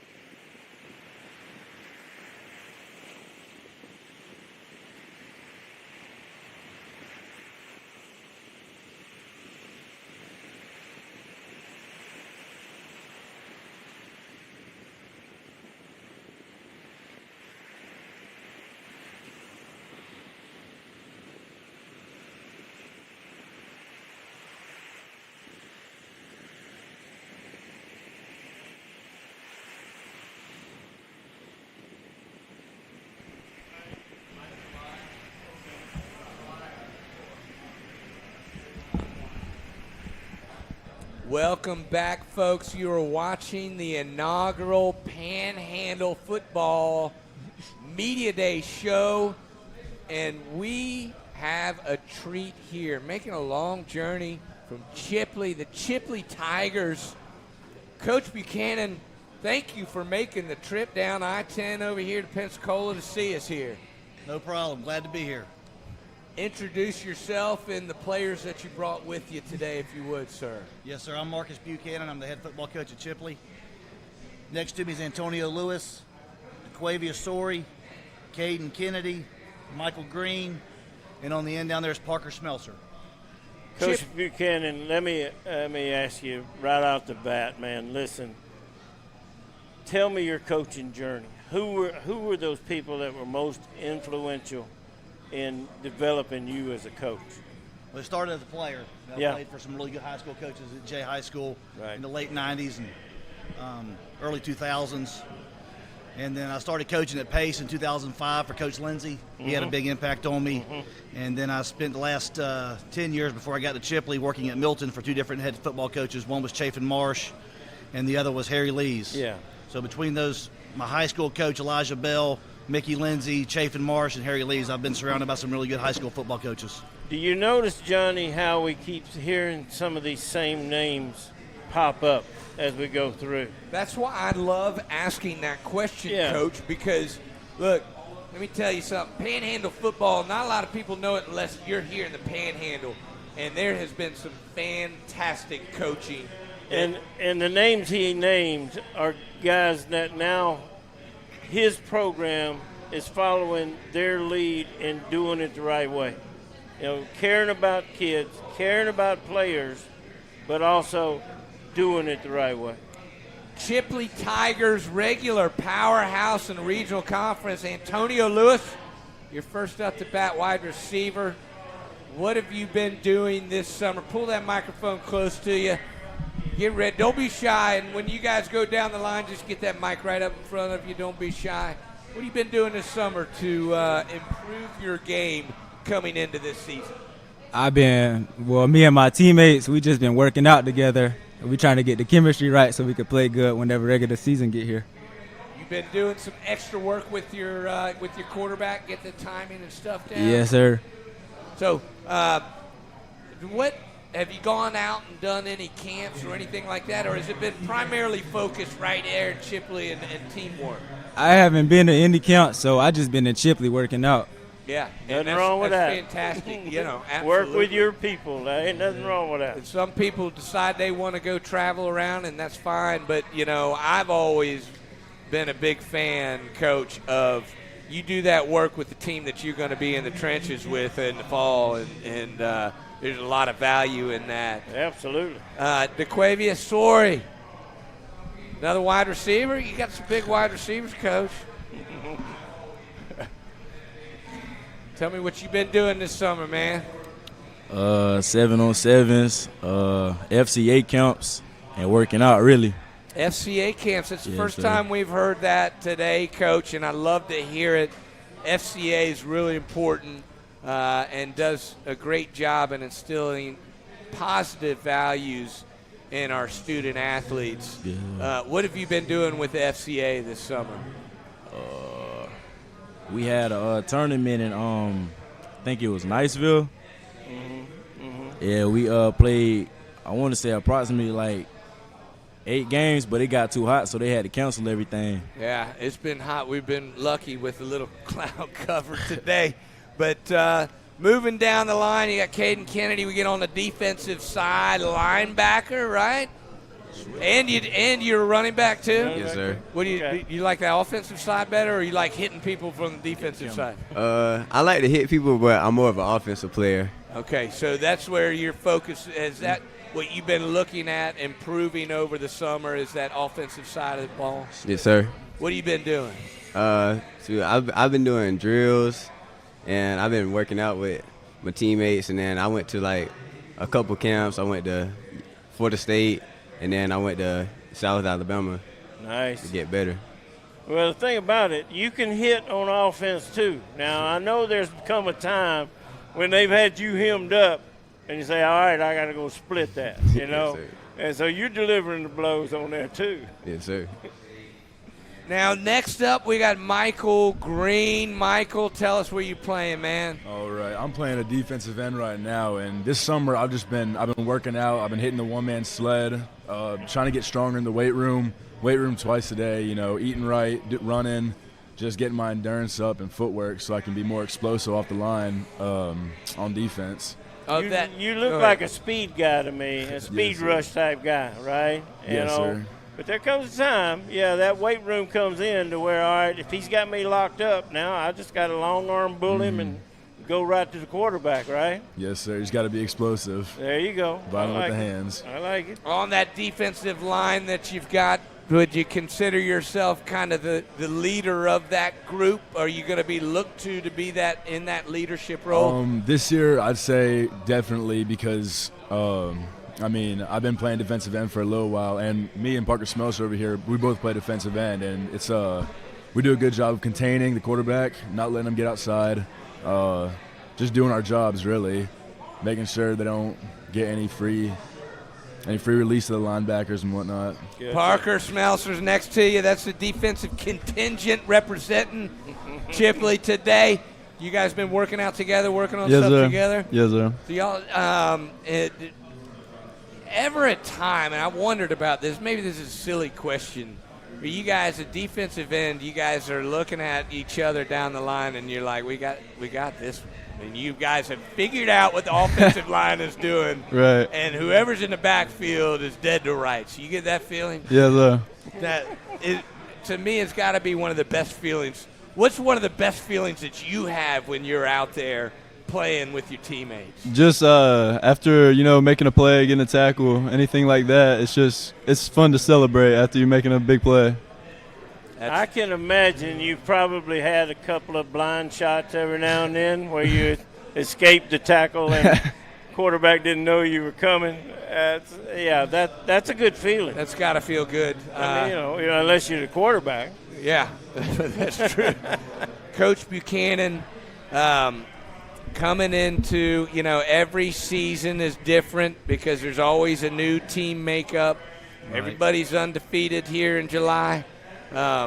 What are you telling this group of guys that you've got for the 2022 season? Is there a motto? Is there a theme that you guys are building on with this group today?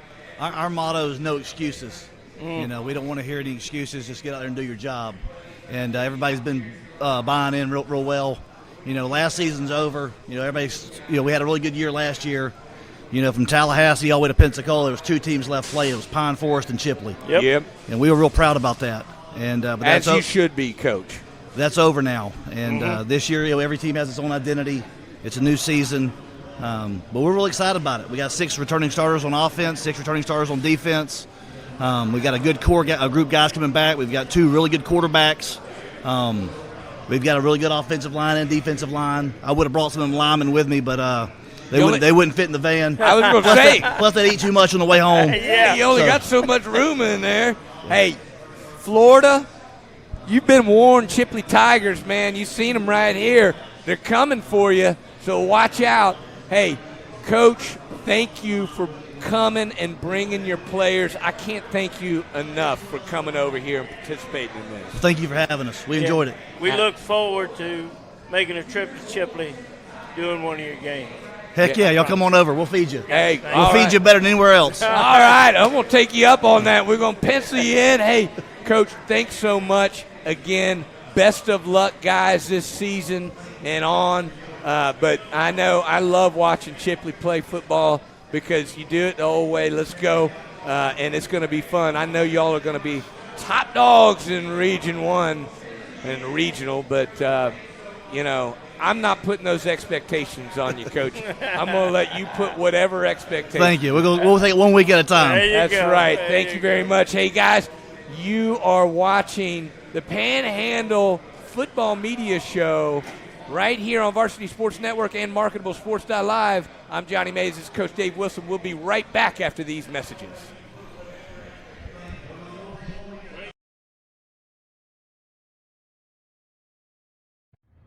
Hey folks, I'm Josh Sitton, and you're watching Marketable Sports. Hey, folks, I'm Josh Sitton, and you're watching Marketable Sports. Marketable Sports, the app that lets you control your message and link with coaches, add highlights, stats, measurables, and accomplishments. Right now for football and soccer, version 2 in the spring will have baseball, softball, basketball, volleyball, lacrosse, and hockey. Only $1.99 a month for players, coaches always free. Marketable Sports, proud partners with the NJFCA and the Rumble at the Raritan. Scan the QR code to go to the App Store or learn more at marketablesports.com. If you're in need for skilled home health services, heal in your own home with People's Home Health. Highly specialized skilled nursing and therapy care in the comfort of your own home. People's Home Health. The difference we make is the way we care. Marketable Sports, the app that lets you control your message and link with coaches. Add highlights, stats, measurables, and accomplishments. Right now for football and soccer, version 2 in the spring will have baseball, softball, basketball, volleyball, lacrosse, and hockey. Only $1.99 a month for players, coaches always free. Marketable Sports, proud partners with the NJFCA and the Rumble at the Raritan. Scan the QR code to go to the App Store or learn more at marketablesports.com.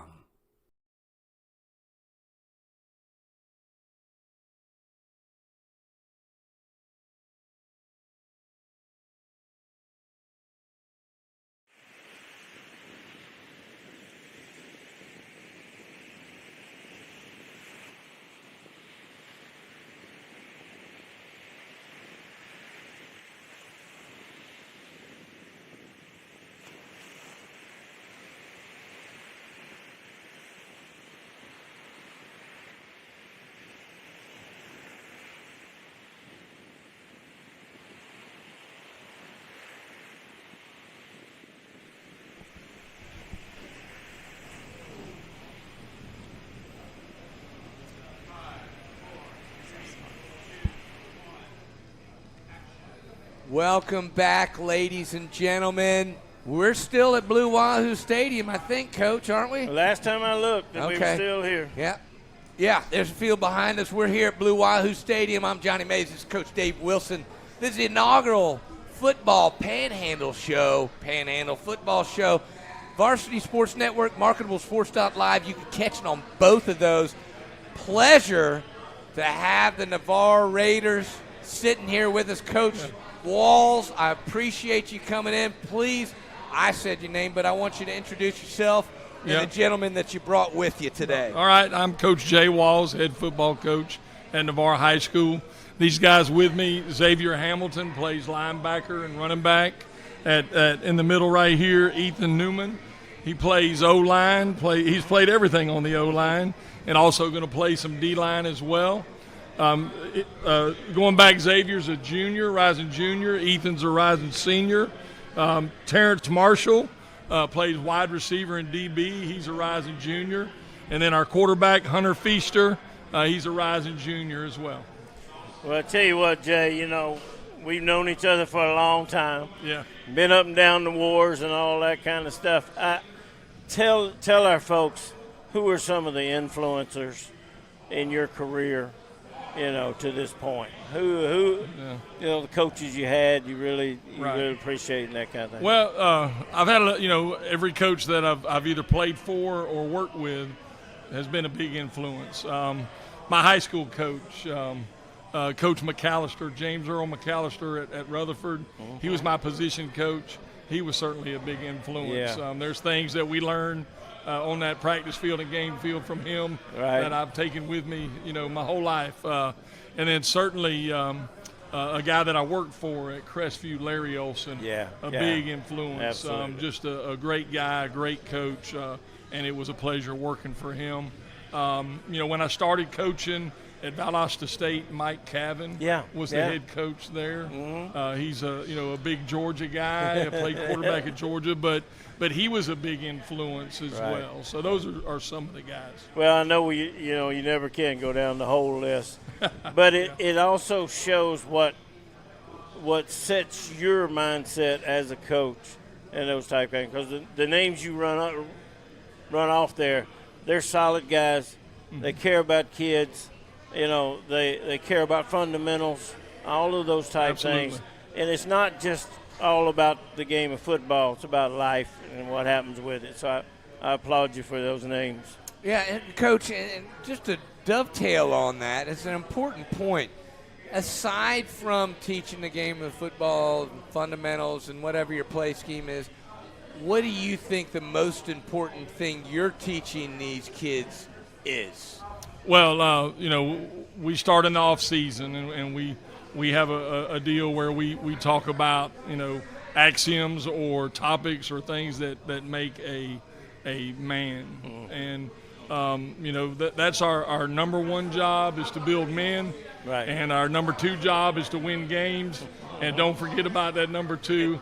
That's important. But we certainly take a lot of pride, myself and my staff, as far as trying to teach these guys, how to be good people, good men. Let me tell you, then your players are lucky, because what you're doing is you're instilling values that they can carry with them for the rest of their life and apply in whatever situation.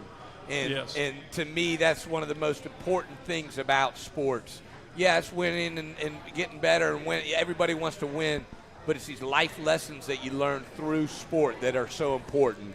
And I thank you for that, Coach. You're welcome. Mr. Hamilton, linebacker, are you the Mike? You in the middle there? You calling the plays in from the sideline or what? I play Mike. Okay. What have you been doing this offseason to prepare yourself for 2022? I've mostly just been training with one of my good trainers. His name is Dwayne Carter. Good. I'm training with Michael Carter. He plays for the Jets right now, starting running back. And other than that, I've been grinding, getting after it, and trying to do everything I can to help my team and bring us to where we want to go. Fantastic. Are you getting up with any of your other defensive guys and doing some work on your own together? Sometimes, yeah. We're meeting up at the NYSA down there next to the high school. Oh, I know it. I know it all too well. Don't hold it against me. I'm a Gulf Breeze grad, okay? I'm not a bad dude. All right, let's go. That's it. He gone. Oh, I'm not a bad dude. I'm a good guy. But Mr. Newman is an offensive lineman there. I always like to talk to the offensive linemen because you know what? As Coach says, you're the guys that are designed to never touch the football. If you're touching the football, something went terribly wrong. But your job is so important, and people overlook it.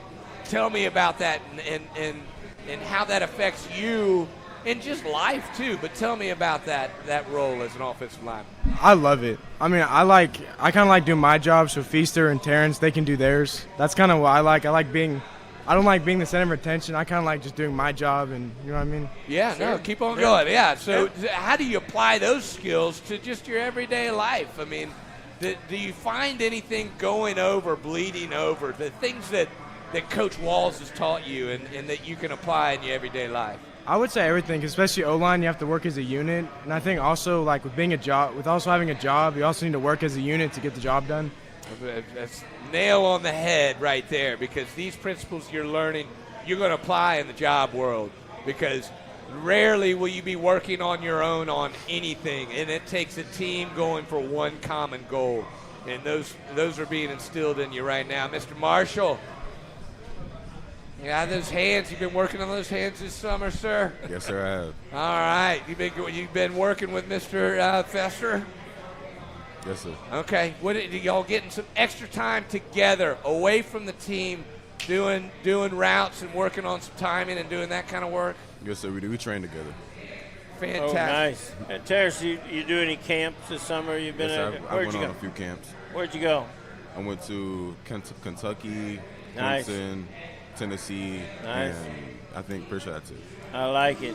Now, when you were there, you were hearing a different voice than you hear at home, and sometimes you all of a sudden say, well, I've heard that before, but now I'm hearing it from you, so there must be something to it, Yes, sir. Did you learn some new moves? Did you learn some new things you can do to a defensive back to cause separation? Don't say what they are. Just say yes, did you learn, or no, I'm working off what I got. Yes. Yes, sir. I haven't learned a few moves. Okay, I like that. I like that. Fine. And I mispronounced your name. Is it Feister? It's Feaster. Feaster. Yeah, I'm gonna punch myself. That's what you get from a breezer, right? Blame it on that right there. Tell me what you've been doing this summer, son. Training a lot with these guys right here. Just like working on my craft and working a lot on leadership too. So it's basically all. Now, how are you now? You know, obviously everybody's working out together and doing summer workouts. You haven't started the official practices, but you as the quarterback, you got to be a leader of the team. You guys know everybody on the team. How are you feeling about the team chemistry coming into this season? Well, I think it's coming together. I mean, we've still got a long way to go, but if we keep working together, working hard together, I think we'll get there and get where we want to be and achieve the goals that we want to achieve. I do too, and you got a great leader in Coach Walls here. Listen, I wish I had more time with you guys. We want to come over and broadcast a game. I know that y'all get good coverage. We're going to get you. I always love, even though I'm a Dolphin, I love watching Navarre Raider football. You know how to play it there, Coach, and I know you're keeping true to those morals and skills of what Navarre Raider football is all about. Yeah, thank you. Yeah, we certainly try to do our best, and our kids do too. Well, Jay, I appreciate you. Known you a long time, what you can do for these guys. And one of these days, 10, 15 years from now, y'all going to pick up the phone, call Coach Walls and say, Coach, thanks for being hard on me. It's made it better in my life that you were part of it. And, hey, there's truth in that. My favorite teachers were the ones everybody's like, oh, you don't want her, she's mean. Ended up being best because you know what? All you got to do is listen and follow the rules, and you're going to be right there. You're golden. Yeah. That's it. Great hey, to have you folks, guys. that's the Navarre Raiders. They're going to go down and see our other media. You're watching the inaugural Panhandle Football Media Show on Varsity Sports Network and MarketableSports.live. We'll be right back after these messages.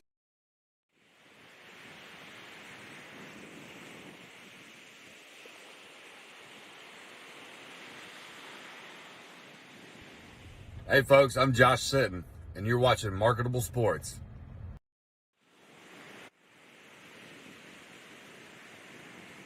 Marketable Sports, the app that lets you control your message and link with coaches, add highlights, stats, measurables, and accomplishments.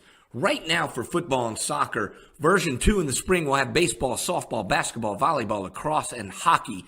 Only $1.99 a month for players, coaches always free. Marketable Sports, proud partners with the NJFCA and the Rumble at the Raritan. Scan the QR code to go to the App Store or learn more at marketablesports.com. Living on the Gulf is one thing, but it's nowhere near as amazing as living the Gulf Coast lifestyle. If you're living on the Gulf, you need to know about Titan sunrooms. Since 2002, no one has built more sunrooms, screen rooms, and patio covers on the Gulf than Titan. And we offer a free design consultation and quote so you can discuss options with a skilled factory representative. Schedule your free consultation today at sunroomtitan.com or give us a call at 850-602-9337.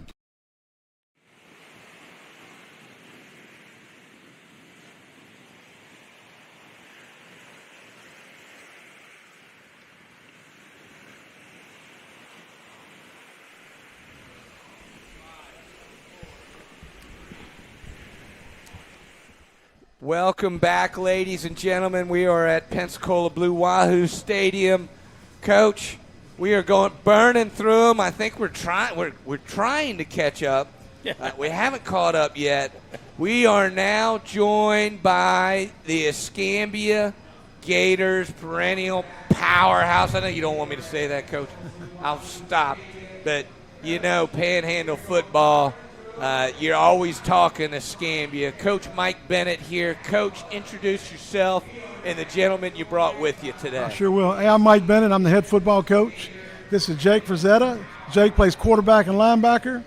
Next to him is Akeem Stokes, baby. He's our slot guy. He may line up at running back. He may line up all over the field. and it's probably one of the best punt returners that I've ever had. Next, we got LaJohn Williams. LaJohn is a linebacker, defensive end. And then Taquan Stabler's next to him, a strong safety and running back. And then we got the offensive lineman. We had to bring one offensive lineman anyway, and but we like our offensive line. But Alfred Washington, and he's an offensive tackle, and just all of them really good guys. About Jake and LaJohn, both of them, and I brag on them all the time because they're both 4.0 students or above. Hey, and, let me tell you, write their own ticket. That is one thing that we haven't talked about today, how important education is. Because let me tell you something, we all hit that level in our athletic ability where we ain't going up anymore. Age has caught up, and you're going to have to do something else. And if you don't have that education and the principles Coach Bennett's teaching you, you ain't got much. So education is what it's all about. And going on to the next level is really an avenue for you to get that education. I'm glad you brought that up, Coach. That's really important. Mike, we've known each other for a long time. And but still, and I've asked this of every coach to come up, some of the influencers in your coaching career, who were they that really got you to this point now? Well, as far as, as a player, Carl Madison. Yeah. Coach Madison, in fact, I still have contact with him. He's 91 years old. Yep. And we still get out and eat a little bit. And love Coach Madison. Jimmy Nichols. Yeah. When I started coaching, Jimmy was unbelievable. Right. And Jerry Pollard. Yeah. But I tell you, a guy that I loved, well, there's two that Coach Adams, my baseball coach at Tate. He was also an offensive line coach, and he taught me so much about life itself. But the guy that really taught me that I really enjoyed going to watch practice, and it was Ronnie Bond, the girls basketball coach. And the way they practiced was unbelievable. But I said, man, I want to practice like that one day. Yeah. And they were unbelievable. What was it, Coach? What was it that drew you, that you loved so much about that? I mean, of course, they won all the time. That was one. But just going in and watch how he interacted with the girls, and he didn't treat them any different than he treated our quarterbacks, or our receivers, or offensive linemen. He coached them all the same. And Ronnie was he's been a big inspiration for me. And, I mean, he's just a guy that I love watch coach. And he didn't have to say a whole lot. No, because he gave me that look, and Dave and I, we were all there at Washington together, and we had such a great staff. And man, Ronnie was the guy. That's cool. That's cool to hear, Mr. Frazetta. Did I say it right? Frazetta. Frazetta. All right. Hey, you got some weapons that you can go to. What have you been doing in the off season to prepare for the 2022 season, aside from the team workouts and summer workouts? What are you doing on your own to help advance the offense here? Mostly I work out at home a lot, but I also I have a quarterback coach up in Tennessee I go to quite often. He helps tweak everything I need to get right. I've been to a few camps as well, try to put myself out there, try to get some interest as well. But I just really do as much as I can to get as good as I can. Are you taking extra time to work with your running backs and receivers? With the team after practice, we'll go out, we'll throw. Beautiful. We'll work on everything we need to get better. Sometimes the most monotonous things are what are going to help you the most when you get into that game situation, because you're not thinking about it. You're just getting into that repetition. Yeah. And so that kind of work, it's good to hear that you're doing that. Have you worked on some with other positions and that kind of stuff too? Is there things that you've done in the past?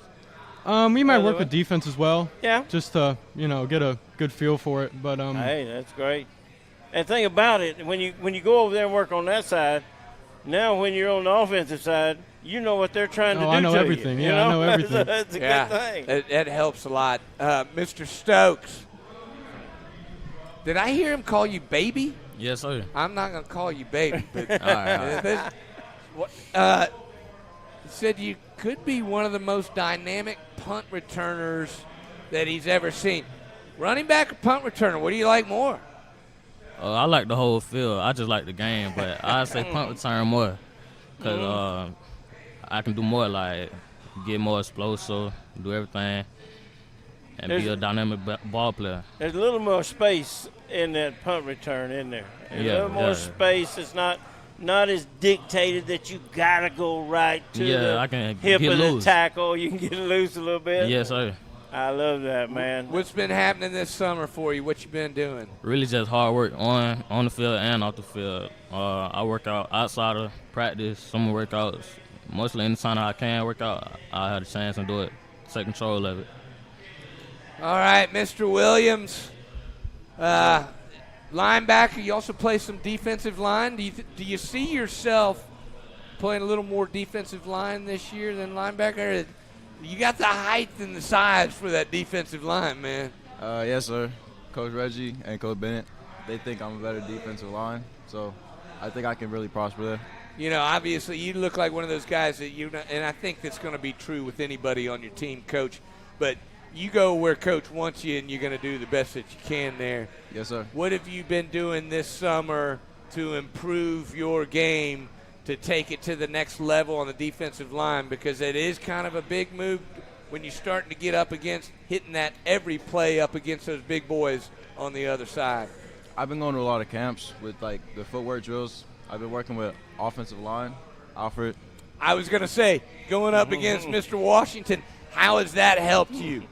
It helps a lot because he's one of the better offensive tackles. He listening? He listening? Mr. Stabler. Yes, sir. Strong safety running back. Yes, sir. Now you're back there looking for that. You're just going to go sneak in and get you a pick. Is that, Yes, one sir. of your favorite things? You're sitting there back there in center field and. Yes, sir. I really like safety because I feel like it's easier for me to read the whole field, and like I can just scan everything, just send like 12 to 15 yards deep. How do you feel the team chemistry is on that defensive side of the ball? I feel like our defense clicked really well. Our linebackers and DBs need a little bit more communication, but I feel like we're going to work the kinks out before the season starts. Oh, no doubt, no doubt. And obviously there's going to be stuff that you're always working on, because if you're ever satisfied that you are at your best, then you'll be told really quickly, whether in words or action, that, Yes, hey, sir. that ain't the case, because somebody's always looking to take it. Alfred Washington, there's our O-line guy. The best. The best? Yes, sir. All right. Tell me about it. Why are you the best? Why am I the best? Yes, I'm sir. Alfred Washington, the third. Well, that takes it there, but not to the best. You're No one at good. outworks me. Keep on going. Yes, I sir. like that. I will. I like that. No, more. I want more. What makes you the best? No one outworks you. No one outworks me. No one has a better mindset than me, sir. All right. And what is that mindset? I tell myself I have accomplished nothing every day. So that leads me to thinking I accomplished nothing, sir. Hey, that's it. That's that whole idea of the M, seriously, in marketable sports, is that you're trying to climb that mountain, right? And then when you hit that top in high school, you're playing at the next level. Guess what? You're starting all over, because you're with a whole bunch of people who are at that same level as you, and you got to keep on fighting. That's a mentality that makes you better and better every day, Mr. Washington. And I'm sure that your parents are proud of that, especially since you're the third. I mean, that's important. They didn't name you the third for no reason, man. You got a name to uphold here. Hey, so now I understand y'all got a new coach on your staff, some guy named Wilson. What? You know, the linebacker, is he a linebacker coach, something like that, and all that Nah, stuff? he really all around. He all around? Yeah, he all around. He all around the defense. So y'all like him okay? He's all Yeah. right? Yes, sir. Okay, I was just checking. I just want to know. Belongs to this guy right here. You know, that's his son. So, now, Coach Bennett, we were talking earlier about this book that you have let me borrow and coach. But you guys had some time coaching together Oh yeah. At PHS, just tell the people at home. At Washington. And at Washington, yeah. We coached at Washington. Washington. Yeah. And then you followed He Coach followed over me. at PHS. Exactly. He was the head coach, and then I became the head coach in '96. We coached at Washington together, and man, we had some really good football teams. Had some good players. Absolutely. The only thing bad about it, I think we could have won a state championship, but he left and went to Fort Walton Beach and left us with Derek, and we had a really good defense, but our defense coordinator left. And Steve Williams left. Yeah, Steve left, and you know we were a pretty good football team. In fact, the year they won the state championship at Fort Walton Beach, we're on the goal line. We almost we ran the under 3 times. Yeah. And of course, Steve knows what we're running to because he's our DB coach. But, you know, hey, we said before that game that we're going to run right at them, and we're going to make Jimmy Ray so uncomfortable. Yeah. He's going to start yelling at David. Yeah. And then, you know, we may have a chance. And we kept the football because Jimmy Ray wanted the football. Oh, yeah. He didn't really care whether you scored or not. He just wanted the football. That's all he ever asked about. He'd come down there and say, give me the ball back. Give me the ball back. Right. So I told Steve, you keep him down there, and I'm going to handle this down here. But we had a chance to win it. They ended up winning, and of course, they ended up winning the state championship. And probably the 2 hardest games that they made us, and they played PHS that year that was really good, too. Yeah. And, but, yeah, we yeah, that was a 1-point victory. Yeah. 1 point. So it was man, it was something. I tell people all the time. I mean, football is good, but oh Lord, it was good from Pensacola all the way to Tallahassee back then. Oh yeah, exactly. Hey, you know, it's still there, and you know that's what we're doing is shining a spotlight. Escambia Gators, always up there. I know you have high expectations for your team and your players, and anybody coming in to play in that program is proud. And has those high expectations. We better have some, because we got to play those guys over there. That's right. That's We're not scared of them. We got to play them guys over there. Shout out Pine Forest High School. Shout out Pine Forest High School. It's going to be a lot of fun. It is. It's going to be great, and we look forward to watching y'all. Much success. We wish y'all the best this season. Coach, thanks for coming down and spending the time with us. Appreciate y'all having us. Man. All right, folks. You're watching the Shout out Pine Forest. Panhandle Media Day. We'll be right back after these messages.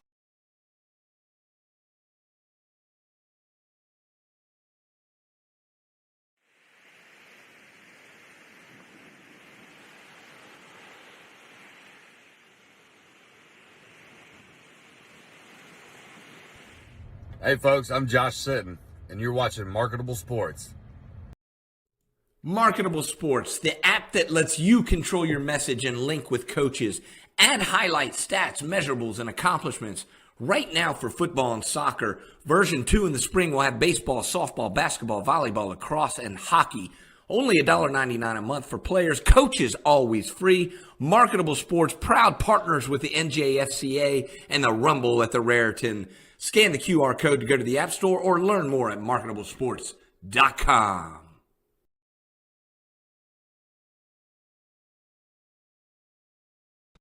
Living on the Gulf is one thing, but it's nowhere near as amazing as living the Gulf Coast lifestyle. If you're living on the Gulf, you need to know about Titan sunrooms. Since 2002, no one has built more sunrooms, screen rooms, and patio covers on the Gulf than Titan. And we offer a free design consultation and quote so you can discuss options with a skilled factory representative. Schedule your free consultation today at sunroomtitan.com or give us a call at 850-602-9337.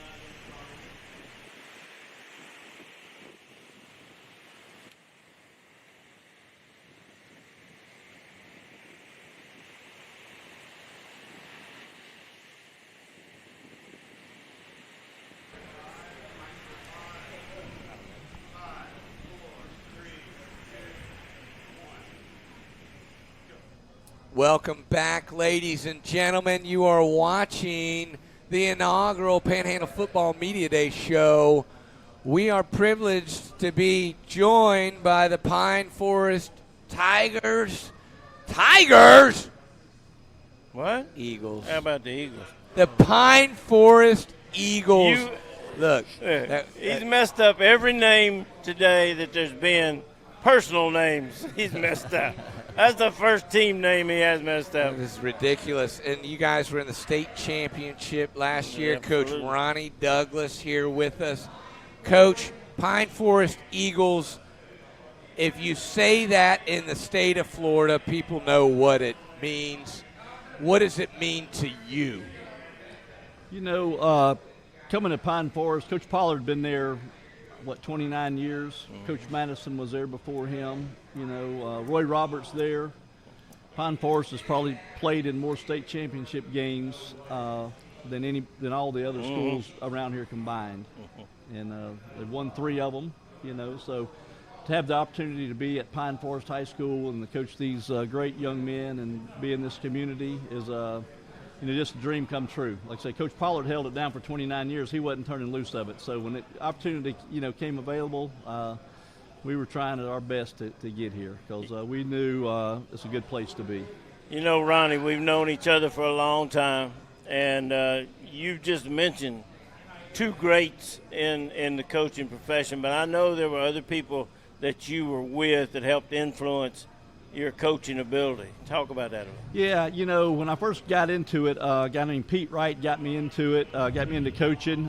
Coached track at Tate for years, and then he was coaching football at Tate and got me to come help as freshman. Well, while I was there was a guy there by the name of Jimmy Ray Stevens who was the offensive coordinator for a guy named Eddie Feely. Yeah. Some more great names in the coaching industry. So Jimmy Ray got his first head job at a school, Williston, Florida.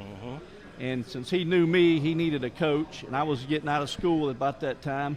He hired me to go to Williston with him to coach defensive backs. And so we went down there, had a good little run, and man, I just got married. My wife left my wife. That's how much I wanted to coach. Went down there and lived and would commute back and forth. And I was home on Christmas break. Eddie Davenport turned in his resignation at Fort Walton Beach High School. I cut that article out, took it back to Jimmy Ray, and said, you need to apply for this job because I wanted to get home. Smart move.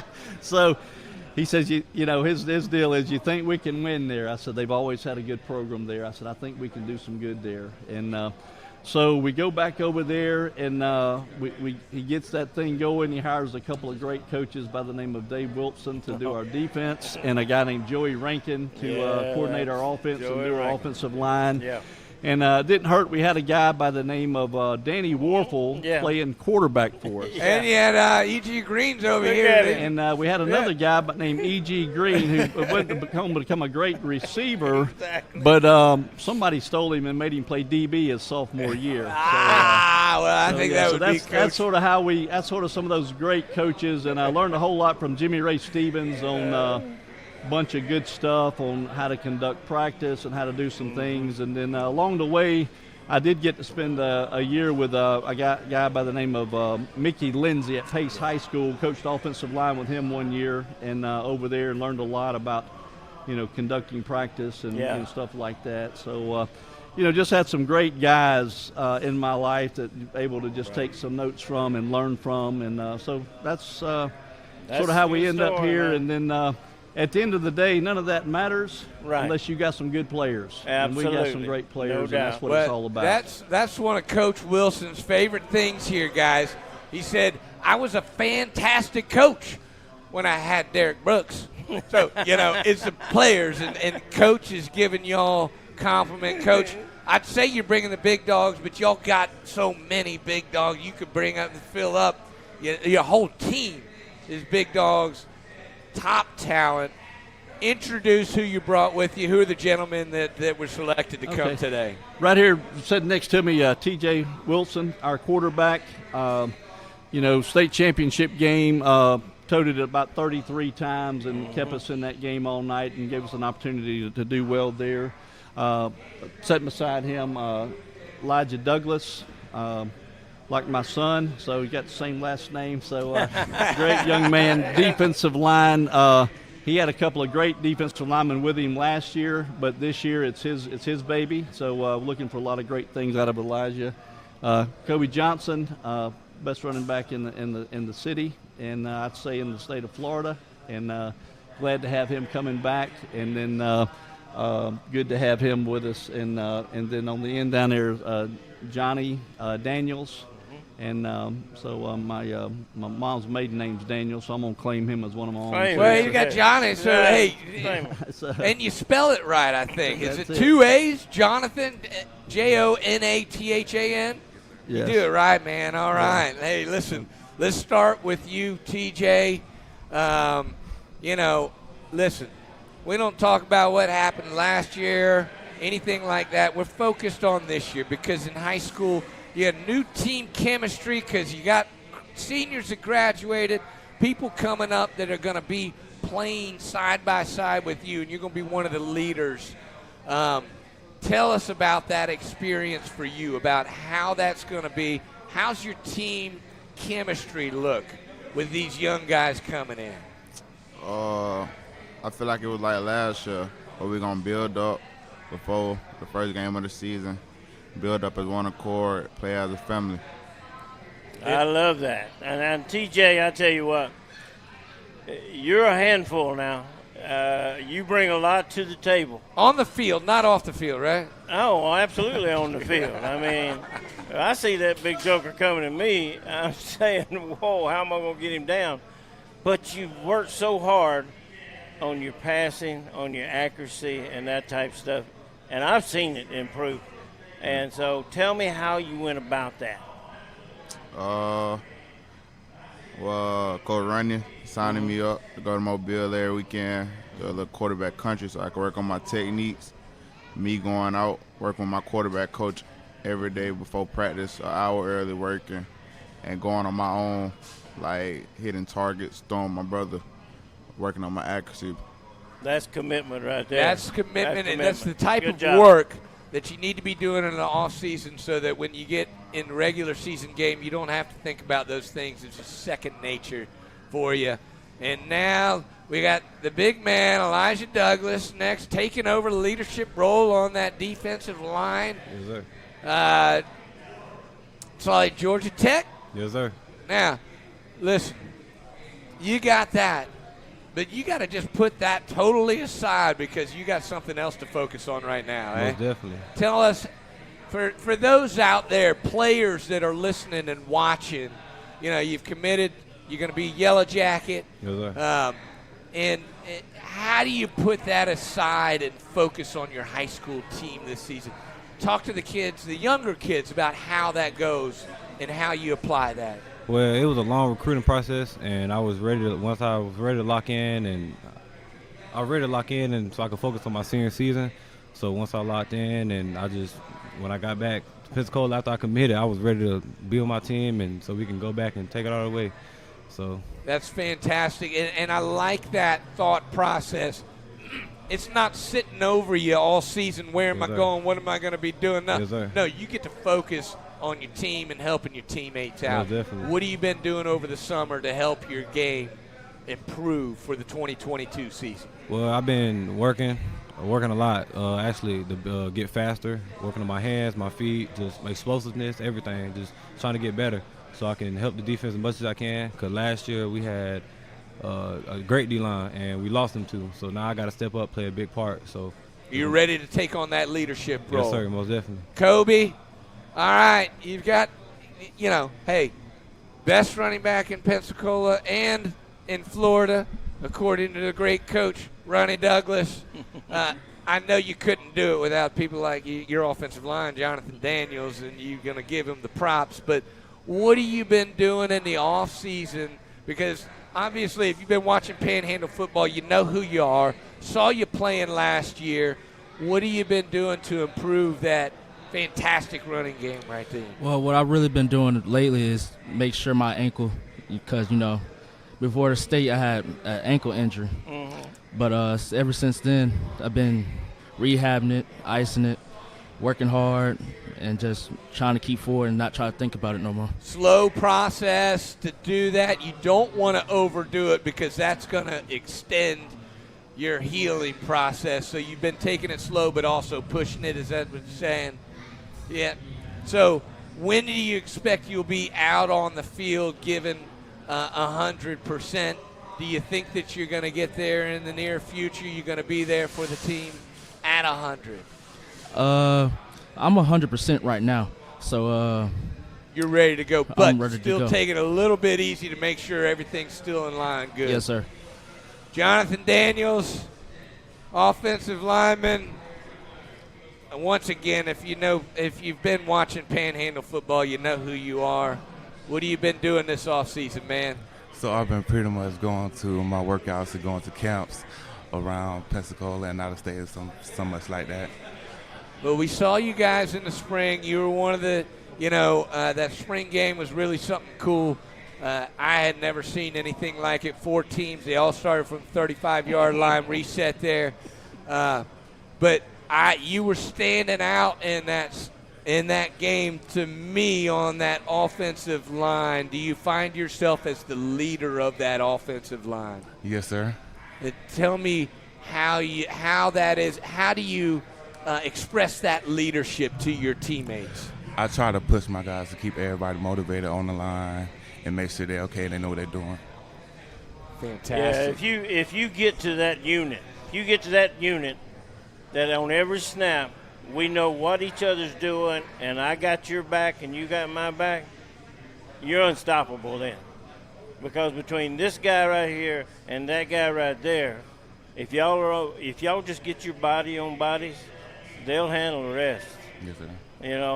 I'm proud of you for having that humble type attitude, all right? But yes, sir. when you get on the field, that goes in the back pocket and, the beast comes out, okay? Yes, sir. Appreciate it, Coach. That's what you want. Hey, Pine Forest Eagles, listen, you ever hear that you put something in front of somebody? This guy will read anything. Yeah, I mistyped it. I'm sorry. Pine Forest Eagles, everybody knows it, man.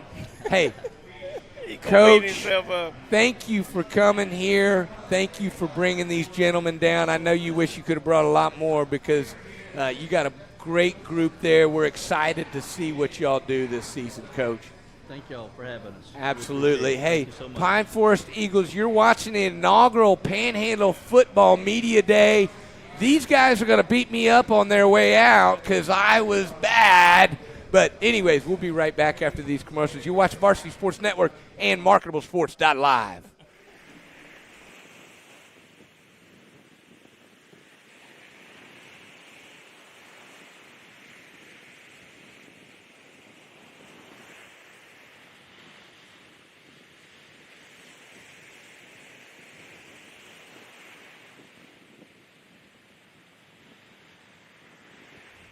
Hey folks, I'm Josh Sitton, and you're watching Marketable Sports.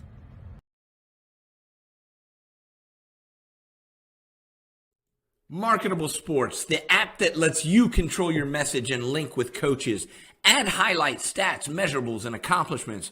Right now for football and soccer, version 2 in the spring will have baseball, softball, basketball, volleyball, lacrosse, and hockey. Only $1.99 a month for players. Coaches always free. Marketable Sports, proud partners with the NJFCA and the Rumble at the Raritan. Scan the QR code to go to the App Store or learn more at marketablesports.com. If you're in need for skilled home health services, heal in your own home with People's Home Health. Highly specialized skilled nursing and therapy care in the comfort of your own home. People's Home Health. The difference we make is the way we care.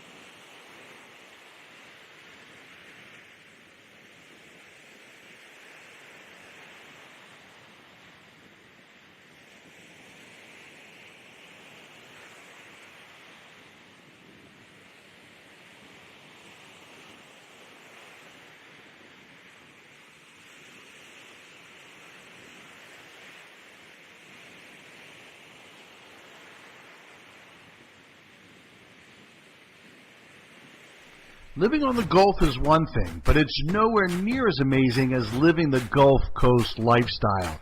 If you're living on the Gulf, you need to know about Titan sunrooms. Since 2002, no one has built more sunrooms, screen rooms, and patio covers on the Gulf than Titan. And we offer a free design consultation and quote so you can discuss options with a skilled factory representative. Schedule your free consultation today at sunroomtitan.com or give us a call at 850-602-9337. Welcome back, ladies and gentlemen. You are watching the inaugural Panhandle Football Media Day on Varsity Sports Network and MarketableSports.live. It's Coach Dave Wilson. I'm Johnny Mays. Coach, we got a special treat right now, man. Absolutely, we do. I got to tell you, man, this is such a pleasure to be able to come in and have these guys here. One, they're on a historic trip right now because they're kicking off first ever football team at Destin High School. Destin High School, Destin Sharks. They got a cool name, too. Nobody else has got Sharks. Ain't no other Sharks around here in the Panhandle. Let me tell you something.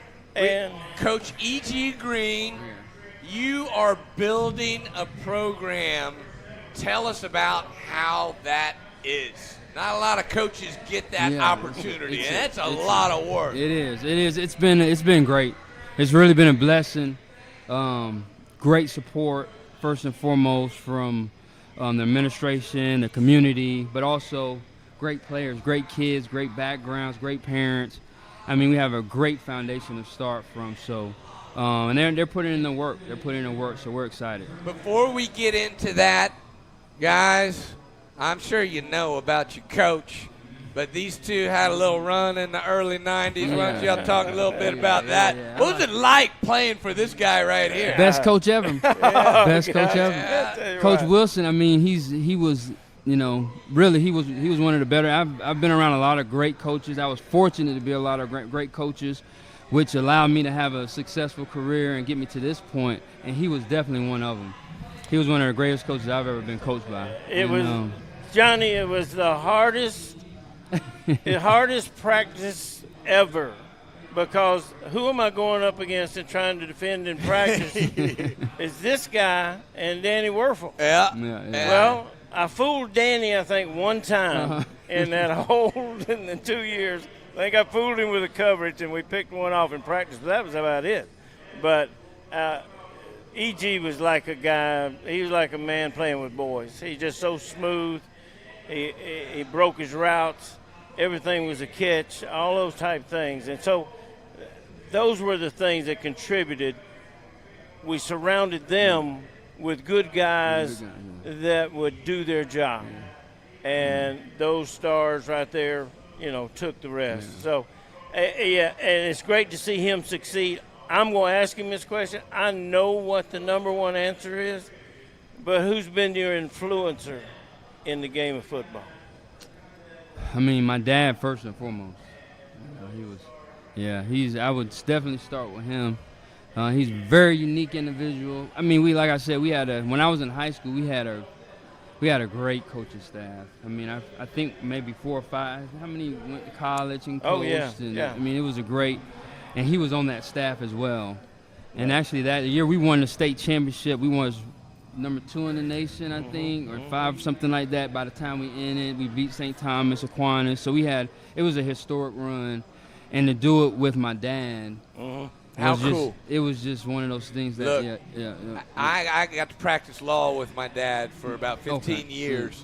And just that relationship. And people ask, how was that? And I said, listen, we were better law partners working together in business than we were like dad and son. I mean, hey, look, we're best friends, but we go at each other like dad and son did. But to have that extra element, that's really cool. Coach, why don't you tell us who you brought with you, representing your brand new football program. This is so exciting, man. Well, this is Pacey right here, my 2-gap nose tackle.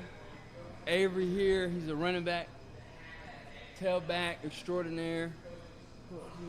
Jordan is our quarterback, freshman quarterback. All right, good. Freshman quarterback, but he's like it. We got Deshaun Ford over there. He's our receiver, 6'4", basketball player. Very athletic. First time playing football. So, But you definitely look out for him. Noah is our defensive tackle, defensive end. And then we have my man, Lion King. Mr. Jared Cuts. He's our, I would say he's our leader. Okay. He's our pulse of the team. He gets the guys going, and he makes plays. Okay. So I call him Lion. That's his nickname. I call him Lion. I like it. Pacey, starting off on nose tackle, you're the one that's in there hoping that you pull in a couple offensive linemen so that frees up some defensive guys. Tell me how exciting this is for you to be a part of the first football program here at Destin High School. How cool. It's great. Probably the best decision I've ever made moving over here. I know we're gonna compete, and it's a new program, so I know a bunch of other people's expectations are like really low, but I think they're pretty high. I'm not gonna put them too high, but they're definitely high. So you're expecting, tell me what you've seen from your teammates on the defensive side about that cohesion, because you're right there in the middle of it. You seeing on the left and the right. How is that cohesion on the defensive side? You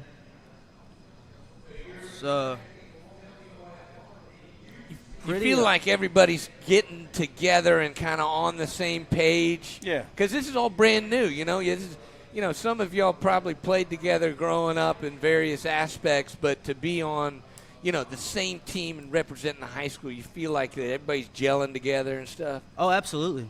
Yeah. We're coming together. We came together pretty quick in the spring season. Right off the bat, brotherhood. You're going to see that's going to take you a long way. And then to your left, is that Avery? Yes, sir. All right. So, Avery, you're going to take the running back. You're holding the rock there. Oh, yes, sir. So what have you been doing this summer to help you advance yourself in that position? I would say Coach Green has a lot to do with it, and Coach Will. Coach Green bringing Coach Will along for these summer workouts helps a lot, helping my speed, my footwork. Have you ever slept with a football before? However, what? Slept with one. Take one to bed with you. Oh, no, sir. I never did all that. Yeah. Do that. Yeah, do that. Started sleeping with the football? Yeah. That thing, it's always a part of you. Yes, sir. It's always a part of you. It never goes on the ground. It's with you all the time. Coach Green, did he tell you to do that too back in the day? Hey, get that microphone over there for him real quick. They get tired of me talking, But we in high school, we would have for one day we'll have the offensive players hold the football, and the defensive players would try to knock it out in school. Yeah, so you had to walk around with your book bag and you hold your football in school. It was hard. It was tough that day. You better watch out, boys. It's coming to you. All right, next up we got the quarterback, Jordan. Freshman coming up. Yes, sir. Doesn't look like you're going to be intimidated by any of these upperclassmen. No, I'm not intimidated. Tell me what you've been doing, as a freshman still, and everybody here in high school sports in general, you got to know that you're still continuing to rise and get better and better. But what have you been doing this summer to get in the off season to help your game? I've been hitting the gym and working with Coach McFadden, our quarterback coach. Helped me a lot with my footwork.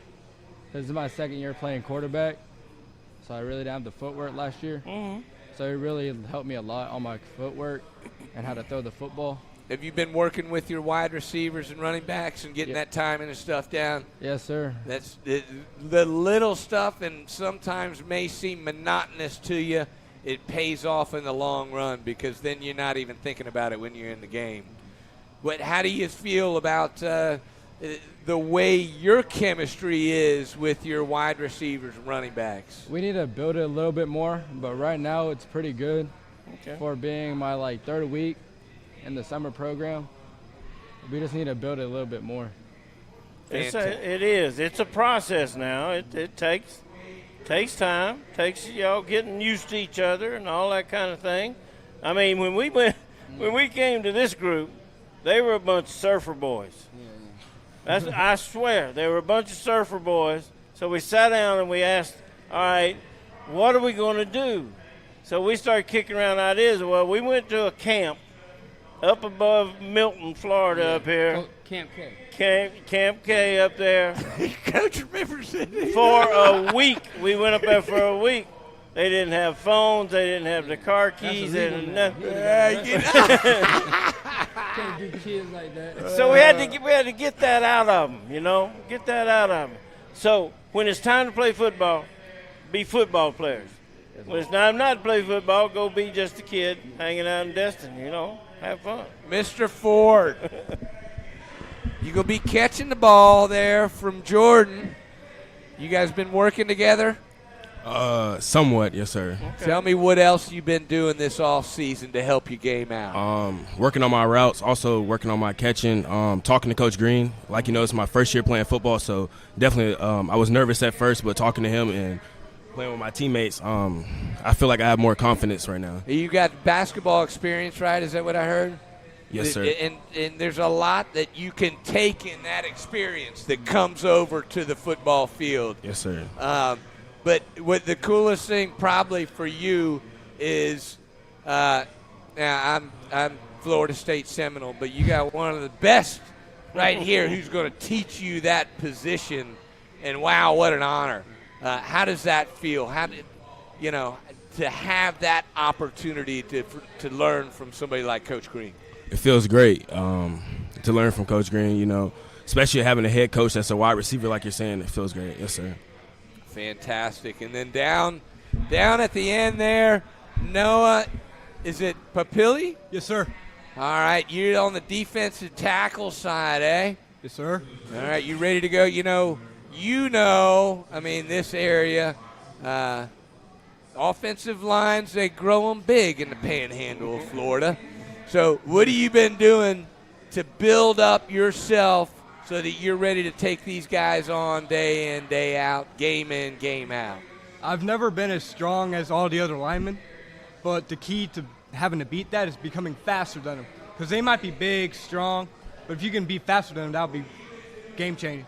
So you've been working on your speed on that over the summer, eh? Yeah. Okay, very good, very good. All right, leader, get that microphone back to him. Mr. Cuts. Yes, sir. Tell me about yourself, and more importantly, why you think Coach Green characterizes you as that leader of this team.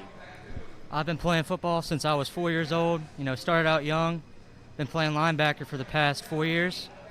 And, I mean, I do my best to help everybody I can. I try to help the younger guys, you know. A lot of them like to put them to the side, ignore them. But I like to try to help them out and, you know, answer their questions. That's awesome. It's so important because what y'all are doing right now is you're building the foundation of this brand new program. So what y'all are doing, it's that concrete that's going to hold up that beautiful house that will become Destin Sharks high school football. Coach, I'm excited to see y'all's progression, see how the season goes. I don't know, guys, that you could have somebody better at the helm teaching you guys than Coach Green right here. Thank you so much.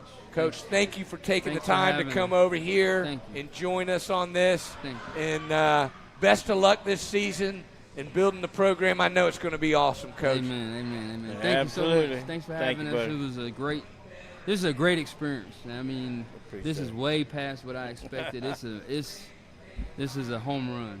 And awesome. Hopefully we get invited back next year. Oh, you'll be back. With a win or two under our belt. There you go. Absolutely. There we go. That's the Destin Sharks, folks. Wow, what a treat. Hey, you're watching the inaugural Panhandle Football Media Day.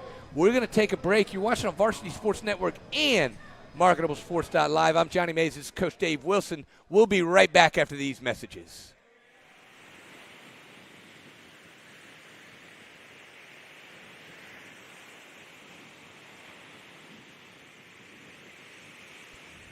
Hey folks, I'm Josh Sitton, and you're watching Marketable Sports.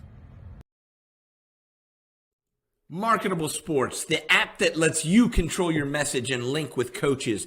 Add highlight stats, measurables, and accomplishments.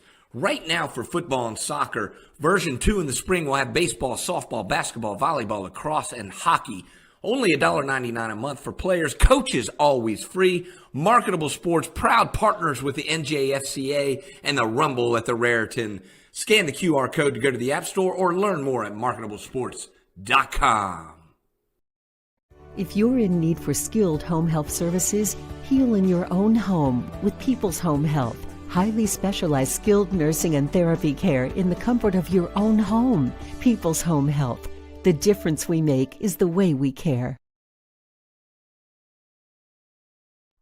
Living on the Gulf is one thing, but it's nowhere near as amazing as living the Gulf Coast lifestyle.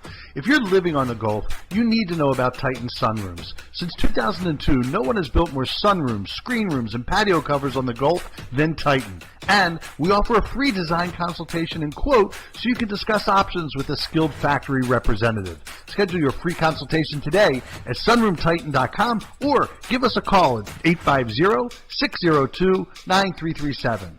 If you're in need for skilled home health services, heal in your own home with People's Home Health. Highly specialized skilled nursing and therapy care in the comfort of your own home. People's Home Health. The difference we make is the way we care.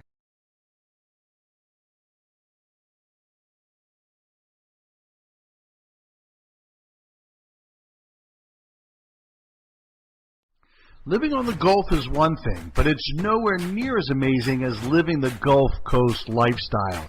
If you're living on the Gulf, you need to know about Titan sunrooms. Since 2002, no one has built more sunrooms, screen rooms, and patio covers on the Gulf than Titan. And we offer a free design consultation and quote so you can discuss options with a skilled factory representative. Schedule your free consultation today at sunroomtitan.com or give us a call at 850-602-9...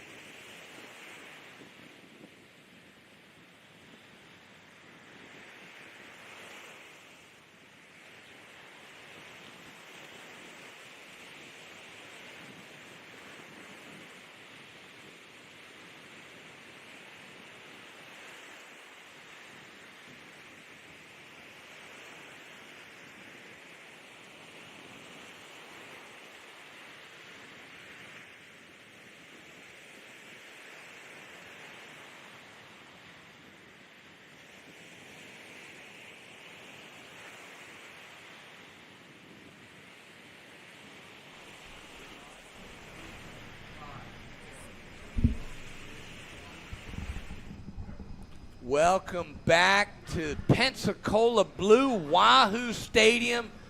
Hey, if you're still with us, man, you watching the inaugural Panhandle Football Media Day right here, Varsity Sports Network and MarketableSports.live. We got another team coach that took a journey absolutely. to I'm come so over glad. here, the Bay Tornadoes. Coach Brown, I appreciate you coming over and bringing gentlemen with you. Please introduce yourself and the players that you brought with you. Absolutely. We really appreciate you guys having us, you know what I mean? Just great for the kids, great for the community, great for the school, great for high school football. And we all know the state of Florida's got the best football as it is, no doubt. but sometimes we get forgot about up here in the Panhandle. So this is this is a big deal. So we really appreciate it. But I brought three of my offensive linemen and one and our running back. Thought that'd be a good group of guys to bring. But we got Jordan Sykes, offensive guard. We got a Keelan Hayes, offensive tackle. Tyrone Boone, who's our running back.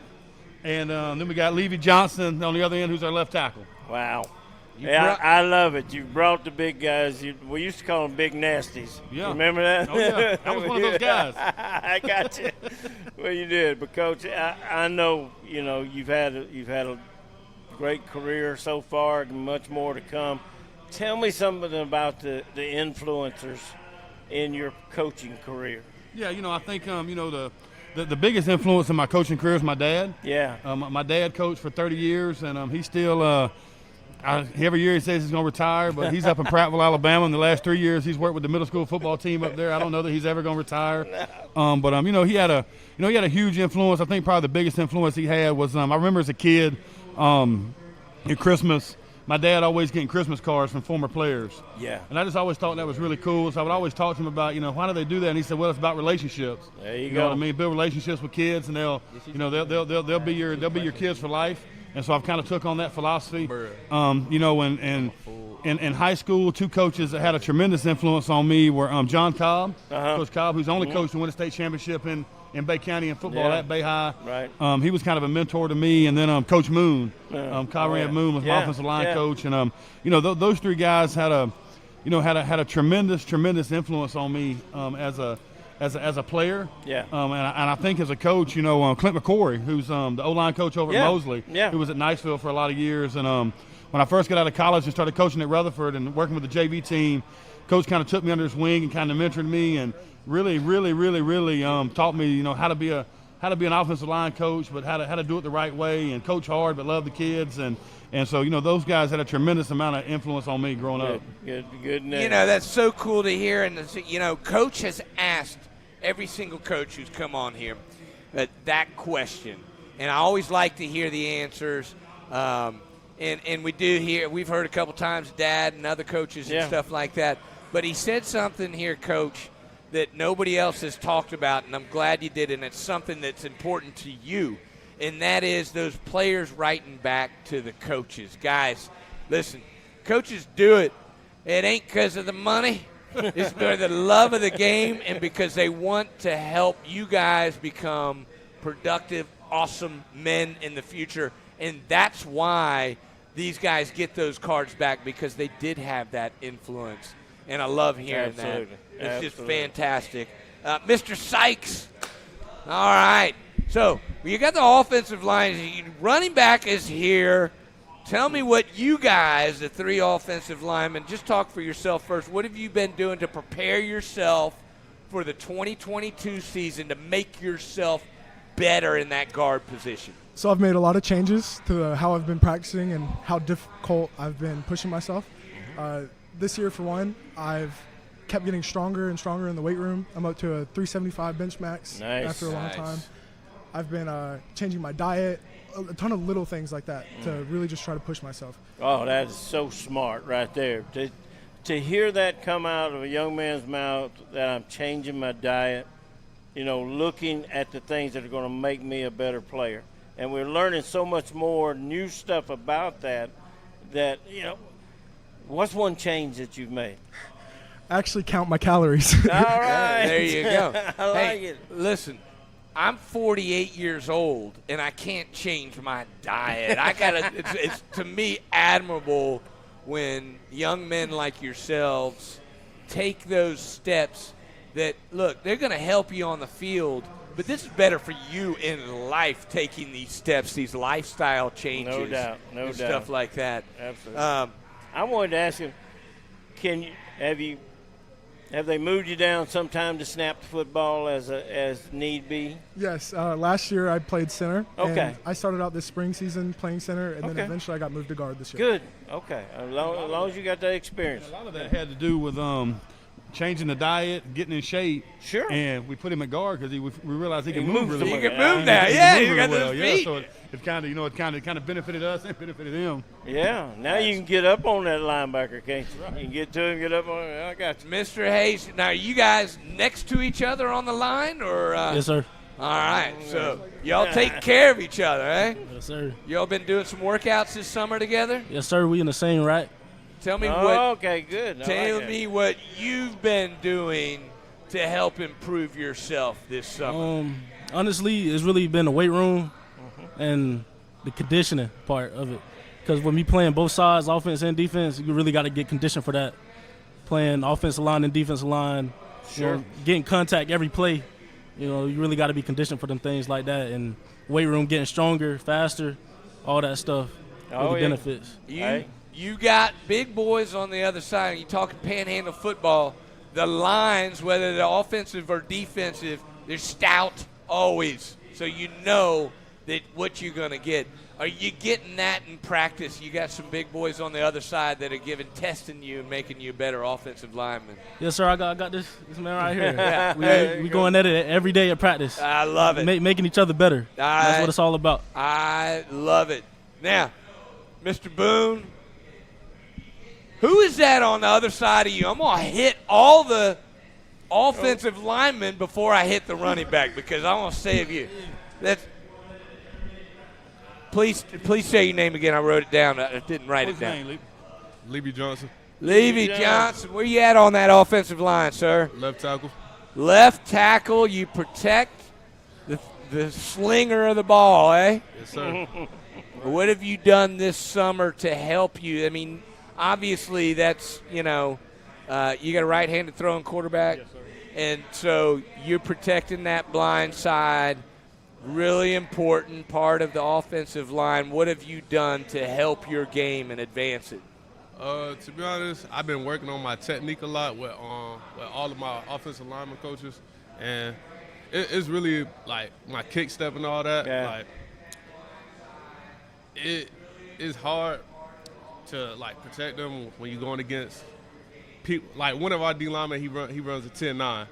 Gotcha. Yeah. It's pretty hard, so you gotta be quick on your feet. But that kind of going up against that makes you better in that position, don't you find? Yes, sir. Yeah. So do you? I mean, I know that you go in there and sometimes you might be getting beat in practice. And you get tired of getting beat. Nobody likes to get beat. Do you ever sit back and say, "Wow, this is really making me a better player in the long run"? If you ask Coach Brown right now what I do at practice, if I lose, I'll just be like, okay, let's get better together. Like I always dap my D linemen up and tell them let's get better today. Then we go back at it. So, Coach, you gotta love to hear that because that's so important. Nobody's perfect. We're human beings. It's not whether you make a mistake. It's how you react and act after that. Right. Did you learn that's one of the something? things that we've tried to, when we got in as a staff in the spring when we took over is, trying to teach these guys how to practice and, how to understand that, in all sports, failure is a part of it. You know what I mean? Failure is a part of sports. And how do you handle it? Did you learn from it? You know what I mean? And then did you win the next rep? Yes. Did you continue to make the same mistake, or did you make that adjustment? And these guys, especially these three offensive linemen, because I coach the offensive line personally, and they've from where they were the first day of spring to where they are now, it's really been impressive. We went to some camps this summer and went to UWF to their FCA lineman camp, and Levy was talking about Lakayan, the kid we had that runs a 10-9, and hey, he had to block him the whole spring, and how much better of a pass blocker he is now when he goes against just your the guys you're probably going to most likely there's not a lot of guys running 10-9s on the defensive line. That's fast. It's prepared all these guys. It really has. Mr. Boone, you're surrounded by these big guys. Tell me first of all, what have you been doing this summer to get better at your position at running back there? I've been staying in shape and making sure my footwork is good, so I could make juke moves and break tackles a lot more. And I'm also here in the weight room every morning with these cats right here, so I can run behind them, because I would want to run behind these cats too. So yeah. I'm also working out at home as well. So yeah, I'm constantly working. Are you getting any work in with your quarterback so you can get some of the timing down? You running some routes? Yeah. We do individual. We had this individual drill where we work with our quarterbacks, and so we practice on handoffs and new plays. So good. Yeah. Tell me about what you've seen in terms of improvement of the offensive line. Is it noticeable to you? Of course. I was scared at first because I was like at the beginning of spring it was different. I was getting banged up and stuff, but now they're better. So I'm not getting banged up as much, and they're blocking for me, and I love running behind them. That's awesome. Coach Brown, listen, I wish we could have another 30 minutes sitting here with you guys. You guys made a long trip to come over here, and I can't thank you enough for doing that. And let me tell you something. There's only so many games Coach and I can broadcast, but we want to come pay it back we want to come over and broadcast one of you guys' games this season. Absolutely. We put a spotlight on Panama City, on Bay High School, on the guys that you guys are coaching, because, guys, you deserve it. We've been ignored for too long, and Coach and I are here to change that, put a spotlight on you guys. Man, we like I said, man, we really appreciate it, and I think all the coaches in the, from Pensacola to Panama City would agree that sometimes we get lost in the shuffle a little bit in the recruiting process, and so this is just, all this type of stuff is just, it's huge, and because it's about these kids and all the kids around here. You know what I mean? I tell these guys all the time, that I've coached at a handful of different schools, but they've only got 4 years to play high school football, and they deserve this type of stuff. That's why it was important for me to get in my truck and bring them over, because it's really for them. You know what I mean? And so that's really what it's all about. So we appreciate it. 100% appreciate it, Coach. Thanks for your time. Best of luck, guys, this fall. We'll be watching. We'll be in touch about coming over too. Hey, listen, folks. You're watching the inaugural Panhandle Football Media Day show. You're watching right here on Varsity Sports Network and marketablesports.live. We will be right back after these messages. We got a special guest coming up next. Hey, folks, I'm Josh Sitton, and you're watching Marketable Sports.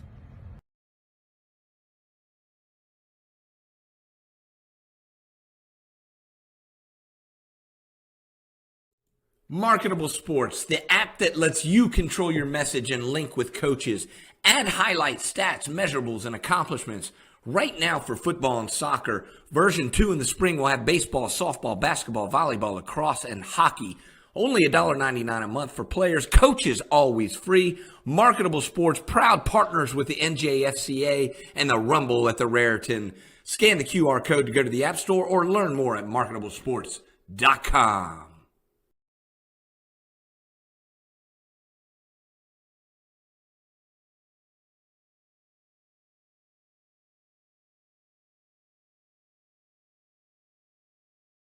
$337.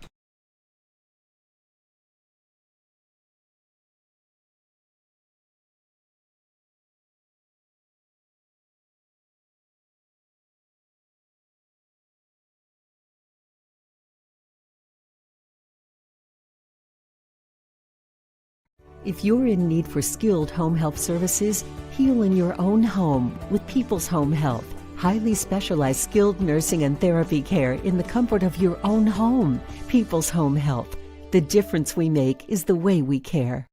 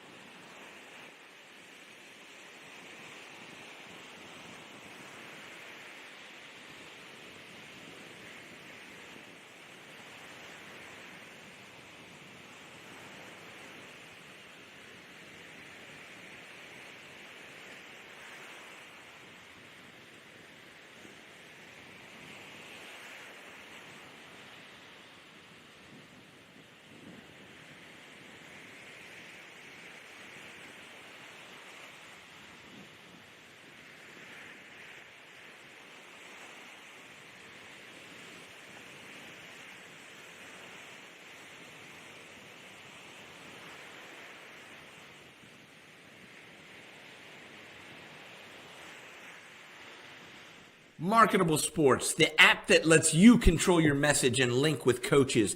Add highlight stats, measurables, and accomplishments. Right now for football and soccer, version 2 in the spring will have baseball, softball, basketball, volleyball, lacrosse, and hockey. Only $1.99 a month for players. Coaches always free. Marketable Sports, proud partners with the NJFCA and the Rumble at the Raritan. Scan the QR code to go to the App Store or learn more at marketablesports.com.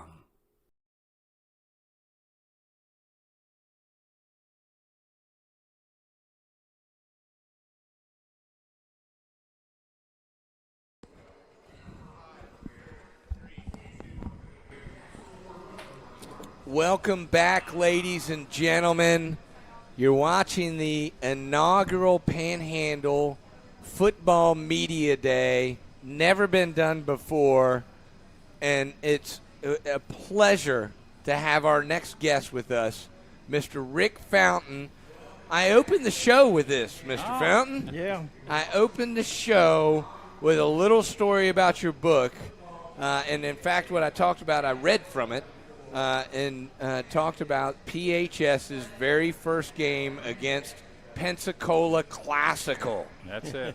I've lived here my whole life, and I never knew there was a Pensacola Classical. PCS, and it lasted until about they stopped playing athletics around 1912, and the man became mayor that started that, and I think he had classes until about 1930. Wow. So the author of Florida's oldest high school football team, A History of Pensacola High School Football. Mr. Fountain, how did this idea come? Call me Rick. Okay, Rick, I'm sorry. I'll keep. That's the way I was raised, is I keep on doing that. Thank you. I was just thinking, though, if you started on my book, that you got off to a slow start this morning. No, I didn't. No. Are you kidding me? Hey, look, we're talking history. We got, this is the first time that my point was this, and this is why I read it, is you did a great job talking about and you cover the history of PHS, but it's been they were the first football team, high school football team in Florida that has played continuously since then, and it's taken 117 years, Rick, for us to do a media day or give these guys spotlight on TV. There's been a lot of great stories, and I did about 200 oral histories. And the sad thing, so many of those fellows have passed away. I started working on this in 2004. Wow. And so, ironically, I was living in Mississippi, and I would hire students at the UWF's master's program in history to do the microfilm for me. And I'd be so excited I'd come over for a couple of weeks, and I'd have stacks of that to read. But let's tell the kids at home, of course we know what microfilm is, but it's not utilized much anymore with the internet and all these other resources. But, I mean, to get the information you have in here, I could only imagine that you were going back through all these old newspaper articles, and that's the only place you can find them. You could find them. I will say this, in the special collection at the University of West Florida, in the basement of the library, they do have many, many, many years worth of the newspapers. The Library of Congress copied from those, and the ones they copied are in binders, and they have them there now. A lot of them are beginning to deteriorate, but Dean DeBolt runs that, and they do a tremendous job trying to preserve those things. So there would be things. Pensacola had a morning and an afternoon newspaper, and the Library of Congress up until '54 only copied one. So there would be stories. I'd just be missing a photograph or something, and I would go and have to go in those old crumbly papers. But the university had no idea I'd be working out there, but they were so helpful in gathering this data. And